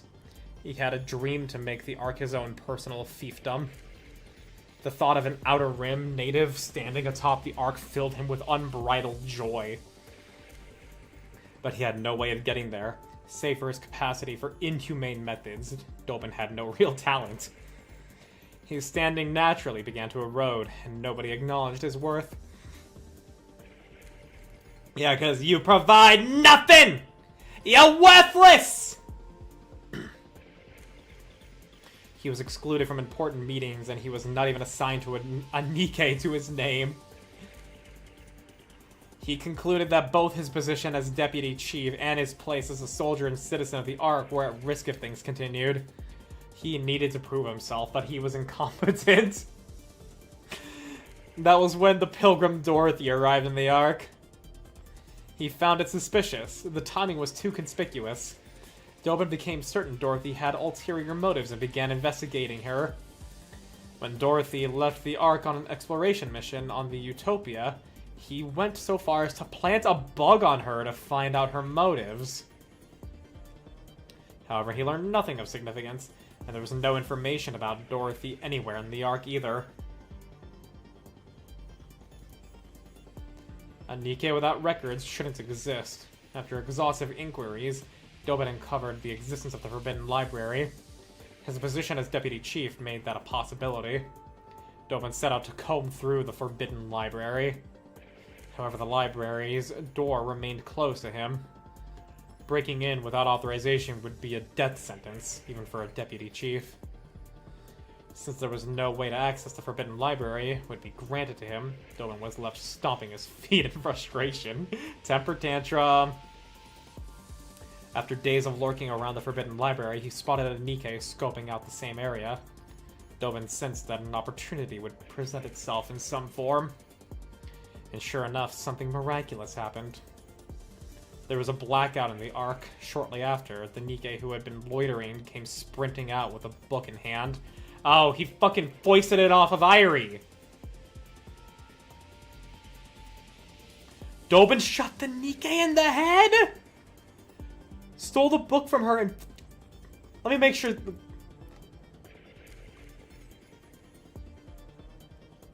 No. Don't tell me Irie dies like that so fucking easy, dude. No! No. Don't tell me she goes out like that! No. No.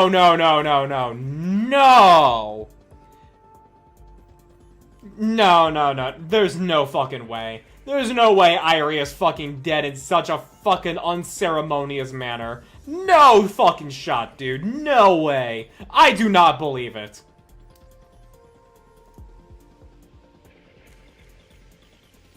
After reading everything written in the book, Dobin let out a shout of triumph. All records from the Forbidden Library carry inherent credibility, so the contents of the book could be trusted. Have you seen her during the event? I haven't! They killed off Liver and Fragile the previous chapter, but they got a scene out of it! They got a scene out of it! If all Irie gets is a fucking 2-paragraph retelling of what Dobin did, no fucking way, man. There was nothing to resolve with Irie? Bro, no fucking way. No. Irie had a scene with Arcana, not in which she fucking dies. What the fuck? He became certain of Dorothy's intention. He was convinced if he killed Dorothy before she brought ruin to the Ark, his standing would solidify for good. Eliminating the instigator intent on destroying the Ark right before any damage occurred. Just imagining himself as the hero who averted the crisis and saved the Ark filled him with joy. Dobin, guardian of the Ark. While he yet stood, peace would reign in the Ark forever. Answer me. How do you know any of this? Everybody in the Ark knows it. Oh, shit. Why would you think I wouldn't know? And I know your motives, too. Goddess Squad. The goddess of victory. Humanity's hope. To think that you, one of those legendary Nikkes, could have fallen this far. Wanna know how many copies of Liberalia I got? How many did you get? We will never hand the Ark over. I see. So you knew everything. You got 4 copies of Liberalia. That is nutty. What the fuck? So, what exactly do you plan to do about it? Isn't it obvious? I eliminate the outsider who is trying to throw the Ark into chaos. Just one question. Why did you abandon us? What are you talking about? You're the ones who abandoned the Ark. What did you say? The Goddess Squad demanded far too much. You wanted half of the Ark, and the seat of supreme authority. Free control over military forces and unlimited access to resources. You didn't care what happened to the citizens. All you did was constantly demand things to serve your own interests. You even threatened us with force. Fortunately, the Ark was strong enough to withstand your assault.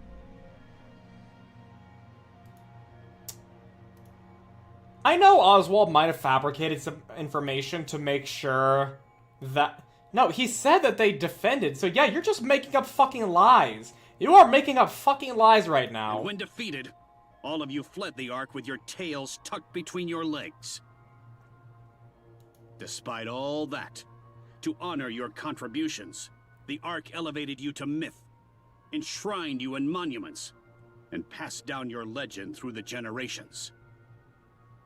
He was lying to get the public on his side. Instead of gratitude toward the Ark, this is how you repay us? Have you ever seen us in person? No. I was born in the Ark. I see. Telling lies. So that's how they recorded it. Dobin knows the whole truth. He knows the author of the Forbidden Library foresaw what fate awaited the Goddess Squad upon entering the Ark. He knows they took on the role of villain to prevent the Goddess Squad from being forgotten.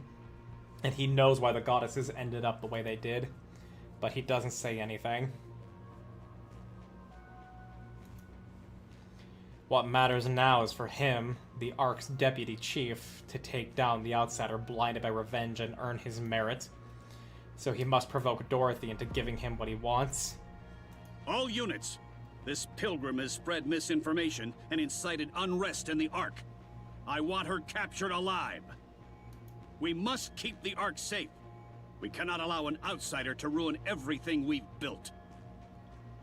Dobin is a master at lying. Yeah, it's not even necessarily a master. He just is... He's using the fact that nobody knows in order to lie. You really do have a way with words. It's a battle of falsehood against falsehood. If the official narrative regarding the Goddess Squad is as Dobin says, then Burning Gum's passive treatment of her makes sense, but it doesn't matter.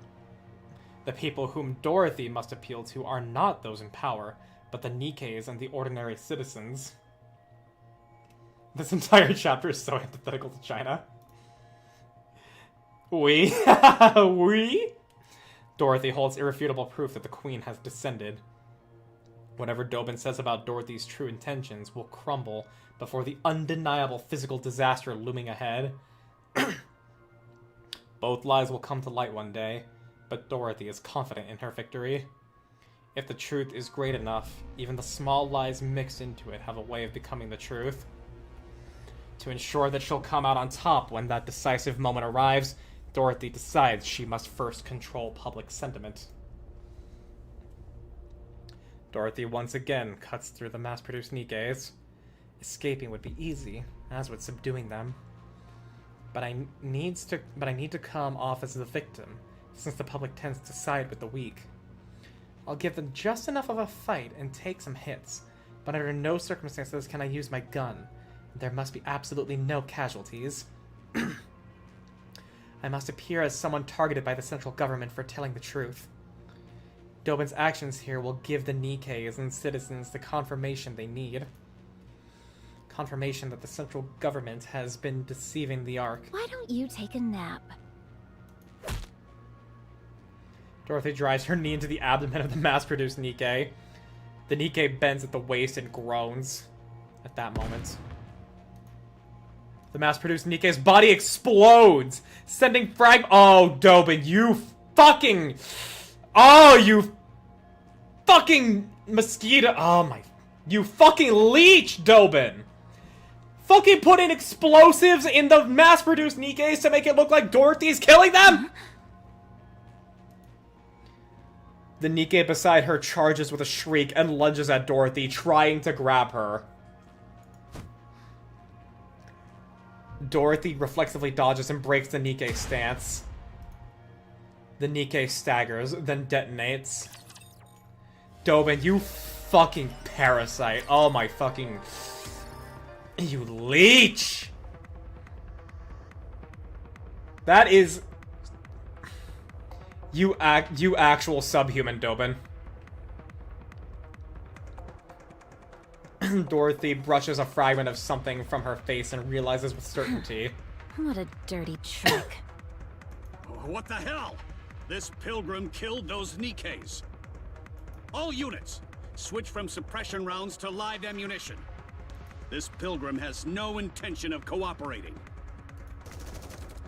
All the mass-produced Nikkes simultaneously replace their magazines and fire at Dorothy.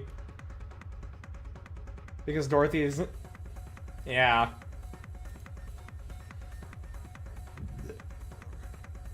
live rounds with being in a public space.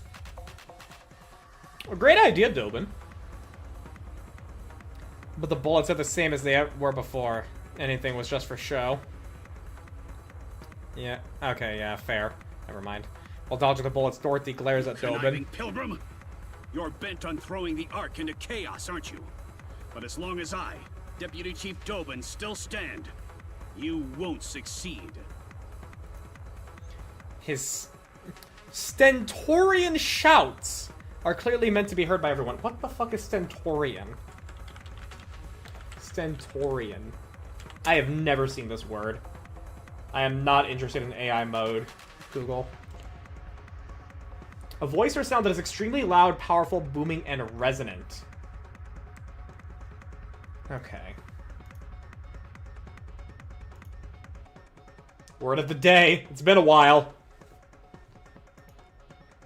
Dorothy feels a rage boiling from within. Same! Do you have a death wish? You'd even lay hands on a human? No matter how intensely you despise the Ark. Isn't this going too far? He intentionally... yeah, I mean, like, of course he shot it. Looking at the loathsome man before her, spouting drivel. What a beautiful... what a poignant way to describe Dobin. Loathsome man spouting drivel. She considers perhaps breaking one of his legs wouldn't be so bad. She could stage it as an accident. Make it look like he fell on his own. A mechanical sound echoes from above. Dorothy looks up. Rappy and I land together. Aboard 7 Dwarf Zero! We assess the situation. Oh, hell yeah. We're here to help out. Fragments of fallen Nikkes lie scattered across the ground. Dorothy. It wasn't me. I know. I'm asking what happened. Dorothy looks at Dobin. Were you the one who talked? Huh? What about? About me. To that human. Of course not. Why would I go around talking about that so carelessly? You want to see Commander be a cold motherfucker? Yeah. Ah, the counters. The Ark's beacon of hope. You've arrived just in time. Also the people that can discredit you in a fucking instant, Dobin. Remember how Commander was with Crow? Ooh, alright. It's over. Give up now. Say no more. Say no more. Do not shape my expectations any further. I'm excited now. Have you come to stop me? Yes. I see. In the end, you're all the same. It seems like your patience is wearing thin. Considering how much Dobin is provoking you, perhaps you were considering breaking his leg and staging it as an accident? Rappy knows her so well. I don't know how things got to this point, but I think we should talk things over first. Imagine you were already after my glowing recommendation. Yeah, I know, but it's the specificity with which Azure spoke. The Red Hood and Rappy can read Dorothy like an open book. That is what I intended. But the other side does not seem so amenable to the idea. What? Hey, you! Aren't you here to back us up? No, we came to take Dorothy with us. You fool! Take a good look at this carnage. That pilgrim has already killed 2 of my precious Nikkes. Invaluable assets to the Ark. That's impossible. Dorothy doesn't use explosives. Facts and logic. Looks to me those Nikkes exploded from the inside out. As if someone planted bombs in them beforehand. You idiot! A little success and suddenly you can't see what's right in front of you. This pilgrim is set on overturning the Ark. And you're defending her? Yes, I'm siding with Dorothy. You traitor! You have no idea what she's really capable of. I would say I know her better than you do, Deputy Chief. Filthy traitors! A lot of you! I'll see you all court-martialed and hanged. You say I don't know her true colors? It's you who doesn't. I'll show you what kind of creature that pilgrim really is. Come out! At Dobin's gesture, the formation parts. Numerous mass-produced Nikke step forward. Ah, these are the ones that are gonna look like Pina. Oh, even with the same face! Not even with the face masks! They all actually straight up look like Pina! The necklace too! No! Dobin.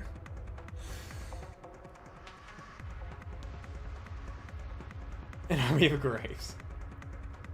Dobin, you sick fuck. They're all Product 23 model Nikkes. All of them remove their visors to reveal familiar necklaces around their necks. No way. Memories from aboard the Utopia come rushing back to me. Well, if the timeline wasn't enough to say that Boom the Ghost is canon, now this is. Even using wicked methods has its limits, you know. The image that held Dorothy captivated. A name surfaces. Pina. No, something is different. The mass-produced Nikkes who have stepped forward each wear anxious expressions. Dobin mentioned that vacation earlier? Oh, I missed that then. They glanced around nervously, their gazes wavering. They're all individual... Oh, that's what he was talking about. I thought it was like her leaving the Ark for something, not that. Oh no. They cautiously turned their eyes toward Dorothy.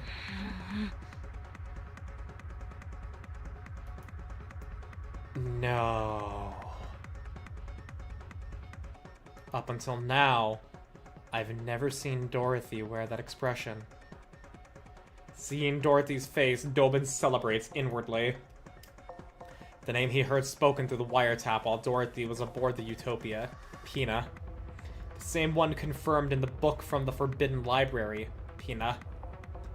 Whoever this Pina is, she's clearly someone important to Dorothy. So he dug through old records to learn everything he could about Pina. Fortunately, the book from the Forbidden Library even detailed her final demise. From there, he mobilized as many Product 23 models as possible. He prepared and equipped them with the same necklace seen in the photo. Now he'll send them hurtling toward Dorothy, then kill them all! If Dorothy becomes angry, good. If she loses reason, even better. If she comes charging at him to kill him, it'll be perfect. In that moment, she'll become the Ark's public enemy #1. The Nikkes at his sides are equipped with energy shields rated against optical weapons. Dorothy uses optical weapons, favoring precision low-output shots over high-output ones. The shields should hold against her shots well enough.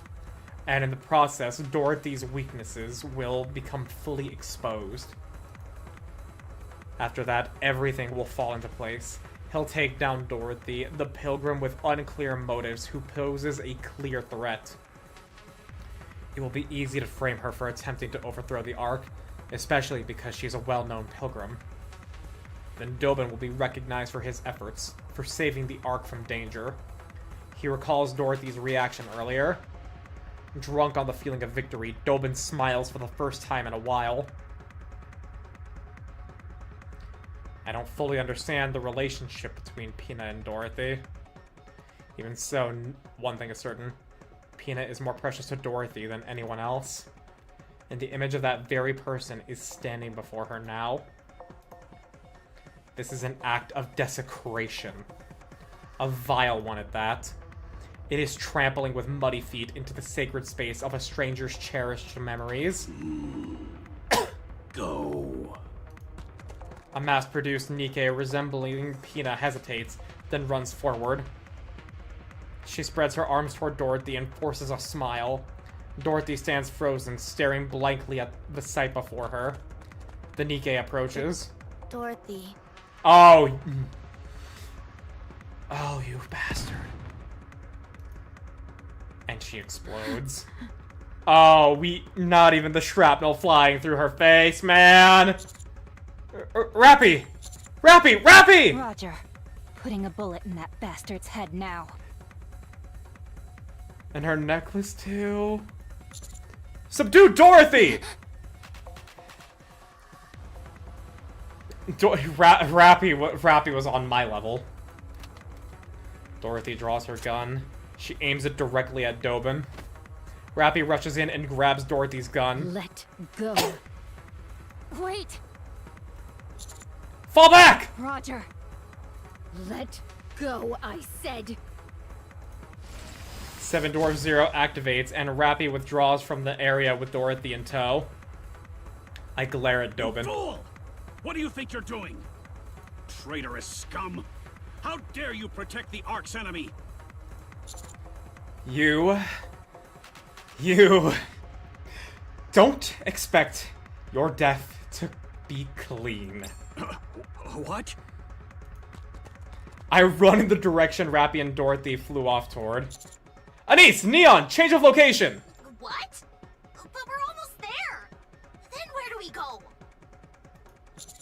Head toward the hospital! I'll send you to the exact location later! Okay. See you later, Master. I cut the transmission and break into a full sprint.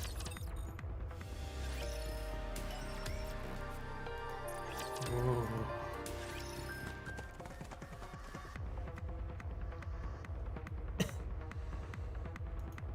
That was, in fact, quite fucking cold. I sprint in the direction Rappy and Dorothy are headed. The only problem is, I don't know the exact location either.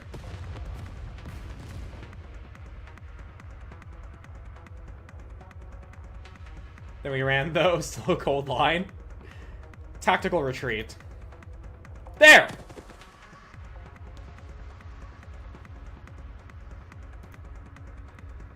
Rappy tumbles across the ground. From a distance, I catch sight of Dorothy pulling away. Commander! Rappy, are you okay? Take cover! Dorothy fires wildly. I quickly hurl myself to the side. The optical rounds scrape across the ground. She fired her gun?! She's lost her mind. Dorothy approaches rapidly in low flight. Rappy unleashes a volley at her, but she rolls clear of every shot. In the same motion, Dorothy fires back with optical rounds. Wait, if I get shot, I'll die! The same goes for me. Rappy and I roll out of the way as heat grazes our bodies. Dorothy walks slowly toward us. Do you intend to keep going? I prefer not to. But if I stop, you'll go back and kill Dobin. We would love for him to die, but Dorothy killing him is the worst option.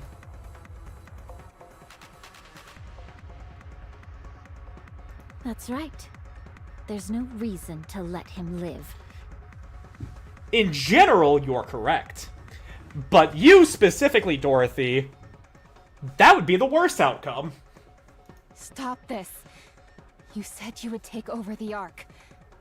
If you do this, all of your plans will fall apart. Everything you have prepared till now will become meaningless. Everything I've prepared, it has already been ruined. Nothing is left. Dorothy, why are you doing this? We agree that he should die, but it shouldn't be your doing. I have nothing left now. The place we thought was paradise refused to let us in. And the new paradise we built cast us out. That's right. I have given up all hope. Because there's nothing else I can do. After inciting the humans and Nikkes of the Ark to leave with me, I wanted to create another paradise. That trivial thing. That was the only form of revenge I had left.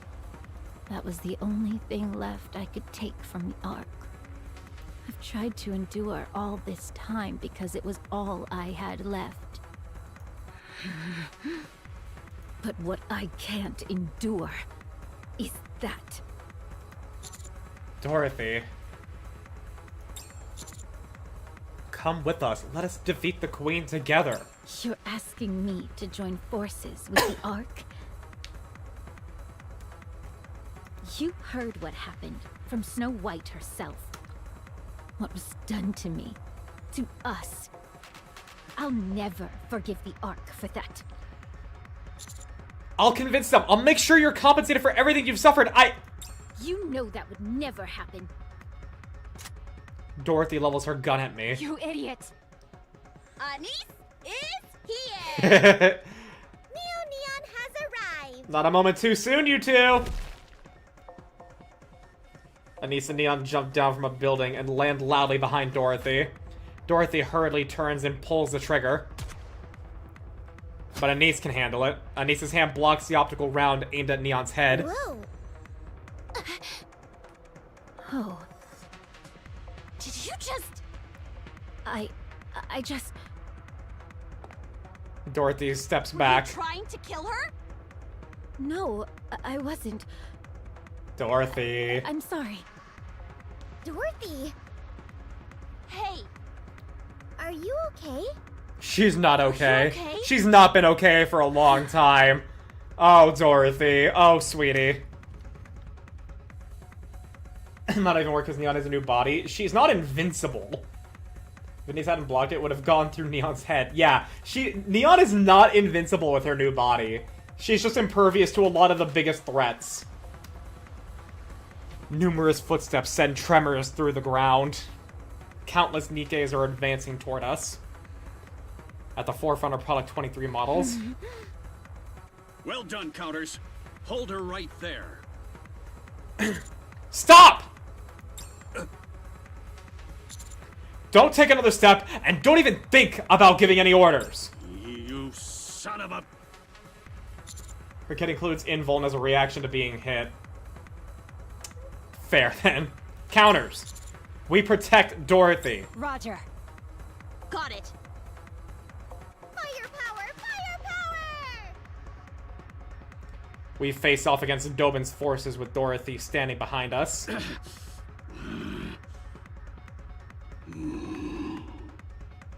Go! The mass-produced Nikkes leading the formation exchange nervous glances. Go, damn you! I said go! Go and fight! The leading Product 23 models charge forward. With frightened expressions, they rush toward us. Fury fills Dorothy's eyes. Rappy quickly grabs both of Dorothy's hands. Anise and Neon follow suit, grabbing Dorothy's shoulders. Why is she so strong? Don't worry, there's 3 of us.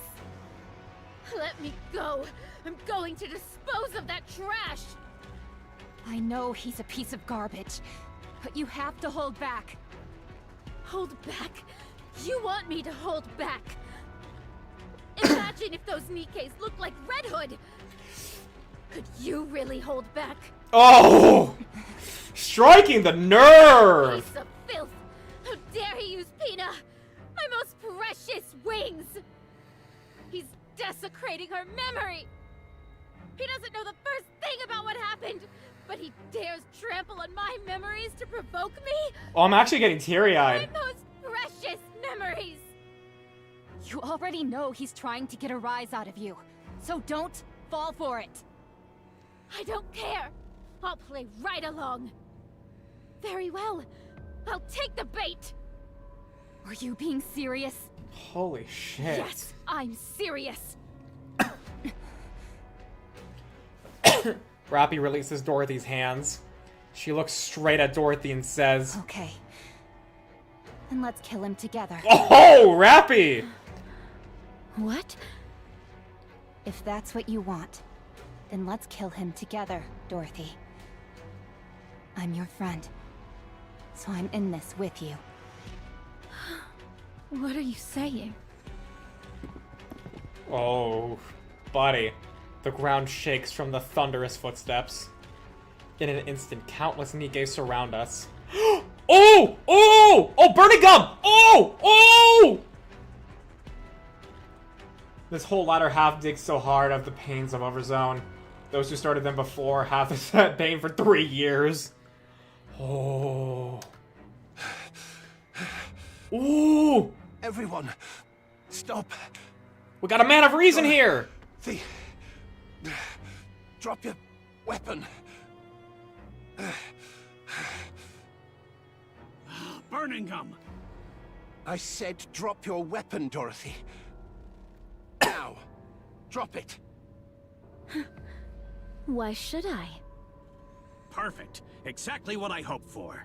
A large audience. Dobin fiddles with something. I get a bad feeling in the pit of my stomach. As if responding to that foreboding, the Nikkes resembling Peanut react all at once. They tremble as if in agonizing pain. No! Do not fucking tell me you actually found a way to get them injected with corruption. Don't you fucking tell me, Dobin.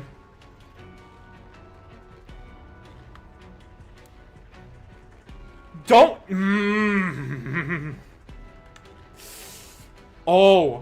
I hate bringing up VTube Studio to change my expression, but oh, you motherfucker. Oh, you motherfucker. Oh, you actual.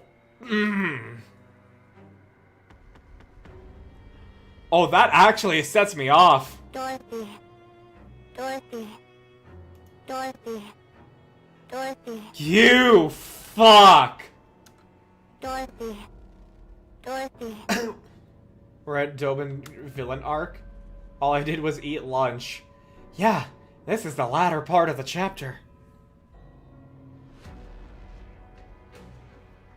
They begin calling her name in metallic, distorted voices.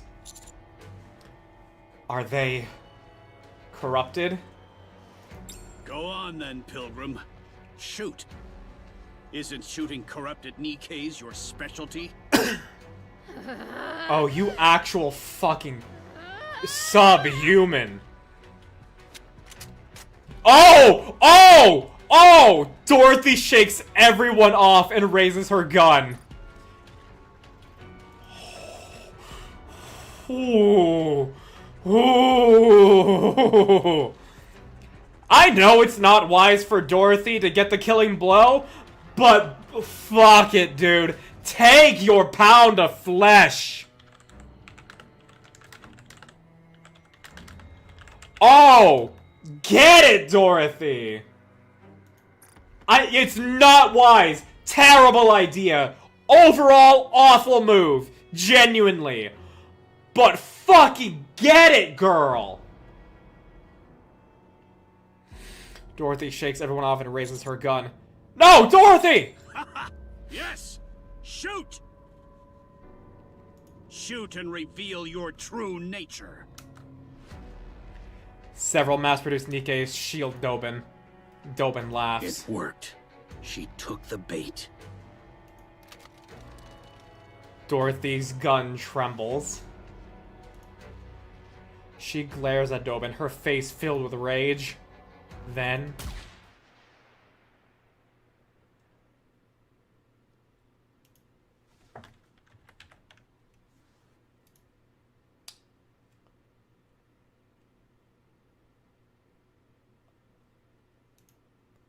a hole opens in Dobin's head. That was not Oz. Nikke knows how to use their gunfire sounds. That was not Dorothy.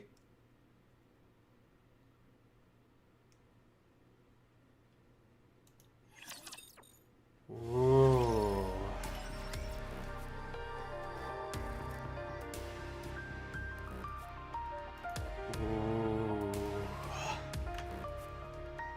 Dude, I'm shaking. I've got the fucking jitters. Commander said he wouldn't die a clean death. I mean, a gunshot to the head is pretty clean. Imagine if we had to wait. Imagine the chapter ended here and we had to wait 3 months. I couldn't. Dude, I would be frothing at the mouth. He died ugly, though. Hideous, even. Dobin collapses to the ground. Red spills from his head and stains the ground. His body lies motionless. He dies instantly. Damn it. Justice for everything! For Irie! For everyone! Chaos erupts, and Nikke's and citizens alike scream. One of the Ark's highest authorities, a deputy chief, is dead. Dorothy, what have you done? It wasn't me. Huh. I turn my head. Smoke rises from Deputy Chief Burning Gum's gun.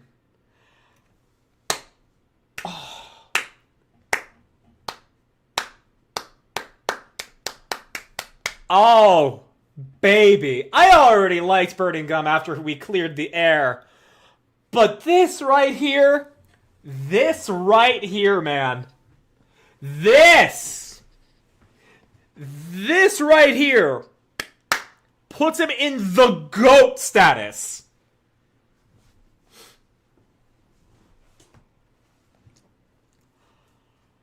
Oh. Oh, baby.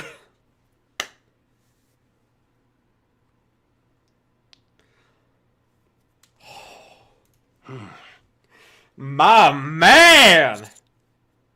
Deputy Chief. Enoch, the verdict. Oh. I will deliver my judgment. The mobilization of private forces within the Ark without majority consent of Ark leadership. And it was legal too! He was entirely within his legal right to make this happen. Hell yeah! The use of live ammunition within the Ark without majority consent of Ark leadership.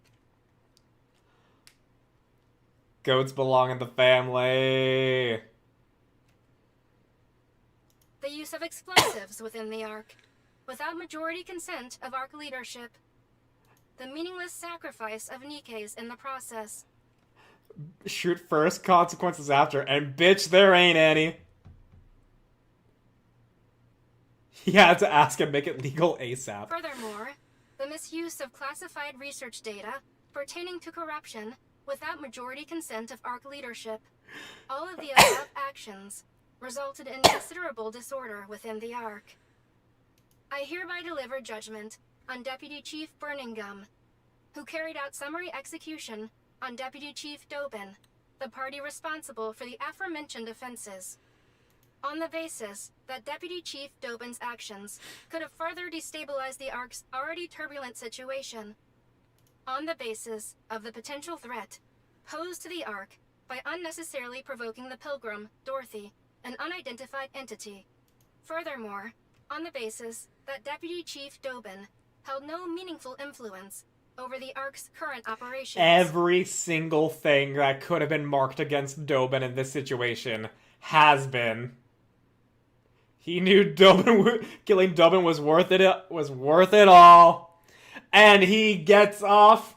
I hereby rule Deputy Chief Burning Gum's summary execution of Dobin a justified act. Scot-free. Please note that this ruling factored in the special circumstances of the situation being treated as wartime. Good. That's a relief. Burning Gum, who is drenched in sweat, looks at Dorothy. Dorothy stares back with a shocked expression. A real relief. Burning Gum surveys the Nikkes filling the streets and the citizens watching everything unfold from a distance. Then he whispers to me. Help me put the Nikkes and the citizens at ease. What? Why don't you do it yourself? I'm not good with crowded places. Very well. A private call comes through from Enoch. I will dispatch personnel to retrieve the body of the former Deputy Chief Dobin. Additionally, I will request that Elysion treat the Nikkes afflicted with corruption. Thank you. They should be treatable with the Vophouse we have secured. Hell yeah. Burning Gum had a feeling he'd get marked for execution for what he did. He did it anyway, knowing it had to be done. It absolutely did. So you knew about this. Yes. But I am the only one who does. So there is no need for concern. Good. I'll leave it in your hands. Very well. I looked around. I see the trembling eyes of the countless Nikkes and citizens. At the end of their gazes, Dorothy stands. I take a deep breath. I need to in real life as well. And point at Dorothy. This is Dorothy, the second leader of the Goddess Squad.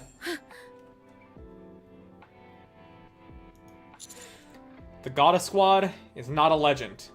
They existed, and their leader stands before you now. What on earth are you saying? Dorothy is innocent. I can vouch for her. You all know what Dorothy has done for the Ark in its time of need.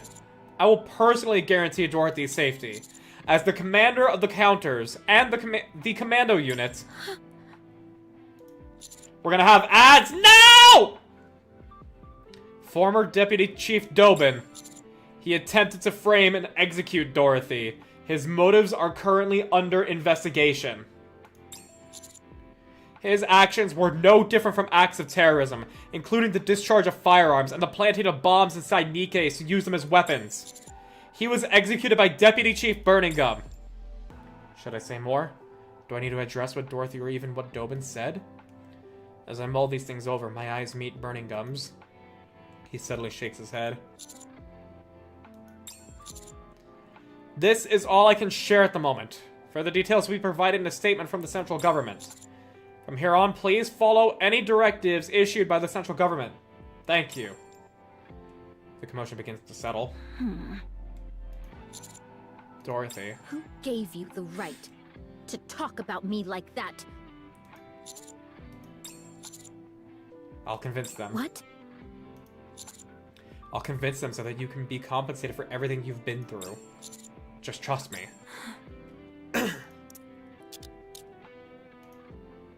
Handcuffs are placed on Dorothy's wrists. Wait! This is just for show. She did discharge a firearm in city limits after all. Besides, do you really think this metal scrap can actually restrain her? Yeah. Of course not. For now, we'll hold her at the rehabilitation center for Nikkes. We can talk there. Very well. Oh, and by the way... Yeah? Well done. In times of chaos like this, it's more helpful to convey just the immediate situation than go into detail. Time to give them a show. No, we got an ad. We got a raid right during the ads. No! No! I'm so sorry, Raiders. Oh no, you raided right into an ad. No! I'm so sorry. MTS Cocoa Puff. You were also playing Nikke. Hell yeah. I hope that you're here to... I hope you're able to hear my words, Cocoa Puff. I hope you're here. And you're not getting hit with ads. Thank you for the raid. I take it that since you're raiding into me doing Chapter 46, that you've also done it? I at least hope so. We just hit one of the biggest moments of Chapter 46. I just heard a cutoff. No.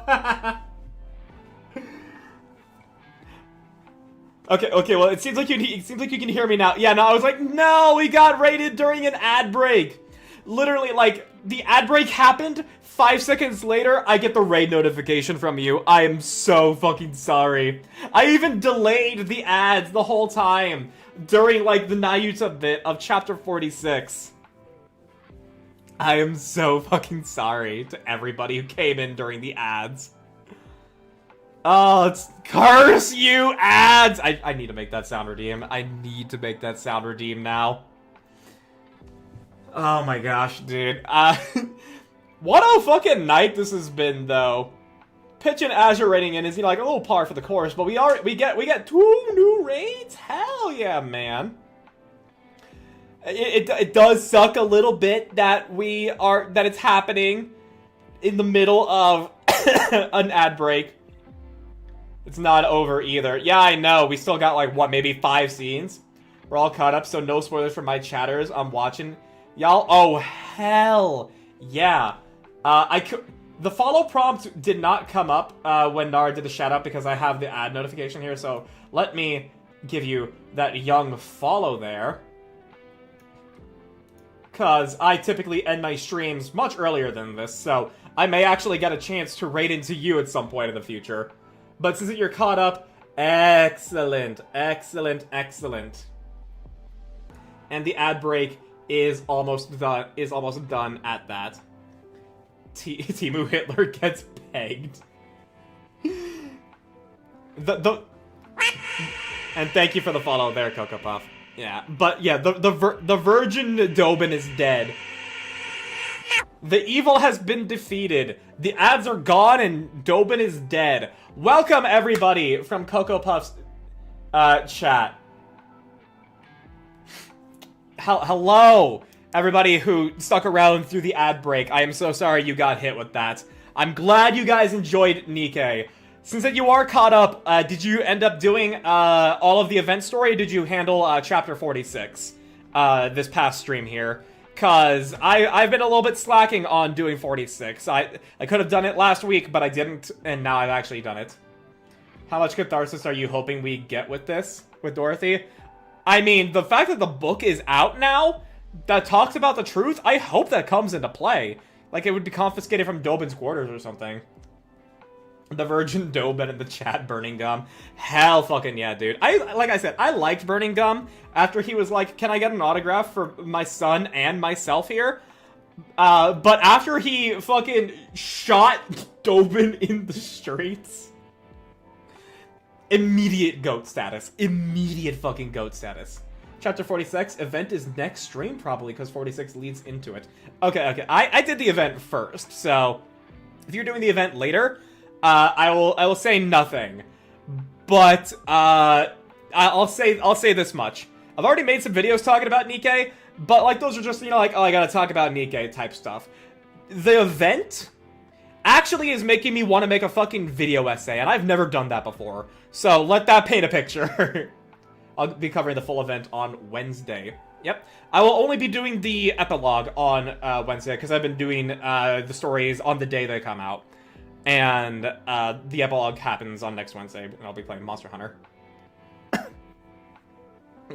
No, the event, like, the event hit me that fucking hard. Like, I'm still actually feeling the psychological effects from it, like, nearly a whole week later. And I need to recover. I'm looking forward to the event. Oh, you're gonna, oh. I don't want to sell any further, because I understand shaping people's expectations. But, oh my goodness. The fact Dobin didn't react to Burning Gum's gun highly suggests Burning Gum got shot Dobin from behind. Yeah, I mean, like, we know the sounds that Nikke uses for their guns. So, because it wasn't Dorothy's gun, and, you know, like, the shot was straight through the center of his, like, forehead, it had to have come from either behind or in front of him, because Dorothy was in front of him, it had to come from behind.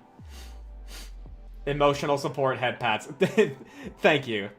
Streaming alone is already like a bit of a psychological help. Because like, while I'm not necessarily doing work, I'm socializing and content is being made in some way, shape, or form. I do hope I can make some bits out of this, but who knows? OBS, let me scroll up, please. Burning Gum carrying on the will of Oswald, while SKK carrying on the will of Anderson. Oh, the parallels. I love it. I love it so much. Oh my fucking gosh. However, the fact that the camera panned to Commander's right suggests Burning Gum had moved to be in Dobin's line of sight, which is just weird. I didn't interpret it that way, but I guess that makes sense. But yeah, since it seemed as though that you just came off of 46, and I'm, like, in the post-chapter story of 46, then, hey! then hey, you get to double up on the feelings that you got from it. I hope that I can do it just with my own reactions here. Glad to have you. And everything. Or if you need to rest, by all means, don't let me keep you. If you need to sleep, eat, whatever, take care of yourself first. That always is more important. Regardless, though, I do still appreciate it. Every good character is carrying a legacy, or is that legacy. This game is so fucking peak, dude. My desire to make the video is just gonna be, is like shaping up to be, I've got to talk about Nikke Part 3. But I can't, but that's not focused, that's not helpful. Like, I actually got to make it a little bit focused on, like, Pretty Star and the event. I need to do that. Do wish SKK at least had a scuffle with Dobin. I would have liked a single clean punch. A single clean punch. That's all I would want. I would not want it to be a scuffle past that.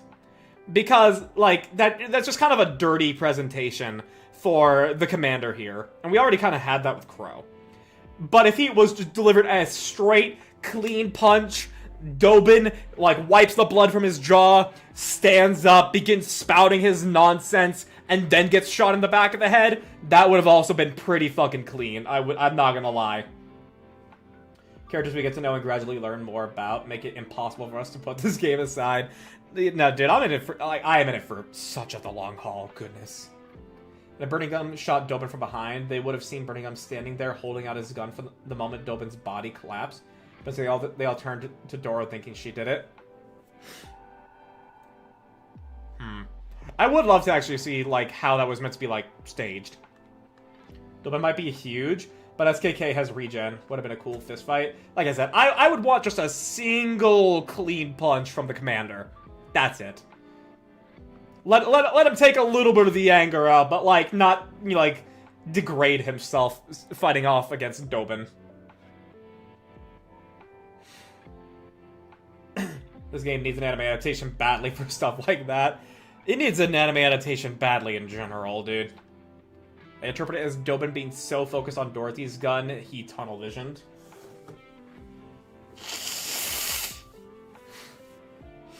Maybe. Regardless, though, let's continue on here, because it is nearly midnight, and I feel like I'm getting close to ending stream at 1 AM. It also buys us time on our end, which is even better. You're still a little rough around the edges when it comes to knowing when to cut things off, but you'll improve. Anyway, go inside and rest. We'll talk again soon. Understood. Thank you. Dorothy. Yes? Behave yourself. Thank you for the advice, Don't Senior. cause any trouble at the rehabilitation center. I'll hook you up with some outside food. Any Any magazines you want, just say the word. Counters adopting Dorothy immediately. Learned to politic from the goat himself. That actually reminds me of a funny little story. It's a very brief story from D&D. A love interest of my character that I play, that I talked about a little bit, the Paladin. She recently got, like, a power-up, and it ended up burning her clothes and everything. She wasn't naked, but, like, you know, like, scorched her, and she wasn't wearing cold weather clothing, and we were in, like, northern Russia levels of cold. So I was like, okay, DM, I'm gonna go shopping with her to get her some clothes. And then I asked, okay, how much is this gonna cost me? And he's like, this much. And I'm like, can I negotiate with the shopkeepers here? He's like, oh yeah, you want to haggle? And so I roll my persuasion check. I roll really fucking good. And you know, like, then he role plays a little bit of the shopkeep, being like, I'll do it for half less. And I'd be like, oh yeah, thank you. And then the fucking shopkeep bats me on the head like, no, you're supposed to haggle lower. You're supposed to say lower. But he whispers it to me, and then I like, you know, awkwardly in character, and they're like, no, I could only do this much lower. Can you do that? And then he obliges, and then, you know, we appreciate that. And then one of the other players is like, I then slide the shopkeep 20 gold, and be like, thank you for teaching him, just as like an added joke to that. ENVA, so we're on JP? Oh. Honestly valid. Like, as far as I'm aware, all the fucking voices are great. But, like, Michelle Mary, the voice of Anise, my fucking goat. Best voice actress in the game. No question. And also, Xanth Hyun, an absolute treasure. Love her. Kaylee Mills, one of the best performances that you can get in Nikke. Despite how she is as a person. Countess adopted Dorothy by the end of 45. This is just further confirmation. I would have said they would have recruited Dorothy at 45. This is them adopting her. I've heard mixed opinions about Korean VAs. Really? It's the native language, so I would have imagined it'd be, you know, like, the most, like, concentrated, but maybe, like, without the VA's own personal flair like we get in English. Like, Levi's is perfect.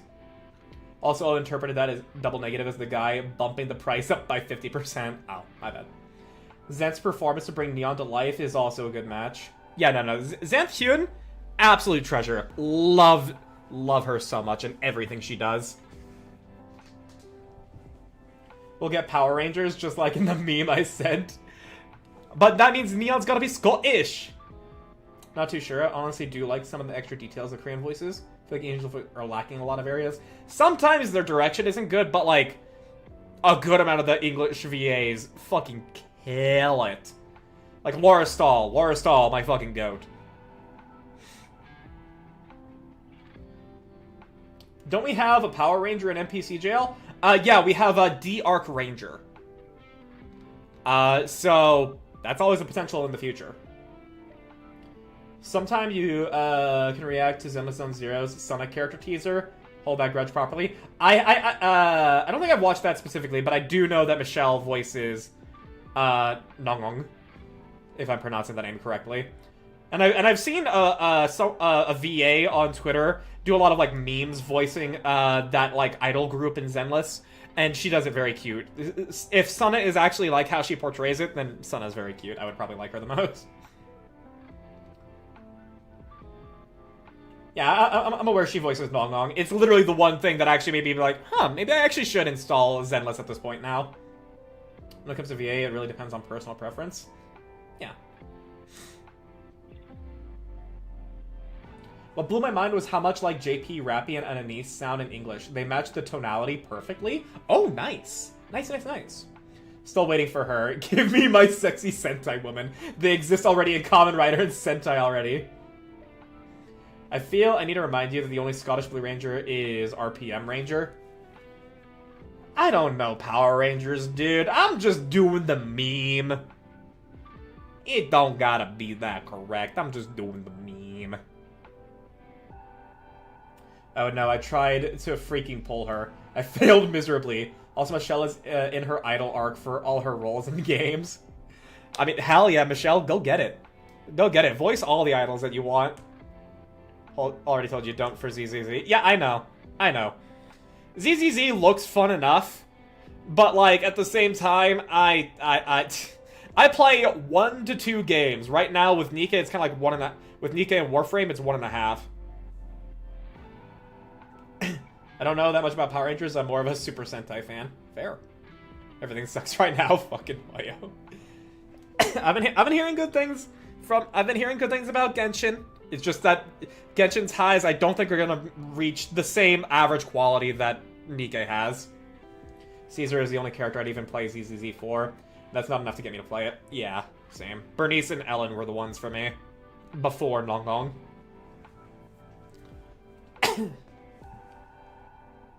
So yeah. Continuing on. All about Kamen Rider, yeah. Caesar has been power crept to shit. Haven't done anything to update her kit. That's a shame.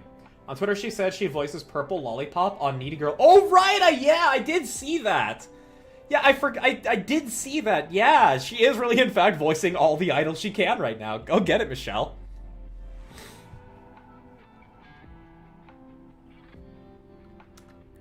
You three are absurd.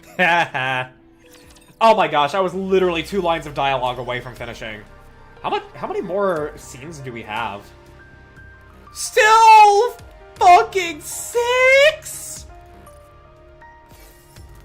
I'm actually gonna be here until 1 a.m. I'm actually gonna be here until 1 a.m. I'm actually gonna be here until 1 a.m. Oh, and the name of this one's called Heartbreaking. Oh, gods. Told you it's dense. I wish I could have fucking started at 5 p.m., but I couldn't. Hang in. Yeah. It's gonna be end this, shower, go to bed.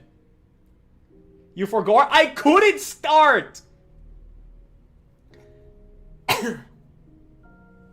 Lock in. We in New War again. Okay. Dorothy and Burning Gum stare at each other. After more than 10 minutes, Dorothy begins to grow restless. Just as she is about to speak, Burning Gum opens his mouth. You were too hasty. Inciting Nikke's and citizens to rise up toward a third surface reclamation war. Did you really think that would work? All of you were dragging your feet. It was frustrating. Mint and Arya from the ZZZ share the same ENVA? Oh, cool. So the Queen really has descended? Yes, she has. Then the destruction of Eden must be true as well. And you really are Dorothy of the Goddess Squad? Yes. Right. I've known that all along. What? I knew you were Dorothy of the Goddesses from the moment we first met. I knew those in He the knows Ark so much regarded about us you. as legends, but I didn't expect a deputy chief of all people to buy into it. When we first met, you asked me something. You mentioned someone's name and asked if I knew it. Oswald. He's my grandfather, although not by blood. Dorothy springs to her feet. You! Please sit. Causing a scene won't help anything. I'll explain. That would be wise. It's all gonna come out. It's all gonna come out. Dorothy's finally gonna learn, and she's gonna get a positive character arc now. Dorothy sits back down. I doubted you. I wasn't convinced that you were truly Dorothy from the Goddess Squad. I saw through your true intentions of either destroying or taking over the Ark early on. But I couldn't bring myself to dispose of you. According to my grandfather's records, you were the most radiant goddess of victory of all. Radiant. My grandfather Oswald. He allowed himself to be disgraced in order to protect you all. What are you talking about? After Operation Ark Guardian ended, the Ark deliberated over what to do with the Goddess Squad. They were certain you would wield influence far beyond the central government. So on the day you returned to the Ark, they mobilized every method they could to bring you goddesses down and to drag you from your pedestal.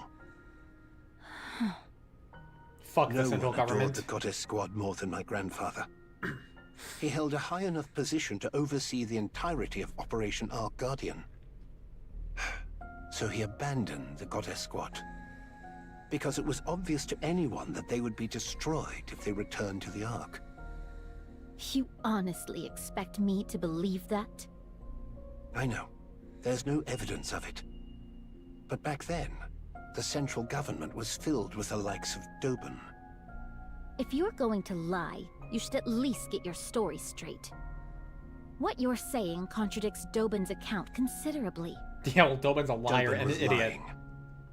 Do you really expect me to believe you on your word alone? There's nothing more I can say. Doben lied to provoke you. That's all there is to it.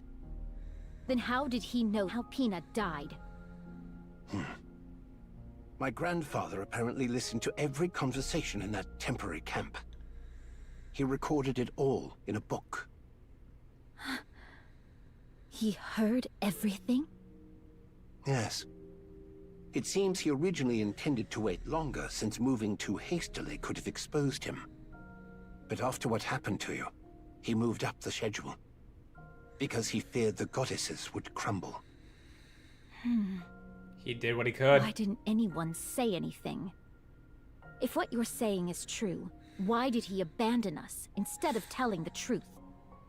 Because even if he told you that entering the Ark meant you would be placed on trial, destroyed politically, and buried under false charges, you would still insist on coming to confirm it for yourselves. That was how deep your trust in the Ark ran, after all. If he'd told you that there was a problem in the Ark, and that he'd contact you later, you would never have left the Ark's entrance. Because your concern for the Ark ran that deep. From my grandfather's perspective, he needed a lie that was convincingly realistic. A lie that would keep you away from the Ark. Even if it bred hatred, rage, or a thirst for revenge. Even if it meant you would one day return to exact that revenge. He wanted to make sure you never wished to set eyes on the Ark again. Then why didn't he call us back afterward? The Ark had long been dominated by VTC, and VTC would never have tolerated your existence. There was nothing he could do, since they were too powerful. So my grandfather filed a false report saying the Goddess Squad had deserted. Later, after VTC was destroyed, the situation improved.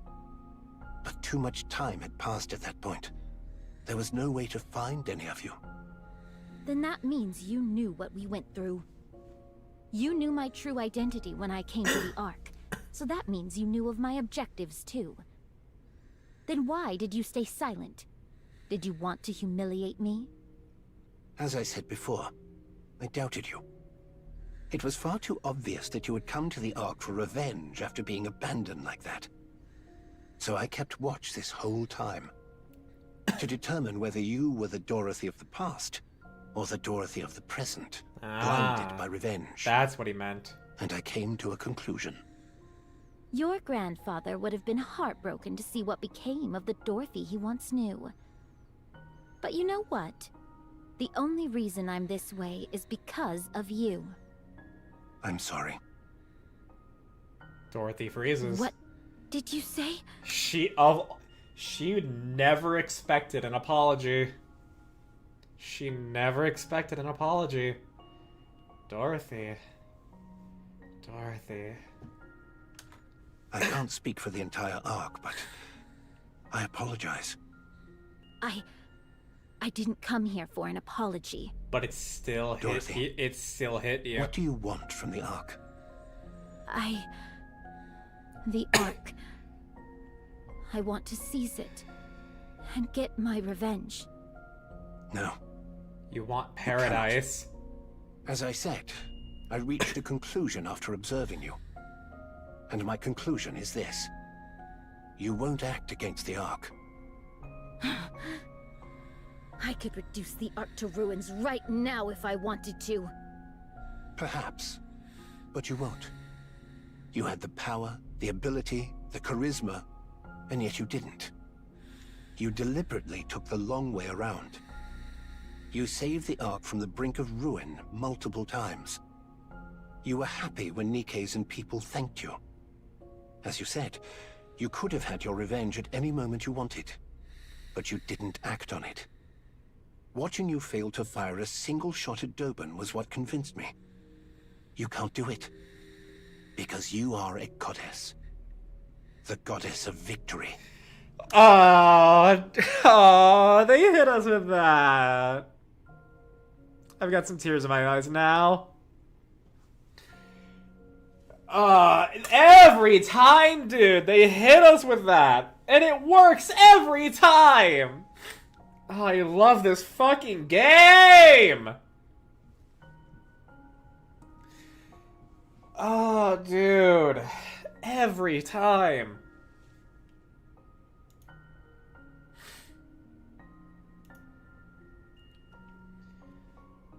It's never a cheap shot because it's earned. It's fucking earned.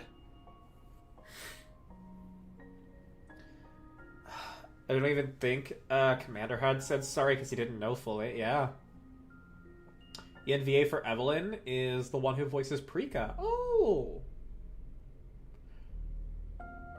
I knew, but it's better now. Only slightly, and you know that there are good people in the Ark. You still love the Ark. You still love humanity. And the fucking parallels Dorothy has with the niece. Like, I fucking need, dude, to look at the writer's room at Shift Up. I need to see that fucking writer's room. I need to see how it is they've constructed this fucking beautiful web of, like, character arcs and large-scale narrative. Have all of these plot threads run parallel to one another, and yet at the same time, others that are running parallel to others just don't intersect at all. Like, I need to see how they structured their writing of this. I need to know. Oh my gosh. So where does the idle Red Rappy and idle Doro come into play? And you are always the goddess of victory. Dorothy would still be justified in taking her revenge, but she's so amazing for rising above it. They write first, then design after? Well, yeah. Like, I know that. But I'm talking about, like, how did they structure... Like, how did they plan out? How did they, like, write their notes? How did they plan together to craft the narrative such as this? How did they do it? I'm not saying it can't be done, but I am asking, how did they do it? Multiple writers. Also, obvious. I want to know what their process was like. Korean story writers just built different. Hey. I know Germans that do it as well. Signalis. And we all know the French did it as well. This is stuff bringing it all to the top, reminding me of personal truth. I love counters. I love loads of characters, but Dorothy, my favorite character, my goddess of victory.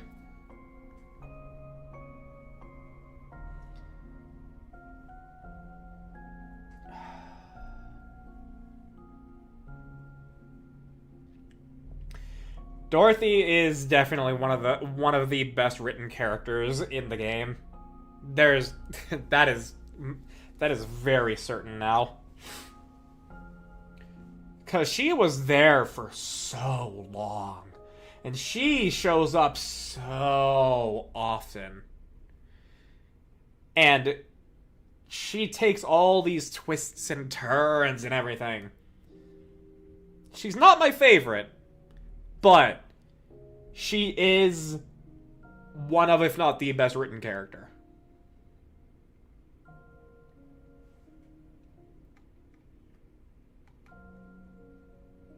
If we'll get Nikke anime, I want Ufotable to animate so we get eye candy fight scenes.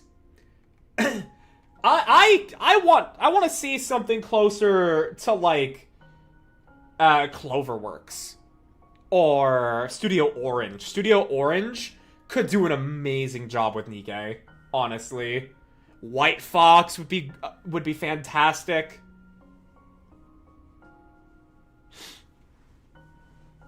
But yeah, I think, like, Orange would nail it. After watching Trigun Stampede and Stargaze, Orange would capture the 3D animation that we already have in Nikke.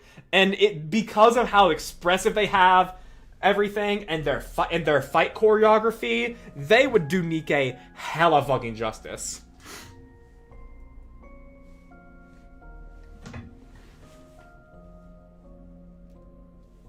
Orange really doesn't miss either. Yeah, the ones I know they do are Trigun Stampede, Trigun Stargaze, and Land of the Lustrous. I don't remember any other products they make, but I also fully believe I will like Land of the Lustrous. Beastars. I have not watched Beastars, actually, but good to know. So long as Anise is beautiful, all is good with me. Hell yeah. I think they should just make a team to do a show in-house with Stellar Blade Engine or something. I mean, that would work. It would most certainly be a cheaper option. But, I don't know, like, Stellar Blade is, like, in terms of fidelity, looks really good, but its style is just slightly off of what I think would best represent Nikke. Like, Scarlet does look good in Stellar Blade, but she doesn't look, you know, like how I feel like she would be best represented. Maybe Side Games could do it.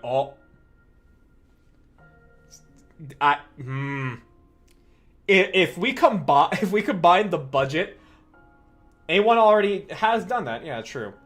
But if we combine the quality and budget of Side Games with the vision and budget of Shift Up, we can make some fucking magic. Seeing Side Games did in-house. Oh, okay. I mean, so Side Games could also still do Nikke. They copy the creators of Uma Musume. They don't copy. Uma Musume makes Nikke. Don't horse in that game. Use guns in the... Taiki Shuttle. Taiki Shuttle actually does have a pistol. Shift Up probably could. They very likely could. I grab A1 to... Yeah. If A1 is already associated with them, I don't see why they wouldn't try getting A1 to do an anime adaptation.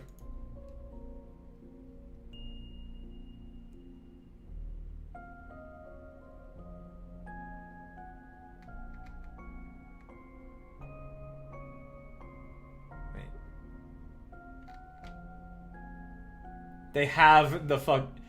They have the fuck you money. Okay, I like, because you put the asterisk next to Shave, I'm like, what did you try saying that Shave was correcting? But no, in fact, you were, like, having to correct yourself there for they have the fuck you money. So, yeah, so, confusion is cleared. Forgive me since I'm not into anime much. Is A1 Studio a good studio for animations? Yeah!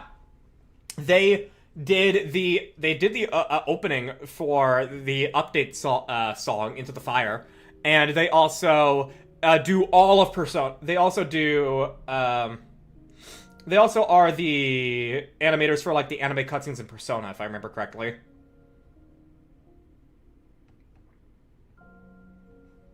A1 Studio is very mixed. A1 is either hit or miss. Yeah, I'm remembering correctly though, right? That they do the anime bits for Persona.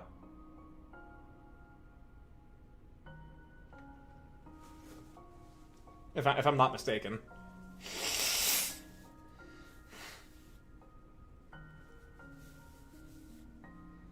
Personality, it's mid compared to Fate. I watched from Ufotable, so kinda biased. I mean, don't get me wrong.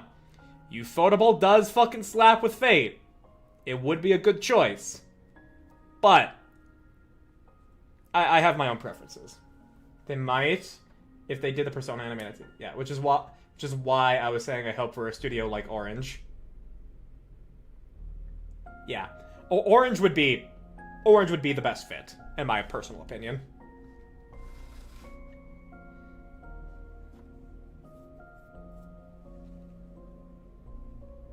P5 anime was it?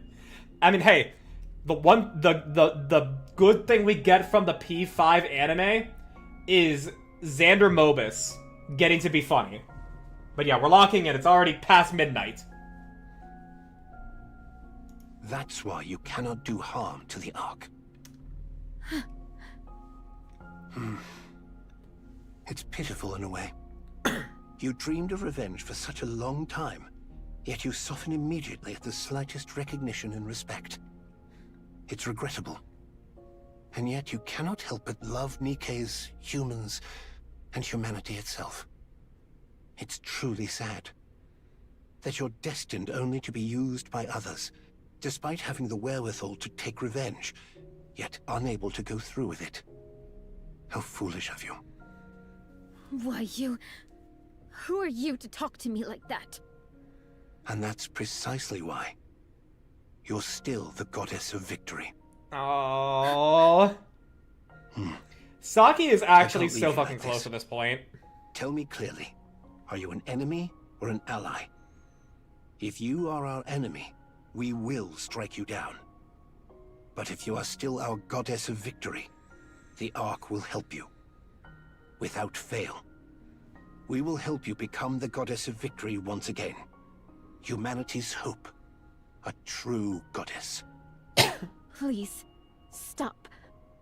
Don't say anymore. Because Dorothy feels like she might start to hope again. Don't do it.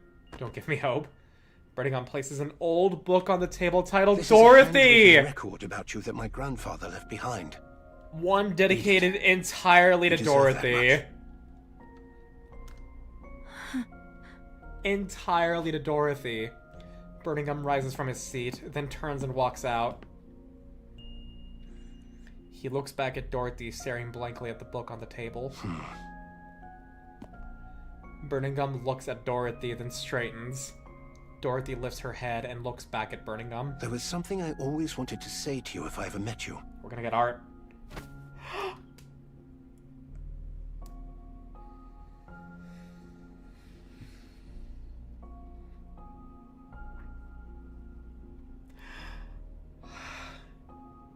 I'm crying.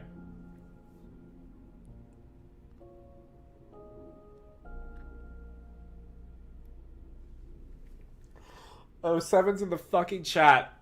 I want O7s from every single chatter right fucking now. Oh my gosh.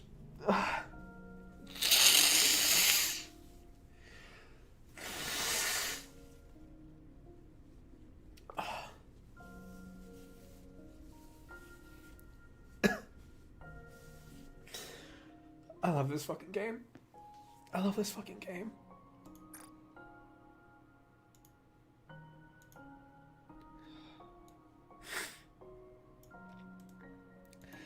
This fucking shot.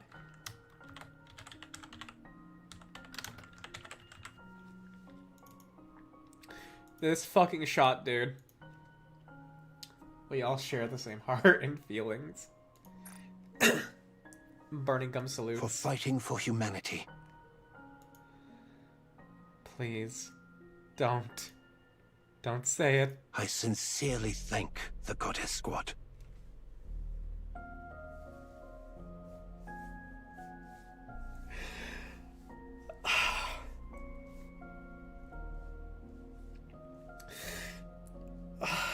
I love this fucking game.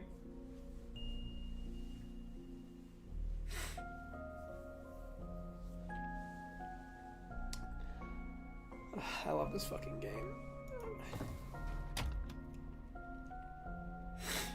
The door closes.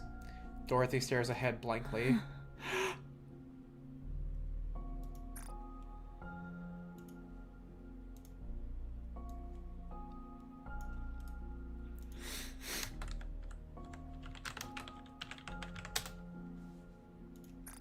No.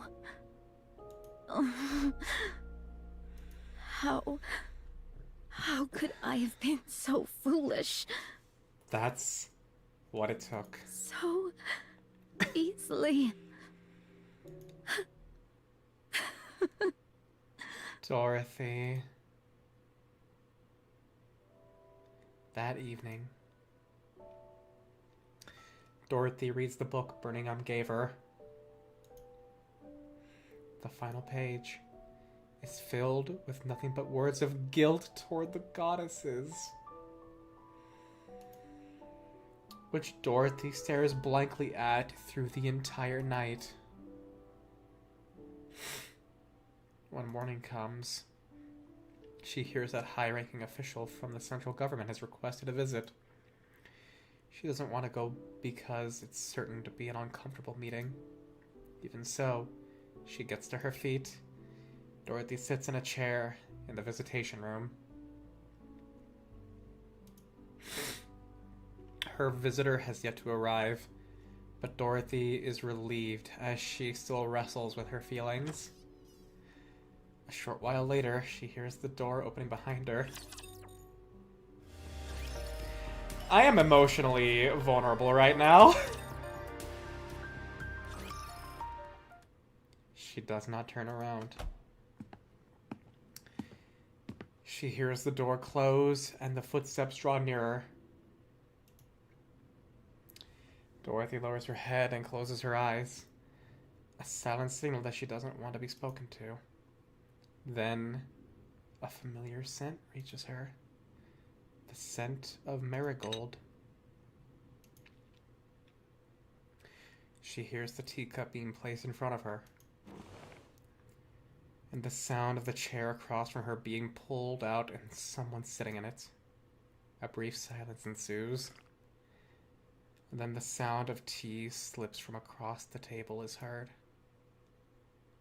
Oh, Dorothy. Dorothy opens her eyes.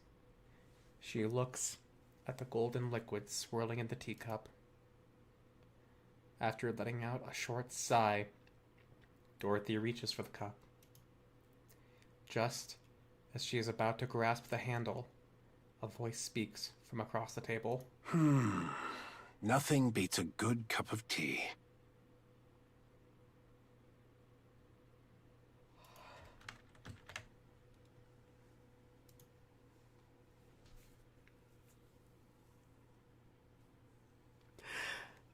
I have happy tears. I'm putting on the sad face. I see you're still as picky as ever.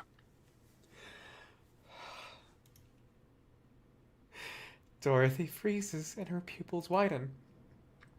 She barely manages to lift her trembling head to look forward.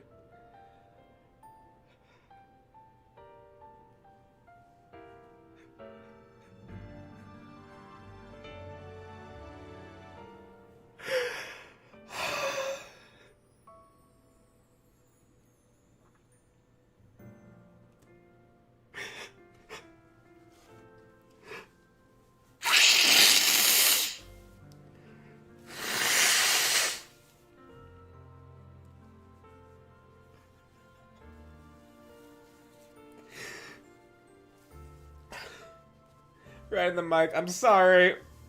I'm sorry. Okay.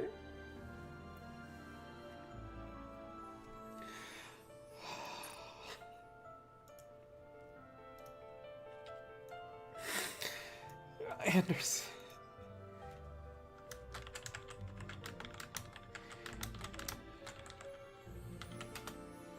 Music.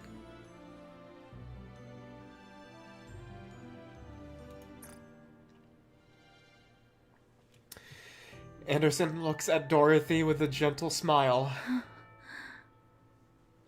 Miss Dorothy. Commander.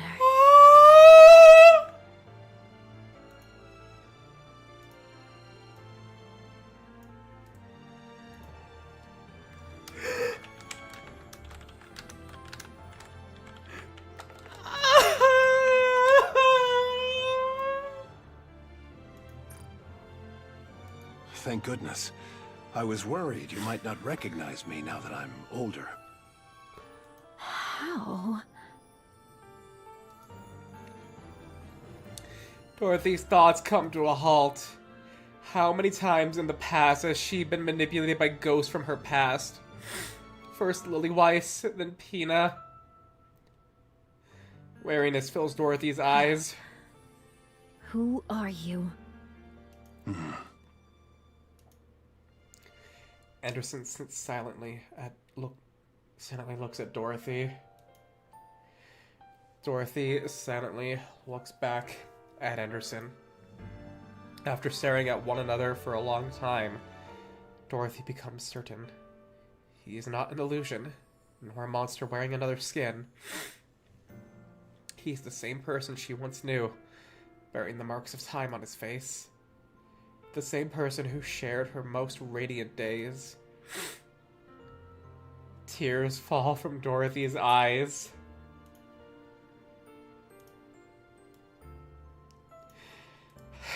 Dorothy.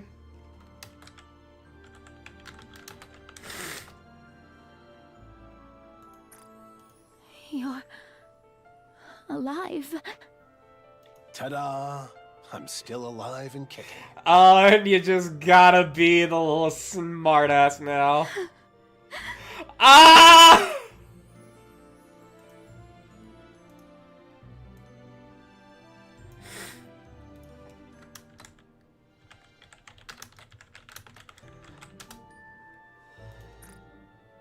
I'm sorry I couldn't come see you sooner. But you've got to admit, reuniting in a prison visitation room is quite dramatic. You fucker! The things you get to see when you live long enough. To think that such a noble lady would end up in a cell. The others would get a real kick out of this. You! You! Oh! You haven't changed at all. There's a bit more intensity in your eyes, but you're exactly the same.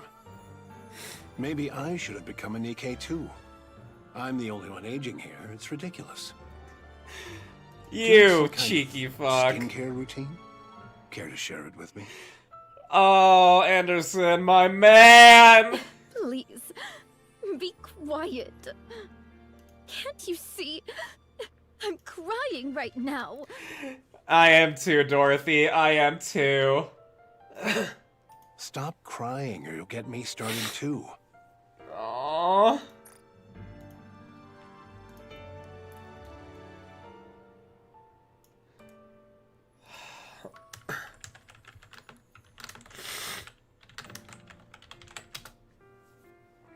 They're spoiling us with this art as well, dude.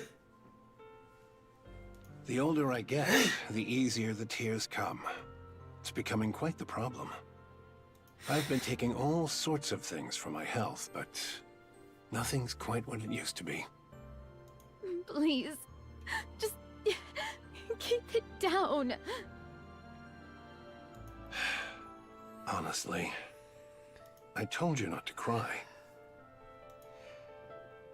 Only the sound of Dorothy's sobs echo through the visitation room.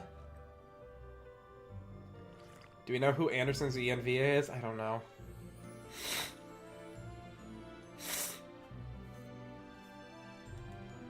Dorothy brings the tea to her lips. Not bad at all. The leaves are good, and it's well brewed.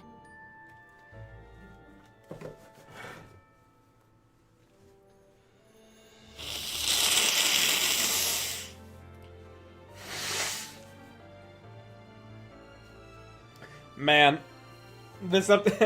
If only the half anniversary happened in June, we could have had this whole update take place around Father's Day. 'Cause they fucking deserve it.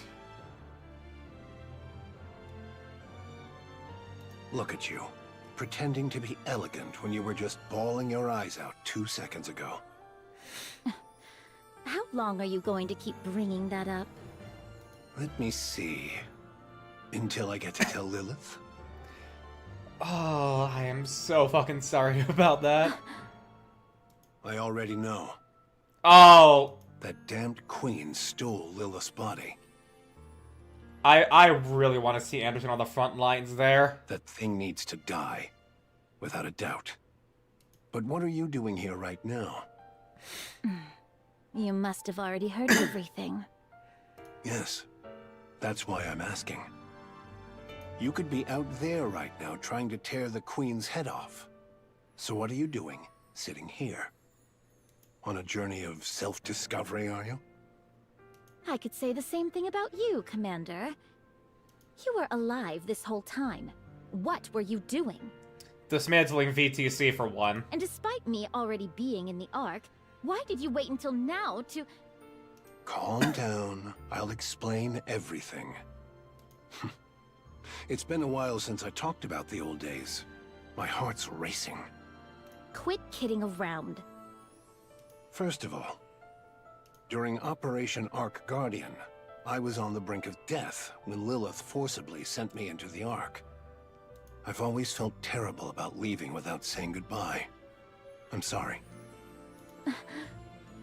I arrived at the Ark and I received treatment, somehow managing to cling on to life.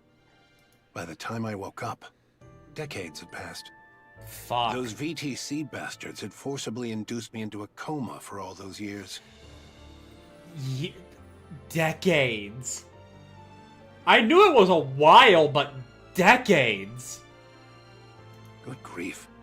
I'm sure that technology was never designed to be used as such. He didn't... Dude, fuck the VTC, man. Fuck the church. So, VTC did that to keep you in check. But you can't keep a good man down. Yes. You heard that from Burning Gum? No, I read it in the book. Ah, that book. It's quite well written, though it skims through my exploits a bit too much for my liking. Ha ha. But it was a fine book. Ha ha.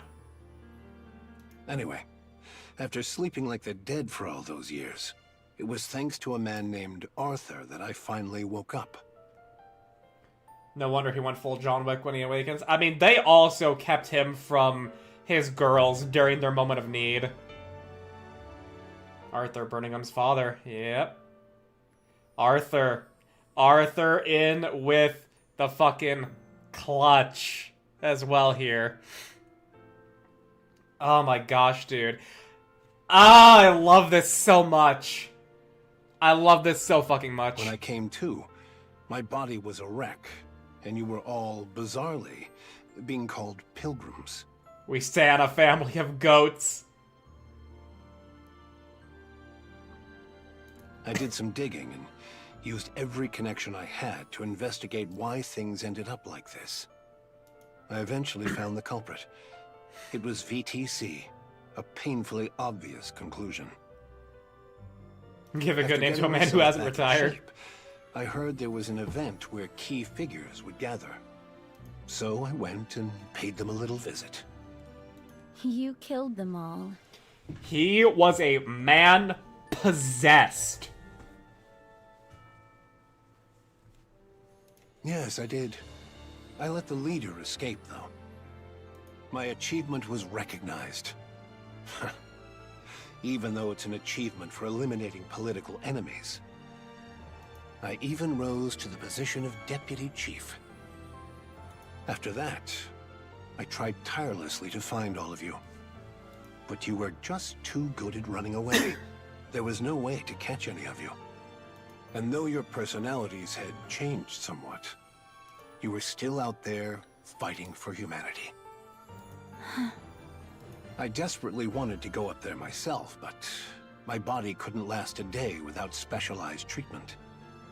And considering the mortality rates up on the surface, sending someone else up was too risky a proposition. So, I left things as they were.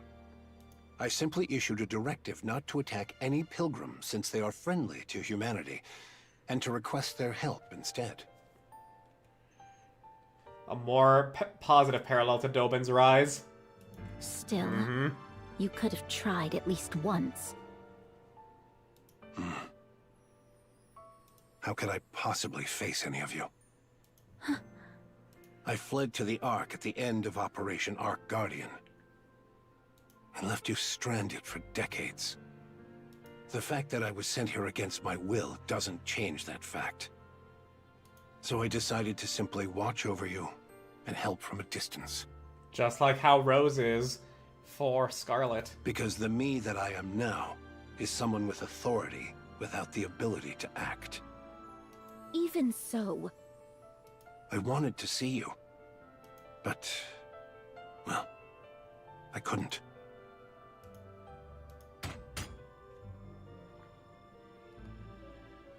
Anderson lightly taps his side with his fist. A metallic thud echoes. I can no longer be the commander who charges into battle alongside you. It's embarrassing. So after stepping back from the front lines, I did what I could to help with surface reclamation efforts. I cleaned up the mess we had for a military, rewrote our combat manuals. I worked quite hard, in whatever way I could. Damn straight. But things were a disaster. After 2 failed surface reclamation wars, the Ark was in shambles. So I've been managing the fallout ever since, right up to now. Well then, I suppose that covers my sob story. I love seeing him be like his legendary commander self. You're wondering why I never came to see you after you got to the Ark, aren't you? After all, you made such a flashy entrance, appearing like an angel from above. There's no way I wouldn't have known. Yes. Let's hear it. I knew everything about your situation. I knew better than anyone why you'd come to the Ark. That's why I stayed away. What on earth are you saying? Because if you had asked me to destroy the Ark together, I would have agreed. Yeah. Yeah. He is a good dad. But this dude, if only the anniversary could have happened in June. We could have had this update happen around Father's Day, and it would have been perfect. Cause this whole past update has just been celebrating the dads of Nikke. And then some dumb shit came in with no memory, and I was reminded of myself. That's why I wouldn't do it, because I love you that much. I would have smashed the Ark with you and cheered for Eden. The Ark matters. Like it or not, it is humanity's last refuge. It must be protected at all costs. It's celebrating the dads of Nikke except us. That is why I went to Birmingham. He has a sharp eye for people and good instincts. He's a talented man with no flaws, aside from his weight. Haha. We're gonna have an ad break in a minute and a half for those of you, so hopefully I'll finish the scene. If not, then you know the drill at this point. I asked him to determine your true intentions. If you were still the same as before, the Ark would help you. We couldn't leave Anise behind again. But if you were truly intent on destroying the Ark... You told him to kill me? Yes. Wait, let me double check here. Ah. Gotta put down someone who... You would do that to me? The hero who is forced to cut down a fallen comrade. Talk about a cliché. On the other hand... He couldn't.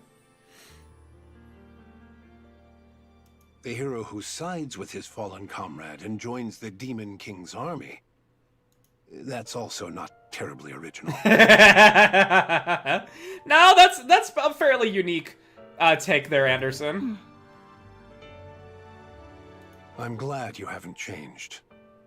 Commander, I've changed a lot.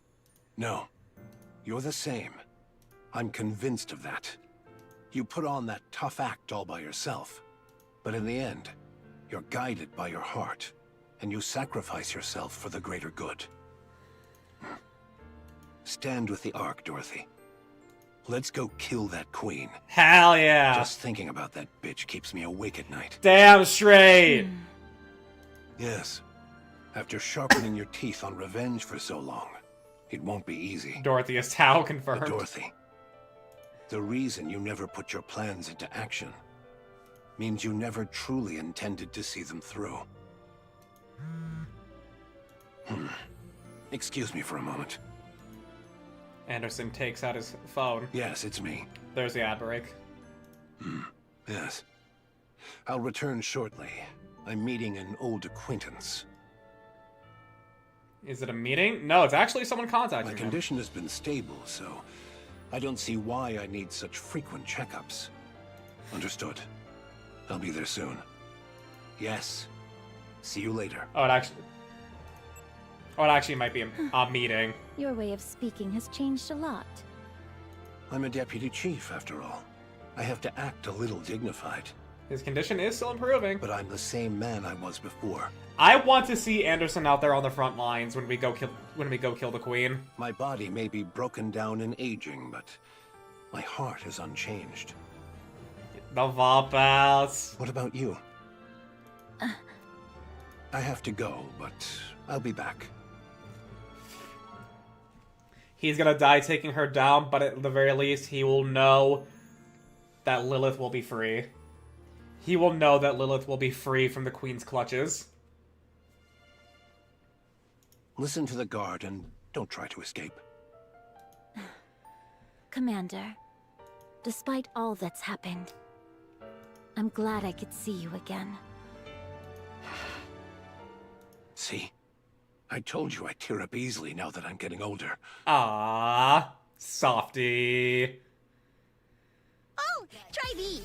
They're apparently mint chocolate seafood chips. Mint chocolate seafood chips. How fishy are we talking? Ah, the counters. Sounds like a gourmet haute cuisine snack. We've adopted Dorothy. She has discerning taste. We've adopted I'm not Dorothy. eating that. Ah, I need the full pan out. Wow, this fried ramen is really good. It's salty, spicy, and it just hits the spot. We've adopted Dorothy.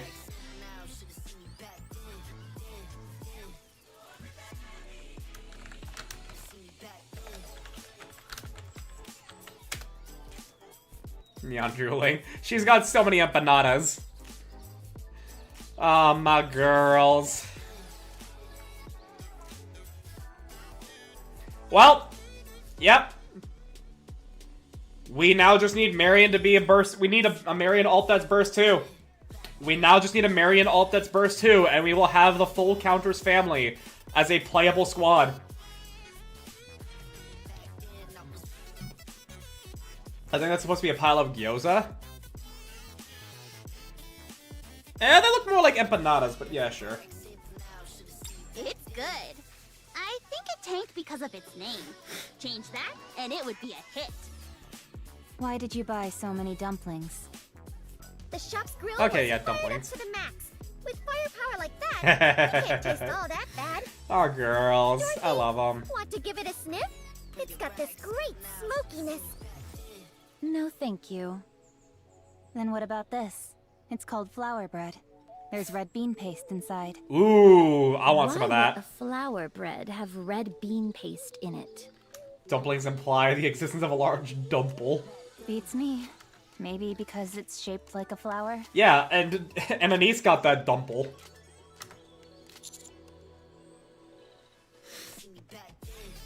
Dorothy tries so hard to not have fun. That's just how she is. She's Little Miss Priss. She's a little priss, but we love her.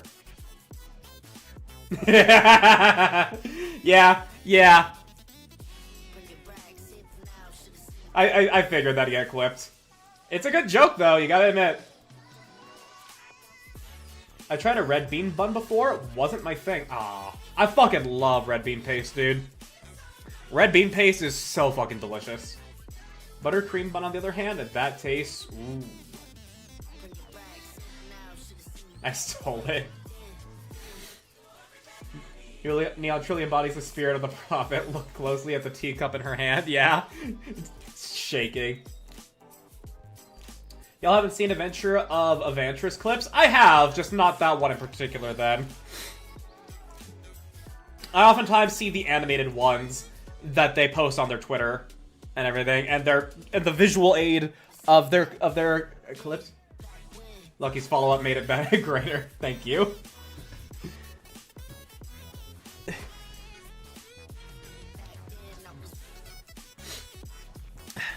Now that you mention it, there are a lot of different breads like that. Fish-shaped bread, for example. Yeah, taiyaki. Oh, I read in a book that they used to put real fish in fish bread. What kind of weird books are you even reading? By the way, Dorothy, why are you eating? We brought all of this for you. You say that, but all of you seem to be doing the eating. Because you're refusing everything even if we spoon-feed you. You haven't spoon-fed me anything yet. Fine. Then open wide and say ah. See? Even if we spoon-feed you, you won't eat. I want to see this animated a lot. There. Why did you stick your fingers in? I love them. Since you are done eating, could you leave now? Dorothy with her 3 younger say, hey, yo? We haven't even started.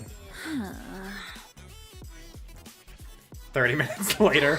That was delicious. Shall we get going then? Yeah. Let's grab some coffee on the way. I feel like I'm gonna burst. Oh, Dorothy, be sure to eat the creme brulee today, otherwise it'll spoil. Are you She's really so leaving? exasperated. Hmm? Yeah, were you finished eating after all? Did you not come because you had something to say? The truth is, we are here because I just wanted to see you. Look at how happy Rappy is. Hey! You said you wanted to see it too! But how are your clothes so clean after all this time in here? Do you sleep standing up? Replay Rappy's line? Well, give me a second. Give me a second to, screenshot this.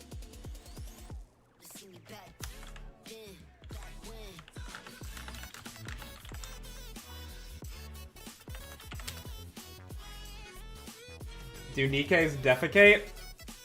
I mean, they're designed to function like humans. The truth is, we are here because Anise wanted to see you in a prison uniform. I mean, who, raise your hand if you would also like to see Dorothy in a prison outfit, not in the context of her being a prisoner. Now Anisa's response. Hey! You said you wanted to see it too! Rappy got around that rule. But yeah, I don't know about you! Like, if it were outside the context of her being a prisoner, I'd like to see Dorothy in a prisoner outfit. They could work on her. Alright. Especially with how Nikke does things. Like, imagine if she was dressed like how original Quincy was. That would work. Do you have any letters you want delivered? People in prison tend to write a lot of letters to the outside. Is it like Quincy? Yeah, I'm imagining OG Quincy, not Phantom Thief Quincy. They really are a group of goobers. They're our family.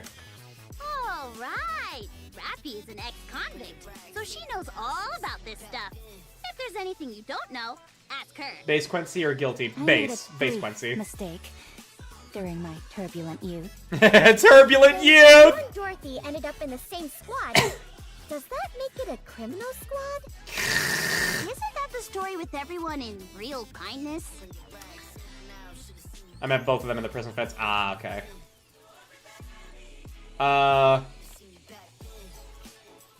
She totally was in the rehab center. Please get out. We still have more. Well, we resolved that. We've got 3 more.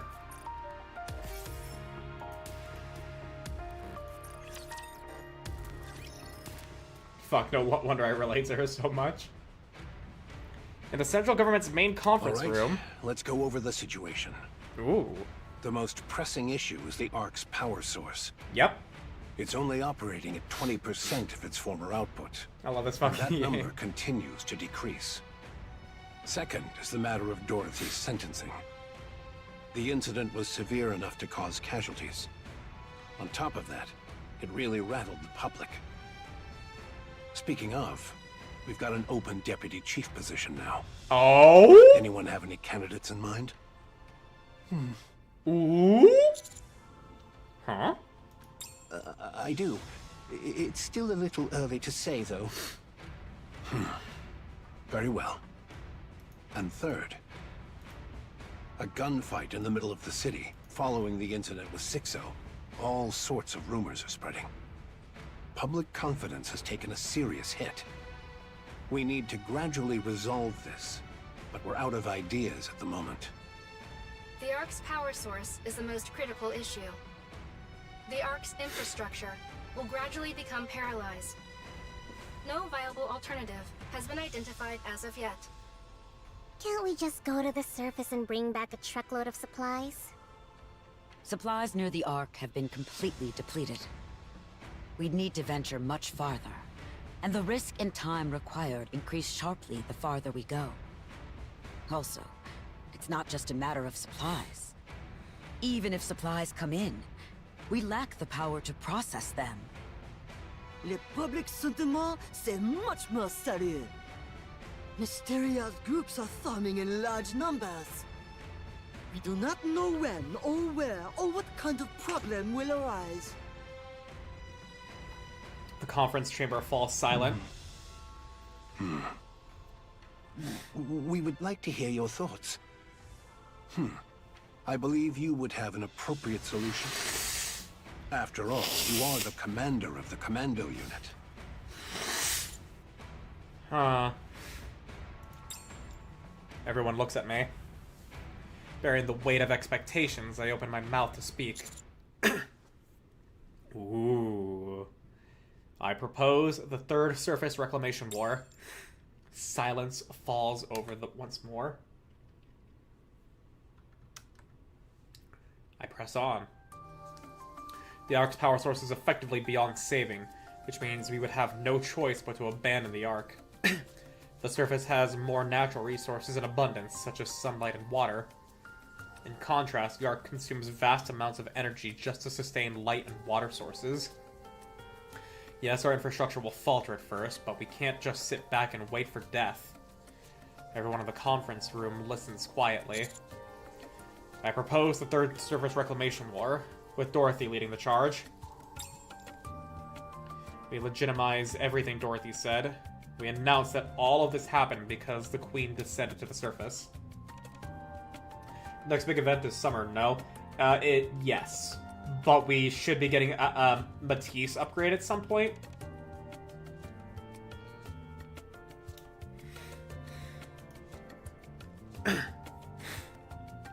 We attribute the string of incidents that occurred in the Ark to the Queen. The central government kept all this secret to prepare for the Third Surface Reclamation War. But in the wake of Dorothy's revelation, decided to go public to prevent anything worse.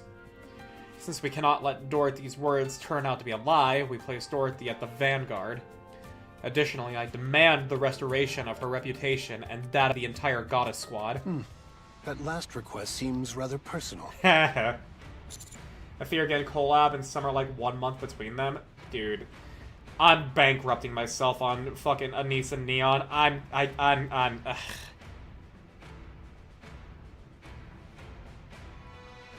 Should be too much. Like, if the collab better be a property that I don't give a shit about. If it's 40k, I'm gonna crash the fuck out.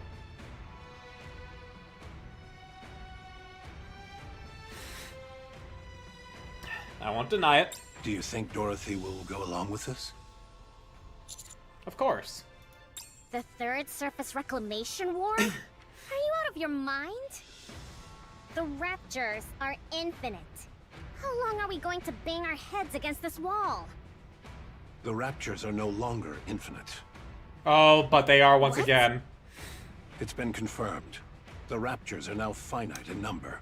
Warhammer 40k, aren't they all male Space Marines? Yes, but we have Eldar, which could be male or female. We have Tau, which could be male or female, and specialized in guns. We have the Adeptus Sororitas, which are all female, and they have flamers.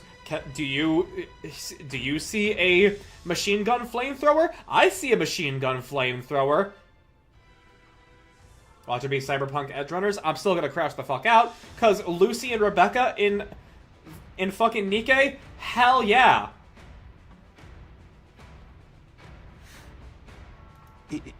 Enoch verified it. Imagine the new production isn't anywhere near where it once was. I mean, it's picking back up. And some modern books have female Marines. No, it's specifically Custodes. The people that stand guard at the throne, at the Golden Throne of Terra. They've written in female Custodes.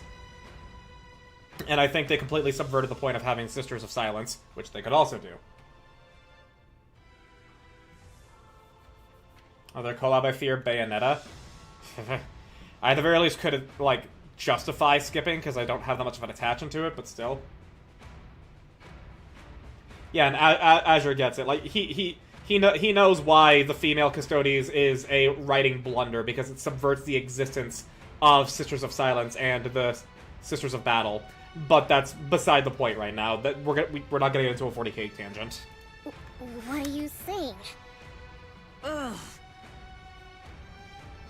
To summarize, the Ark can no longer serve as humanity's home. The Queen has descended. The Raptures are no longer infinite. With Eden's new technology, our equipment production output is sufficient. the Ark's strength is at its peak. And our comrades on the surface will be a great asset to us. The time for the Third Surface Reclamation War is now. If we don't do this now, it'll be impossible later. I agree. We haven't even put this to a vote yet. I'm fully in agreement. We're talking about surface reclamation. Doesn't just the thought of it make your heart race? This is the moment Elysian has been walking the tactical path toward. Onward, AZX! Onward, Admire! We actually get to see them. Wings of Victor! Ah. Pipe down, Miss Tactical. Ingrid actually getting worked up. My apologies. I got a bit carried away there. Nah, it's okay, Ingrid. Will this be another large-scale surface deployment? Wings of Victory. Did you find it? I forget. Is the Over the Horizon squad Elysian? Did you guys see Absolute and Matisse Idol? I did. I fell in love. Yes, they are. Yep. We're gonna be rebuilding the Wings of Victory, boys. Can you fucking imagine having all of the counters on top of the Wings of Victory? Oh, baby.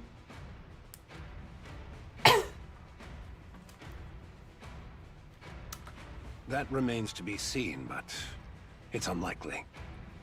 In many ways, this may well be our last opportunity. Right? Fine. I'll run a check on that function. Give us a nice Over the Horizon event so we can fuck with the Wings of Victory. Consistently, so there shouldn't be a problem. Much appreciated. Huh? What? You didn't know? The Ark can rise to the surface. I mean, I'm gonna voice the commander going, what? But, I mean, this makes sense. We sealed the Ark. I figured that the process of sealing the Ark was that, like, because of how you fucking build the Ark, it would be that it's, like, you build... What? Like, it's a bit of a surprise, but it makes sense to me. Like, with how the Ark is constructed and how they talked about sealing it and all that, it makes sense to me that it could do that. Knowing that that's confirmation there is a bit surprising, so yeah.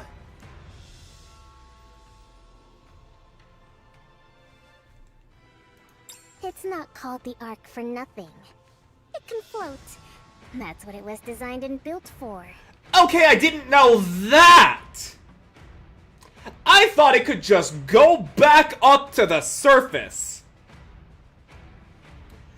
But it can just float? Guess what that means? It means a lot of things. We don't need to displace the populace. You're right, we don't. We still are gonna be doing this, though. We have the Admire. We have a battleship instead of a giant ship. The Ark can rise to the surface? Yes. How many times do I have to say it? It rises. It can go up. Yeah. I can't believe it. Enoch, if you would. Yes. I will review the feasibility, timing, and probability of success for the Third Surface Reclamation War. How long will it take? We rise. The report will be ready within 1 month. Good. I'll leave it to you. 1 month. All 1 right. month to prepare. We need the 2 other deputy chiefs to agree on this. A matter of this magnitude requires a unanimous decision. There's no need to worry. The commander-in-chief is still in the same state. The remaining 2 have delegated full authority to me. I see they still have no interest in the Ark. I'd like each of you to begin your research and preparations with the Third Surface Reclamation War's execution in mind. Un moment. What is it, Mustang? You're announcing the Third Surface Reclamation War maintenant? Oh no, certainly not! Public morale is at its absolute lowest. Yeah, and given the history of other To surface declare reclamation war wars. in the middle of this would be catastrophic. I would not be surprised if une revolt occurs. But we have no proper alternative. Our only choice is to push forward. C'est moi! I have the ideal solution! We hold un grand concert to celebrate this third Okay. Strip away the solemnity and march toward a better tomorrow for all of humanity. And voila! That's how we present le festival. That's fair. That makes sense. Moi, excels at this. So we coincide TT Star's farewell concert. Fact. Mais it will cost beaucoup de money. This won't end with just one concert, no! We open concert after concert! Encore, encore! We will captivate the souls of every Ark citizen! Absolument! Entertainment! So Entertainment! Pain and anxiety! Very well. You'll have the central government's backing. I'll leave that part in your hands. C'est bon! Therefore, Commandant. Yeah? TT Star. Yeah! Acts at the third Surface Reclamation War Festival. They must be all numéro un. Absolute. The stars of the Ark. Oh!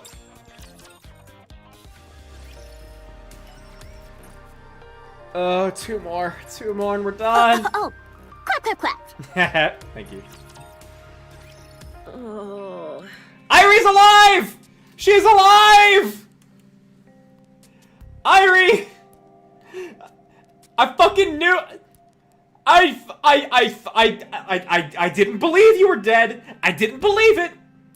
The chat got me all doomer. Chat put the fucking little doomer worms in my brain, thinking that you were fucking dead. Chat was like, oh yeah, no, R.I.P. Irie, R.I.P. Irie, she's fucking gone. I fucking knew you weren't dead. I knew you weren't dead.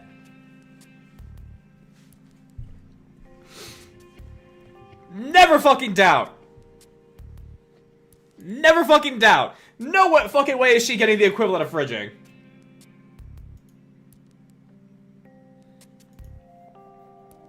Are you with us? Ma'am. Call me instructor. Oh, instructor. I hear you looted the Forbidden Library during the blackout. She took a shot to the head by the deputy chief. She did. But also at the same time, this is Nikke we're talking about here. I never said that. I'm just saying chat in general, because a lot of people were saying R.I.P. Irie. But, like, this is Nikke we're talking about here. They don't just, like, off-screen kill somebody. They don't just kill somebody with a flashback saying, and then this character did this thing. They don't fucking do that. Not once have they done that.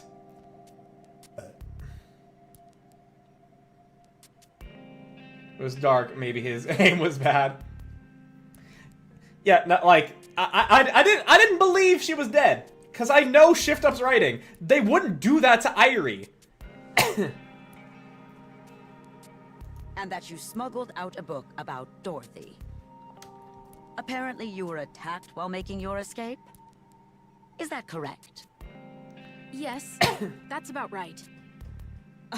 What are you being so brazen about? It's only thanks to Arcana that we found you so quickly. Had we been any I'll get it because I wanted you to have my might experience not stated have been able above. to save you. Yeah, well, you're so scared. But you did save me, didn't you? Oh, what became of our... But this is why I never doom. Since Forbidden Library materials were leaked under her care, she will be punished accordingly. I'm the one who stole it. She's the victim here. Why would you punish the victim? What kind of abuse of power is this? I haven't finished speaking. I should have left you on the curb where I found you.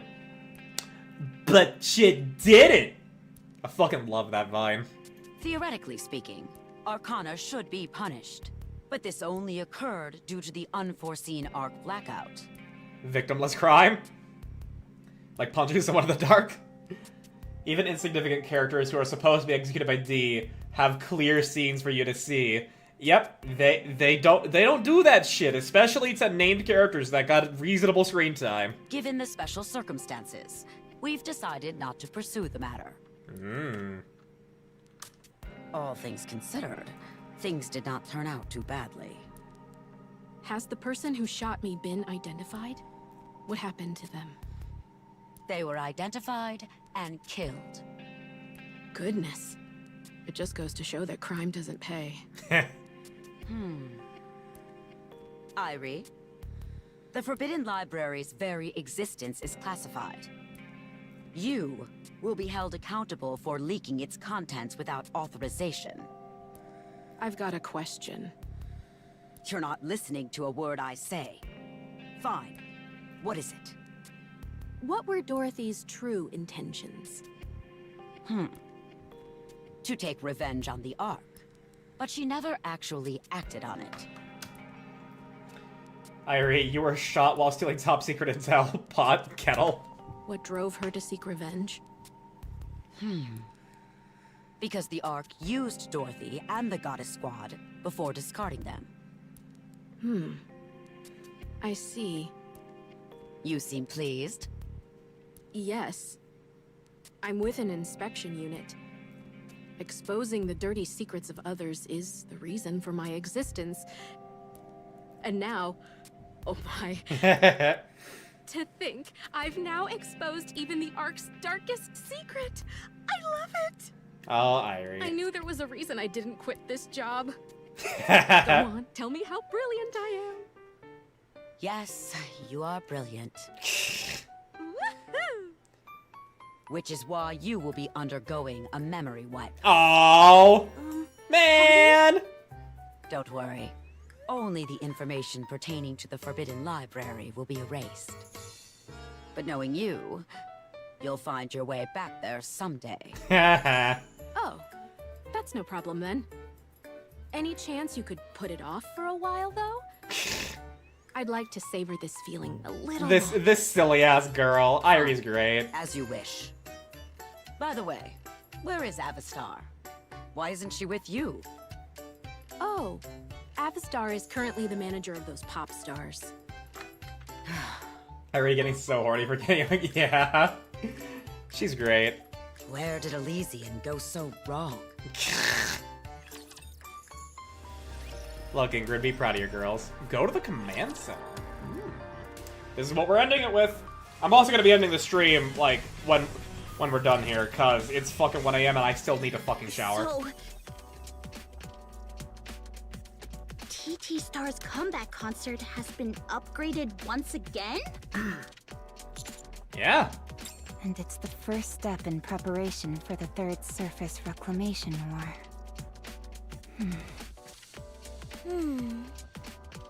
Isn't it a bit much? Tell me about it.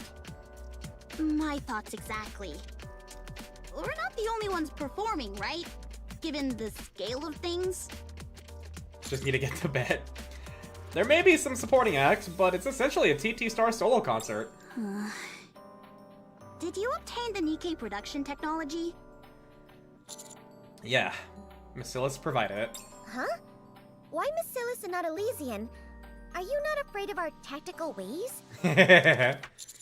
Macilis is best when it comes to Nikke production technology, after all. I suppose that's true. If we've secured the technology, we should head to Eden quickly. It can't be helped. We're short on time, so let's get going. Your participation in the concert is mandatory, Anise. Huh? Me? Yes. I explained to everyone. Thanks to her heroics on Punk Street, shooting down the Black Spire, and also her performance in the recent battle with Sixo, Anise's recognition has greatly increased. All of these achievements occurred inside the Ark and were witnessed by numerous people. As a result, Anise has become one of the most famous Nikkes in the Ark.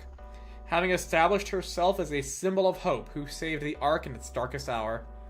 The fate of the entire Ark is at stake with the Third Surface Reclamation War. As a symbol of hope, Anise must stand behind it. Since she has past experience as a pop star, it's a perfect opportunity. That is the position of the central government and Tetra. A symbol. Me? What are y'all seeing? 1 became a maid, 2 became actresses, 3 got new bodies at partner company, and there's something who became an idol manager. Yeah. The other reason we needed to stay for the concert, support our star, but we as a commander heading the Third Surface Reclamation War, yep. Literally the darkest hour. And this will be marking the shift into Act 1 for sure. Hey, we can introduce you both to your niece. And I wager you're a source of hope for a lot of people in the Ark. The Third Surface Reclamation War must not fail, and since you've now become a symbol of hope, you need to inspire the hope in others. You need to show them who you are, Anise. Show them how radiant you are.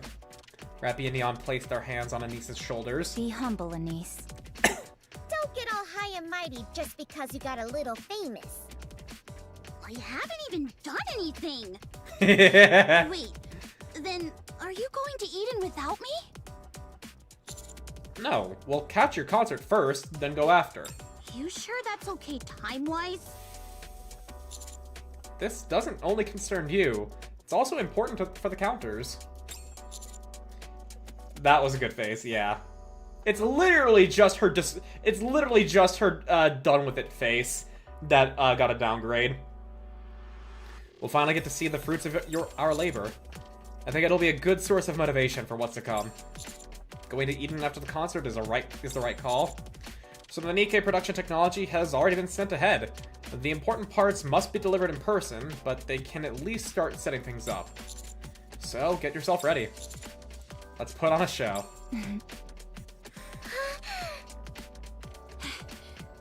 Alright. I'll put on one hell of a show! That's our girl. You'll make sure our tickets are sorted, right? Be sure to give us good seats. Of course! You'll have the best seats in the house, with the best view of my performance. We have to fight Johan for father rights shirtless? Calm down there, buddy. The entire squad is in overspec. We're starting the Third Surface Reclamation War. We need to start bailing on the Ark. We're giving Eden the ability to make their own Nikkes. And this is absolutely enough to say, yeah, we're kicking off Act 1 with the next update. Yeah. No, shit's already gotten real, but we're gonna be fucking going, man. We're going.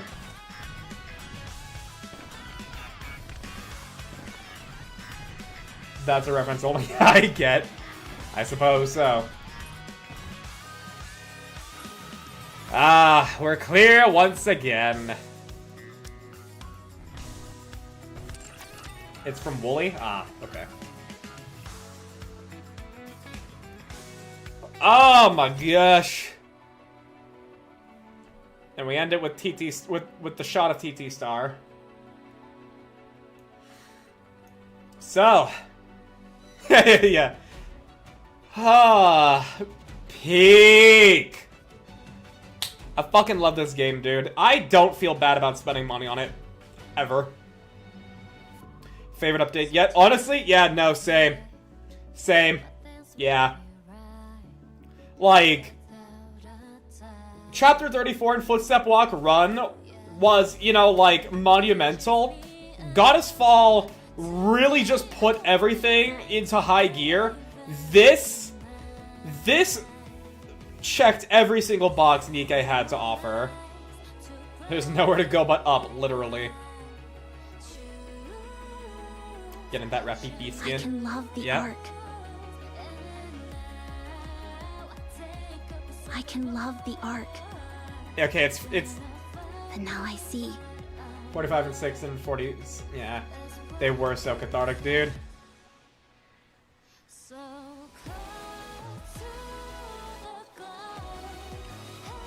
Oh, I fucking love this game, man. This lived up to the hype. Soulblade music, Everglow? I think that is the name of it, yeah. Event. Dude, this game blows me away every update. Every update it blows me away. I fucking love this game, man. Does Nikke ever not live up to the hype? Touche. Touche. Good sir. I can love the art. Bet I go night out. Yep. I think that's where I'm gonna call it here as well. I would normally raid into somebody, but just like what happened. I love the arc. Oh my gosh. And so. Okay, the alt tabbing thing is not working right now. I think gatekeeping people is the Gooner game tag. People are discovering Nikke more and more and more. A lot thanks to the bigger VTubers out there now. I'm very grateful of that. But yeah, normally I would raid out to somebody, but just like what happened on Friday with Warframe, I have streamed for 7 fucking hours, and I am incredibly fucking tired. I need to shower and unwind, and then I'll be going to bed. So, I thank you all for being here. I thank you for watching. I thank you for chatting. I thank you for stopping by both on Twitch and on YouTube. Thank you, Doppelganger Chaos, for that gifted sub, and Pan Panda for the raid, as well as MTC Cocoa Puff for the raid. Hopefully I'll be able to catch at least one of y'all guys' streams at some point. Because stream went so long from yapping, might went so long from banner pulls. Yeah. I can love But yeah, thank you all again. We'll be back with Rogue Trader with Argent tomorrow, and I'm looking forward to that. Who knows, we'll probably be yapping even more. So, I hope y'all have a good night, a good day tomorrow, and a good rest of your week. I'll see you then. We do be yappers. Yep. Have a good night, y'all. I'll see you tomorrow. Bye-bye. One moment. As the song ends.